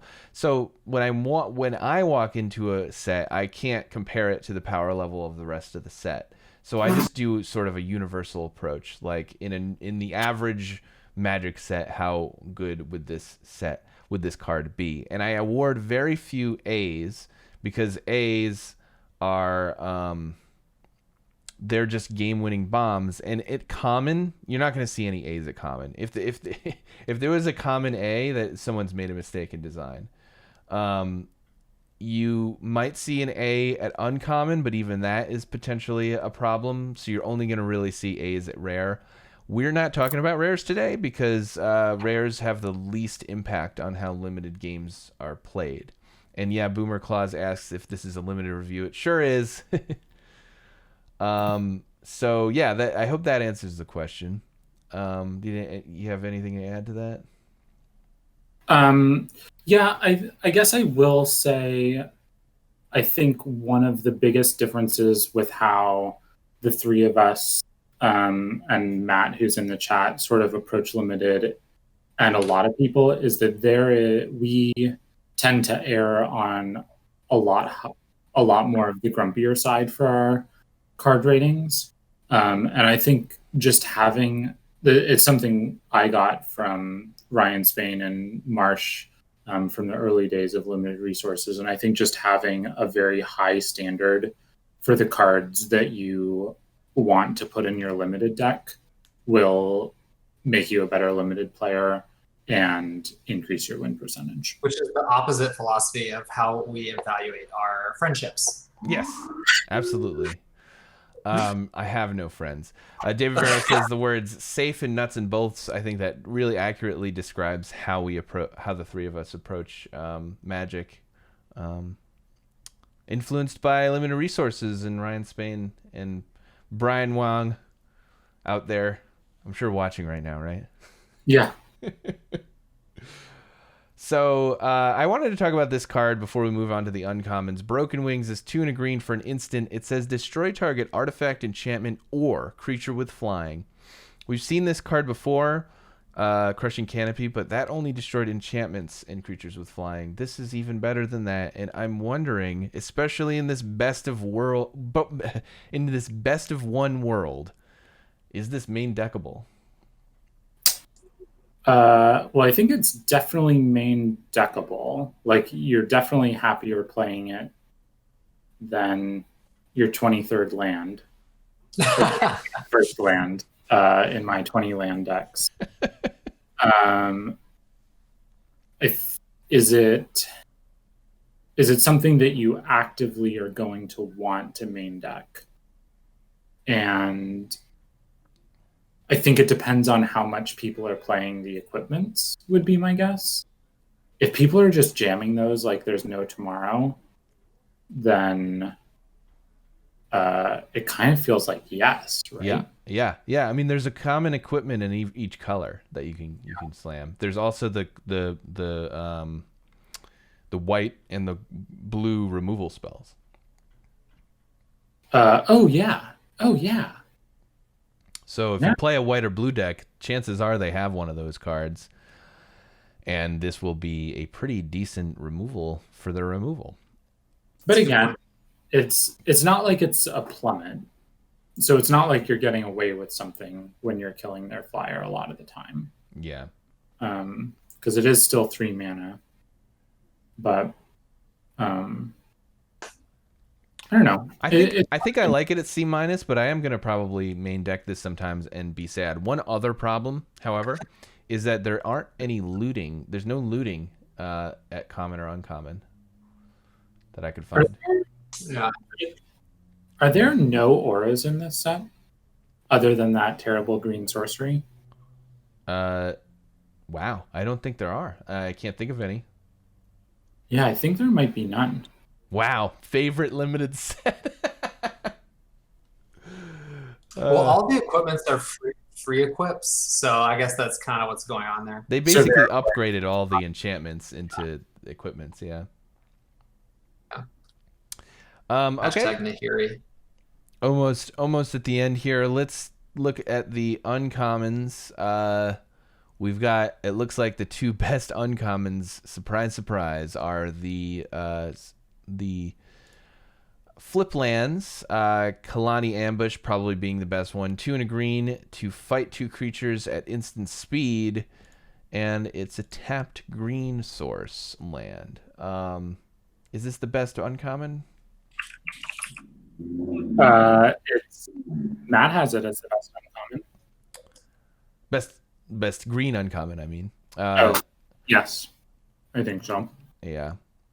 Sweet. Yeah, sweet. I mean, it's like a conditional thing. It is a little bit awkward because you probably want to play this as a spell most of the time. And to be honest, 3 mana, 2 creatures fight is like a pretty crappy spell. Yeah, it's kind of. Go ahead, Brent. I was just going to say, I think it's maybe a little less about what you want to play it as, is like which spot it takes. And this does feel like a little right on the edge of like, I want to take a land spot because it's super conditional versus I want to take a spot as a spell spot. Because like Pounce was already like not the greatest, and then adding a mana makes it, significantly worse, or, noticeably worse. So this is one of the ones where it probably is a little more nuanced, whether you want to shove it in the land spot or count it as a spell. Exactly. Yeah. So that's I guess my problem with it is like I don't know which one of those two to count it as. Yeah. It's interesting. And some of it's also going to sort of depend. Like we're going to sort of see how good, because how good fight effects are vary wildly based on how different powers and toughness line up in the set. So it's going to take a little bit of finding out how good this is. But it's really good with that 4/3, the 4/3 landfall guy. What's really funny about this card is that this card existed in BFZ as just 2 green instant 2 creatures fight. Yeah, it did. It was awful. It was so bad. And the reason that it was so bad was because all the green creatures were small for some reason. It was like the only set where all the green creatures were small. Also, it just wasn't very good. Like 3 mana to make 2 creatures fight at instant speed is really not that great. But you staple a land onto this baby and it gets a lot better. Yep. I probably cast more Pounces than anyone in New York Team Draft League. I believe it. We also have, let's see, a flip land. It looks like we have a lot of green flip lands, and Matt pointed out that all these green flip lands are better because of that 6 mana buy it back. This one's a little awkward to me though. 1 and a green elemental 1/1, and you can tap it to add a green. So it's ramp. It's a 1/1. It's also a land. I guess in a way this is an interesting like chump blocker late. Also, it's like a land that can be a chump blocker if you're in the situation where that needs to happen. So it's certainly better than a land, right? So. Yeah. Yeah, exactly. It's, I mean, like just the classic 2 mana 1/1 that adds a mana is sort of like a C in limited usually. Yeah. So it's just like, it's really not even that much different in the early turns as you're developing. It just gives you a little bit of flexibility, but that's great. Yeah, it's gonna be weird choosing to play this as a land or not, though. I feel like. Well, you'll play it as a land when you have your other one in your hand. Right, of course. All right. Are there any? Oh, I think we should maybe talk about these 1 green equipment. When it enters the battlefield, you attach it for free. Has equipped 2 and a green, and it gives on landfall. It gives equipped creature +2/+2.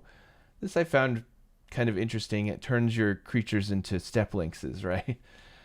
It kind of is a step lynx. Kind of didn't feel very good to me, but I think Zvazda, you had it higher than me. Yeah, I gave it a C. Adventuring Gear, so it's worse than Adventuring Gear, I think, which was this card, but it was 1 and 1, 1 to cost, 1 to equip. And Adventuring Gear was pretty good in Zendikar. So I think this is just like going to be solid. Like I think you're not always going to play it, and sometimes it's going to be not very good, but sometimes it's going to be quite good. Yeah. So where would you still at C? I think what I described was a C. Like it's going to not always make your deck, but when it does, you're not going to be too sad. You obviously cannot play multiples of this, really. I'm so surprised though to see you put these cards. Like this does literally nothing on defense. It's literally discard a card. It's like Step Link still blocks. This doesn't block. Right. I don't know how it can be better than the actual card Akum Hellhound. I mean, I'm not saying it's impossible for that to occur, but right, it's like Akum Hellhound in terms of its damage output. It doesn't do anything on defense, so you're just getting it for damage output and I guess board presence. Well, it's a little different in that you can push through bigger blockers, but right, the other thing is like you have to have a creature on the battlefield for it to equip, and you also have to be making land drops. It feels just very win more to me, and I think the thing with adventuring gear is it was in like the most sort of hyper aggro format of all time. Yeah, does efficiently put out raw damage. Like the damage to mana ratio is technically quite high, but it's one of those cards that it's like as the format lends itself to like longer games and land drops are being hit less reliably in those later turns, it just becomes like a really kind of dreadful top deck. Yeah. I mean, it's possible I'm leaning too hard in adventuring gear and its niche position in a very niche format. So yeah, if this card just ends up being stone cold unplayable, I guess I won't be surprised, but we'll have to kill you. Yeah, and now or breathing. All right. Can we talk about this cleric? Which the Spring Mantle cleric for no, this one's. I thought this card was not that bad, by the way, but it's just a 4-mana 4/5. What are you talking about? There's a guy that gets cheaper for all of your guys. Yeah, that one, Veteran Adventurer. 5 and a green for a human. It counts as all cleric, rogue, warrior, wizard. Just for reference, it can only count as one, but it's just the whatever one you don't have. And it's a 5/5. It costs 1 less to cast for each creature in your party and has vigilance. Seems pretty awesome to me. It's a 5-mana 5/5 vigilance probably, and it really does help out in making those like having 3 party members possible. Yeah, it does. So do we think we're going to end up in like multicolor green decks? Like, do we think it's possible we're going to be like? It really does not seem like fixing is going to be. You're not going to be able to do it. Yeah, I mean, just with no evolving wilds, no common green fixer other than the one that tutors up a land, and no common duels, no artifact, no traveler's amulet effect. It feels like you're completely dependent on one of two things. It's like higher rarity cards or the 20 land approach. And obviously you can't depend on higher rarity. So it's like if the 20 land, wacky like split mana base thing but becomes a thing, then sure. But I wouldn't bet on that. Yeah. Okay. Because you're saying you just don't want to play 2 of the green common Traverse the Unknowns or whatever they are. Yeah, that's a lot of fluff in a format where you're already playing 18 plus lands. Well, but it also has a kicker mode, right? What does the kicker do again? Yeah, but you pay 3 extra mana to get an extra land. So the card we're talking about, chat, is it's a sorcery. It's 1 green, and you can search your library for a basic and put it into your hand. And then it has kicker. You can pay 3 additional mana to search for 2 lands, basic lands instead. And so this card has a lot of comparisons. It's like it's not Adventurous Impulse. It's different. It's like Attune with Ether, which is that's a bad example because that card was sweet. But you're talking about this one, right? Yeah. Oh, I'm sorry, Zortz. I thought you were talking about how do we get to... Oh, yeah, Reclaim the Wastes. This card stinks. I don't think we're going to be playing this. I hate this card. Yeah, I don't think we're going to be playing. I think that this is like some of the worst fixing you could possibly have. It's like Cultivate, but like much, much worse. There's no ramp. Yeah, I think the comp is like... Attune with Ether is the only one I can think of. off the top of my head, but in plenty of sets we've had, the kind of 1 mana just tutor up a land, but it doesn't ramp you, and you have to already have 3 mana to do it. We had Traverse the Ulvenwald and Shadows over Innistrad, and that was like a C, right? So this was my caveat to this. These cards, in my kind of memory, have been good when they have like a split card mode or they do something cool in the late game. So Traverse, once you had Delirium, could go get a creature, which is amazing. Or in one of the Ravnica sets, there was like Flourish Blossom or whatever it was called, where there's 1 mana, you could get a land, but at 6 mana, you could overrun your creatures for +2/+2. And that card was pretty good, I think.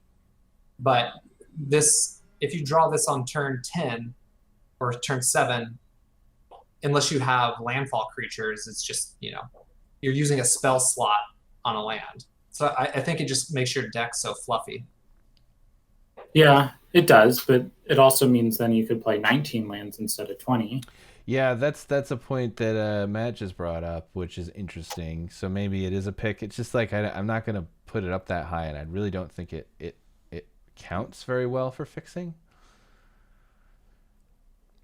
It's just like that is interesting because sorry. Here's what I think. Like, if you fix, right, you splash something, you want 3 sources for it. So that means, and you don't want to play more than 1 off-color basic. So you want 2 Reclaim the Wastes in your deck? That sounds really bad to me. It is interesting that, so at Lay of the Land, just like the generic version, and I think even Lay of the Land with Kicker in a normal set is just, it's not unplayable, but it's usually like just hurting your deck. And you only do it to like solve, band-aid a problem. It's sort of how I see this kind of, but it is like a little different maybe if you have 20 lands in your deck, because you're always going to have that 1 green, you need to cast it, and you just get to cut some lands. And it kind of does become almost like type of fixing, like it doesn't dilute your spell count. So if the format ends up having, being like 18, 19 land format, then maybe this does become a viable form of fixing. Also, just to compare it to other similar cards, Traverse the Ulvenwald you played because it was pretty easy to get Delirium, and it just turned into a 1 mana search up your best creature. And Attune into Aether is another example, but you got energy to put into your 2/3 Rhino. Yeah. So I think that this is just like a much worse version than things that we've seen. Like, how often did you play that 1 green card to look at the top 3, put a land or creature into your hand in like any set? I mean, never. But this is a lot worse than that. I mean, I guess that's true. Like, this is just 1 green, find your off-color splash. I mean, you literally are only ever playing it if you're splashing, right? Yeah.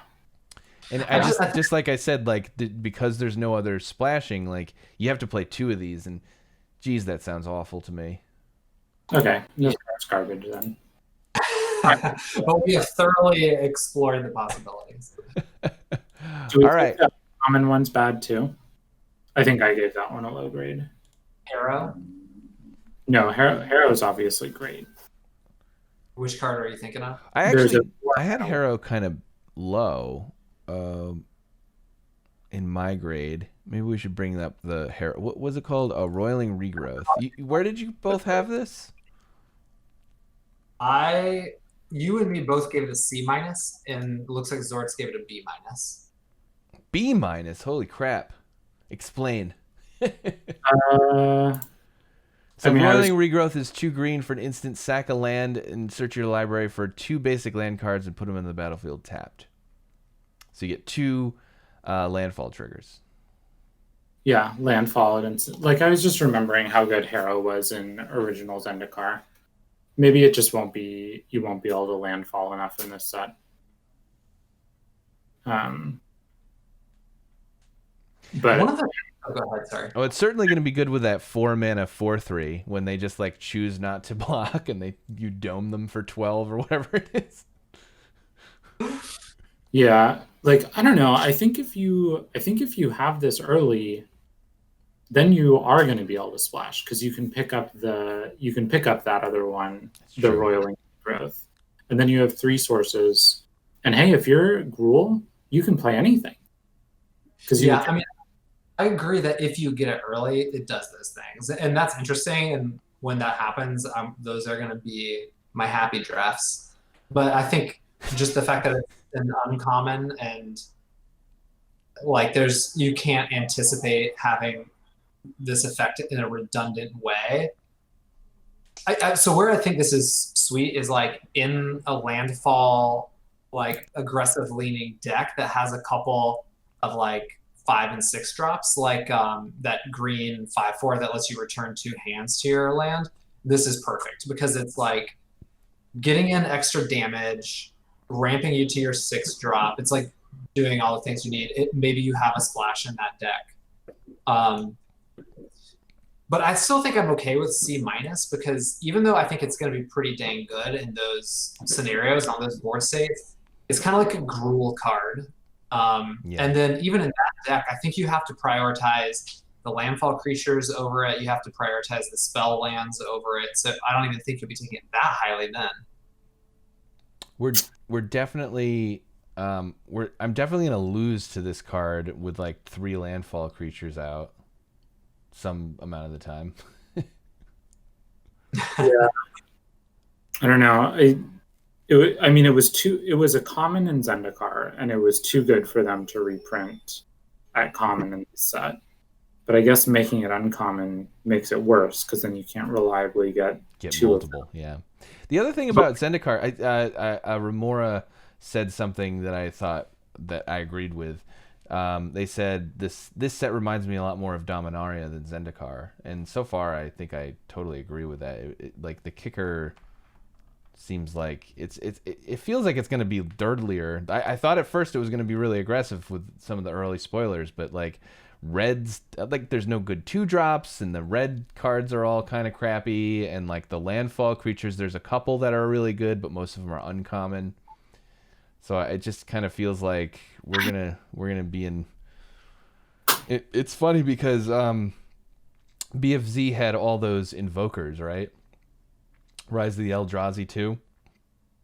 The 8. Did you have invokers? Oh, it had crappy ones though, right? They weren't great, but they were playable. There was the 3 mana 2/3 red guy that could ping things for 3 for 8 mana, and stuff like that. And there's no invokers in this either, so I don't think it's gonna be quite like, it's probably not going to be like Dominaria either, but I think that like I don't think this is going to be anything like Zendikar. And I have played Zendikar, even though it was kind of before the time I was playing competitively. Matt is saying he thinks it does remind him of Zendikar. So we're all over the place. He says the landfall is aggressive, kicker is aggressive, which I don't know. Is that true? Kicker rewards you for getting to the late game. Party is aggressive. Kicker lets you play low creatures. Yeah, that's true. So interesting. Yeah, to me it feels like it'll lean aggressive, but I don't know. What's this Vastwood Surge card in the 4-drop slot G Guards? I think that's the one I was asking about. Yeah, 3 and a green for sorcery. Search your land for up to 2 basic land cards and put them on the battlefield tapped. And then shuffle your library. If it was kicked, put 2+1/+1 counters on each creature you control. That's adorable. So it's explosive vegetation, right? But with some upside? Yeah. But it's also uncommon. I gave this one a C-. I think this one might be, I don't know. It's probably not better than a C-, but I think it might be better than D+. I gave it a C- too. It's interesting that there's 2 of these effects, this plus Hero, that ramp you and fix and enable you to hit landfall, but they're both at uncommon. They also kind of make each other lower picks. Yeah. Because they're replaceable. So does having one of them at uncommon, how does that compare to having like one of them at common, if you considered them roughly equal, which obviously they aren't? I think having one of them at uncommon would make it so that archetype, and I guess I shouldn't call it an archetype because it's good for landfall and it's good for like splashy kind of fun decks, splashy rampy fun decks. But like the way I sort of conceptualize this format, or one of the ways, is like I just don't think I'll ever splash in this format. And you know me, I like there's nothing I want to do more than splash like in life, and I just don't think I'll do it in this format because I just can't rely on getting these. So like I don't think I'll take Harrow and Basswood Surge early, and therefore I don't think I'll take like powerful off color like gold cards, and so I just don't think it'll come together. All right. Yeah. I also want to mention that if you're splashing in this format, you're probably trying to put one off-color basic and then other things to grab that basic, right? But there is an entire theme to milling you randomly, and if you have like one island, there's like a non-zero amount of chance that a bunch of commons are just gonna mill your splash card, making your ramp card useless and your splash card useless. So that's like, I don't know. Sometimes I get nervous about that when I was playing Dominaria, because there was like some random mill cards, self mill cards, with the Windgrace Acolyte, for instance, and it's like, I don't know. It's just something to keep in mind. It is a little bit dangerous to just splash on one in this format more than others, because one of the main things is mill. But it's okay, because I'll always have 3 Prismites in my deck. So you mean on the battlefield? And actually, I know. I think we've gotten through green. I didn't do the common artifacts. So I wanted to do that really quick, because there was a couple in here that are probably worth talking about. Like the Pack Beast, I think this card is going to be pretty good. It might even be a C+. 2 colorless for a beast, 2/1. It is also a cleric, rogue, warrior, and wizard, and you can pay 2 to add 1 mana of any color. So that ability is not very good. It makes your splashes worse, and you don't want to rely on it to splash things. But the cleric, rogue, warrior, wizard part like can really make your party a lot easier to get to, maybe enabling that mythic 3 party members, or even 4. Well, and it's also great with the Azorius. Like, you can just always splash the Azorius one, and it'll just always cost its real amount. Because it reduces it, and the Azorius uncommon. Oh, right, yeah. Because it reduces its cost, but then adds to its cost with its ability. Oh, yeah. The other thing Matt pointed out was that this will trigger the enter the battlefield effects for clerics. Yes.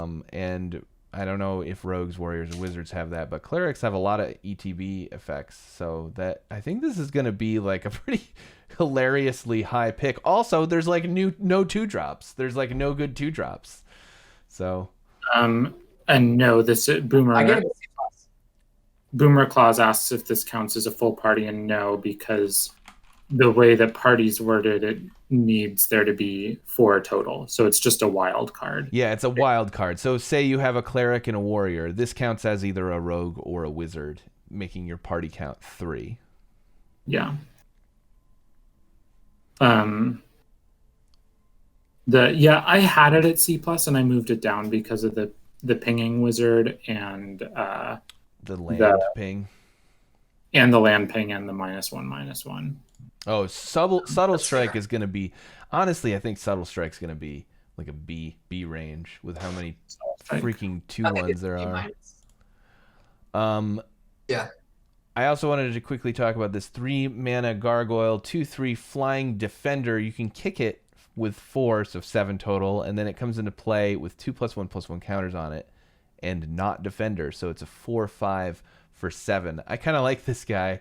He's nice and defensive early. You got to trade with a card for this dorky flyer, and then late game, it's just like a game-winning threat. Yeah, I love this guy. I don't know if it's like better than a C though, but I think people might end up undervaluing this, so I wanted to mention it. So Adam brings up, it's quite good with that. You can use that 1 and a green 2-drop to put a counter on this guy if you want. Oh yeah. You could, or subtle strike. You can just subtle strike it, and then suddenly you've got a 3/4. My God, maybe this is a C+. That's a great point, Adam. Yeah. This is an A. Just an A+. It does die to 2 modes on Crushing Canopy. Also, though. yeah, I was gonna say Crushing Canopy can kill it in 2 different ways. So, I think that about does it. I guess one last thing we can do is like look at the coolest cards in the whole format really quick. I think that cool cards. There's a clear winner for the best card in the format to me, I think, and it's Drana, the Last Blood Sheep. Well, maybe not. 3 black for a mythic flying 4/4.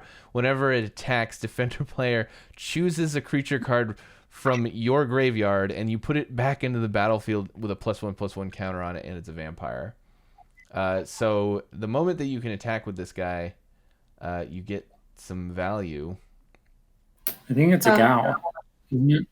I think Drana's a lady vamp. Oh, sorry. I say, yeah. There's that card is really ridiculous. I also want. I think the. Oh, sorry. Go ahead. Did you want to, and maybe Bert, did you want to talk about this one really quick? Because you were talking about it in the chat beforehand. Yeah, totally. I was just a little higher on this than you guys. I think maybe y'all had it as a B+, and I had it as an A. So it's Zagras, Thief of Heartbeats, which is like my OkCupid handle. But it's 4 black, red for a legendary vampire rogue. It costs 1 less for each creature in your party. So by our kind of heuristic, maybe this is sort of like a 5-drop, could be a little more, sometimes 6. So it's a 4/4 flyer that also has haste and death touch, which is a very powerful text box. Also gives all of your other creatures death touch. And then the bit of flavor text is when any of your creatures damage a planeswalker, it kills a planeswalker, which doesn't matter if they're limited, but it's a nod that this is probably going to be constructed playable, which, I mean, like a 5-mana 4/4 flying haste is just pretty bomby already. It's maybe not an A, but it's like probably a little better than a B+.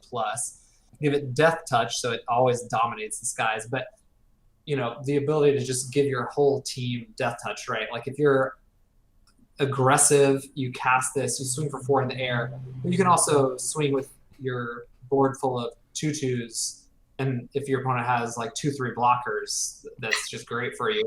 And by the way, if you're on defense, now your 1/1s can block their 4/4s while you're beating down in the sky. So I just think this card is ridiculous. You might be right. I think it might just be an A. Yeah, I wasn't really thinking about the other creatures having death touch. Well, one thing that keeps it from being an A though is that it is 2 colors. So if you like open it in pack 3 or whatever, you're less likely to be able to play it, especially because you can't splash. Or maybe it's an A- because you'll try to splash. You can splash it with the with pack beast, yeah. No, with the land, because it's a rogue. And one last thing, I think we'll close it out on this. I know we've kept you guys for probably longer than you wanted. I'm sorry. Zareth Sand the Trickster is 3 blue-black for a Merfolk Rogue 4/4 with Flash. And it has the ninjutsu ability. 2 green-black, return an unblacked attacking rogue, not any creature, but just a rogue, you control to its owner's hand. And you put it into play tapped and attacking, and whenever it deals combat damage to a player, you can put a permanent card from that player's graveyard onto the battlefield under your control. So I have this as an A. I think the 2 of you were lower than that. I wanted to talk to you about that a lot. I thought this would be a fun way to close out the stream. I think it might be the best card in the format because of that ninjutsu ability specifically. There's a lot of rogues that have flying, or they have death touch, or they can be unblockable, and you just swap this out and take some crap from their graveyard. It's just, How do you lose? I mean, and also there's rogues with enter the battlefield effects, so you just rebuy that thing and play it again. It seems insane to me. And then some amount of the time they just attack you. You play a 4/4 and swing back. Yeah, I guess I was thinking you lose if they don't really have anything you want to get back from their graveyard. Like that was what I was. But the thing is, like you're trying, like if it's a rogue, right? You're playing blue black. You're milling them. So yeah, that's true. Yeah, I probably should have given it an A-. I was a little lower, not to be a joy kill, but like so the fail case on this of a 5-mana 4/4 that can never really connect is like fine, but it's great. Like it's a 2-for-1 most of the time. But yes, like Flash is really good. My thought also on the ninjutsu ability is like if you're connecting with the unblocked attacker, you're probably in really good shape anyway. So I'm not giving it a ton of bonus points for that, but I mean, yeah, it's awesome. I'm not gonna. I maybe gave it like a B+, but it's silly. It's a silly good card. Well, one of the cards that I thought was really good with it was there's a 1 blue mana for a 1/1 that every time it connects they mill, and then if they have 8 or more, you can sack it to draw a card. So like they're never blocking that like the dream, right? Is you play the 1 mana 1/1 on 1, and then you dome them 3 times with it, and on the 4th time it's now a 4/4, and you get back their best card in their graveyard.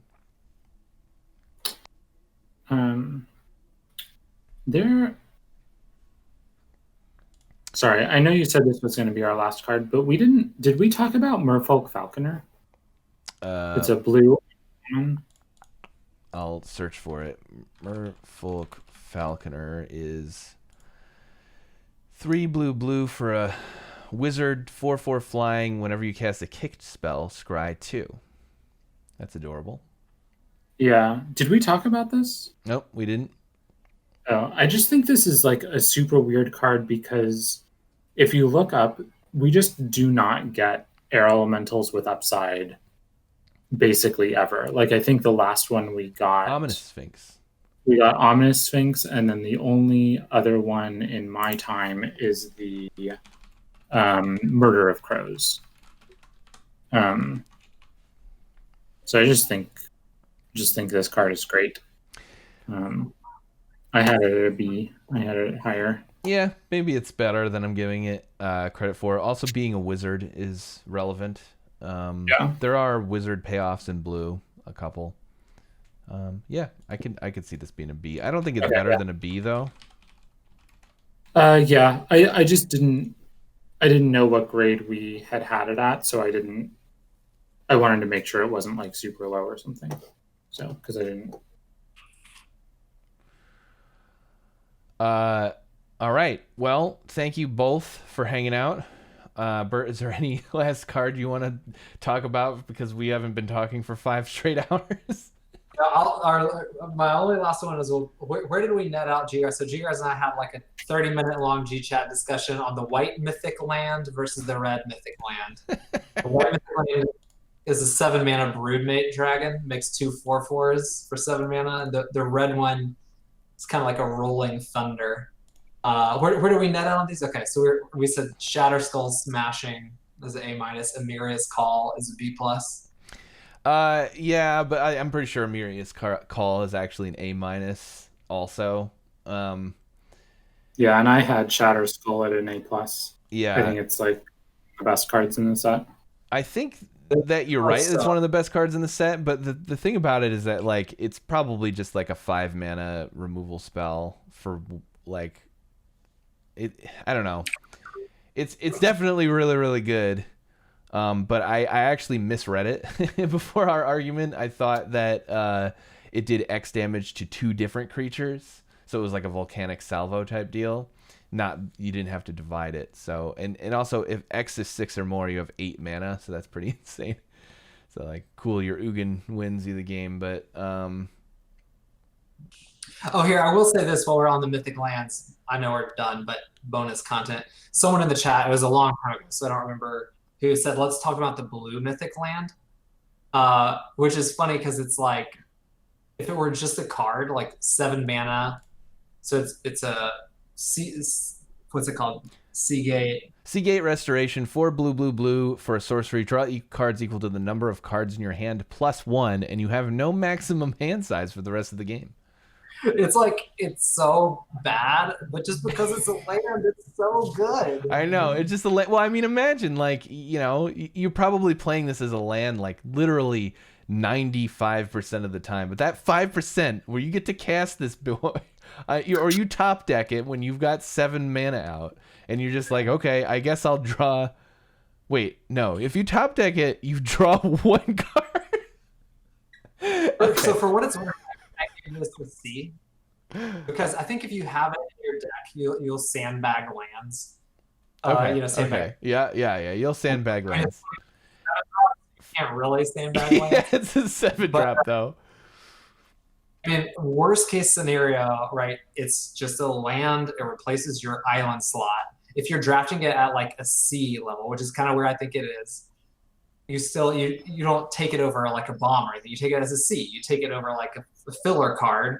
So you just have a really good mana base. That sometimes your mana base can help you like beat your opponent in a board. So that's kind of how I see it. But it's such a silly card. Well, like I said, C is the absolute baseline for any tap land that's a spell. So like there's just and this isn't even a tap land, right? Oh yeah, that's right. Well, you can pay 3 life.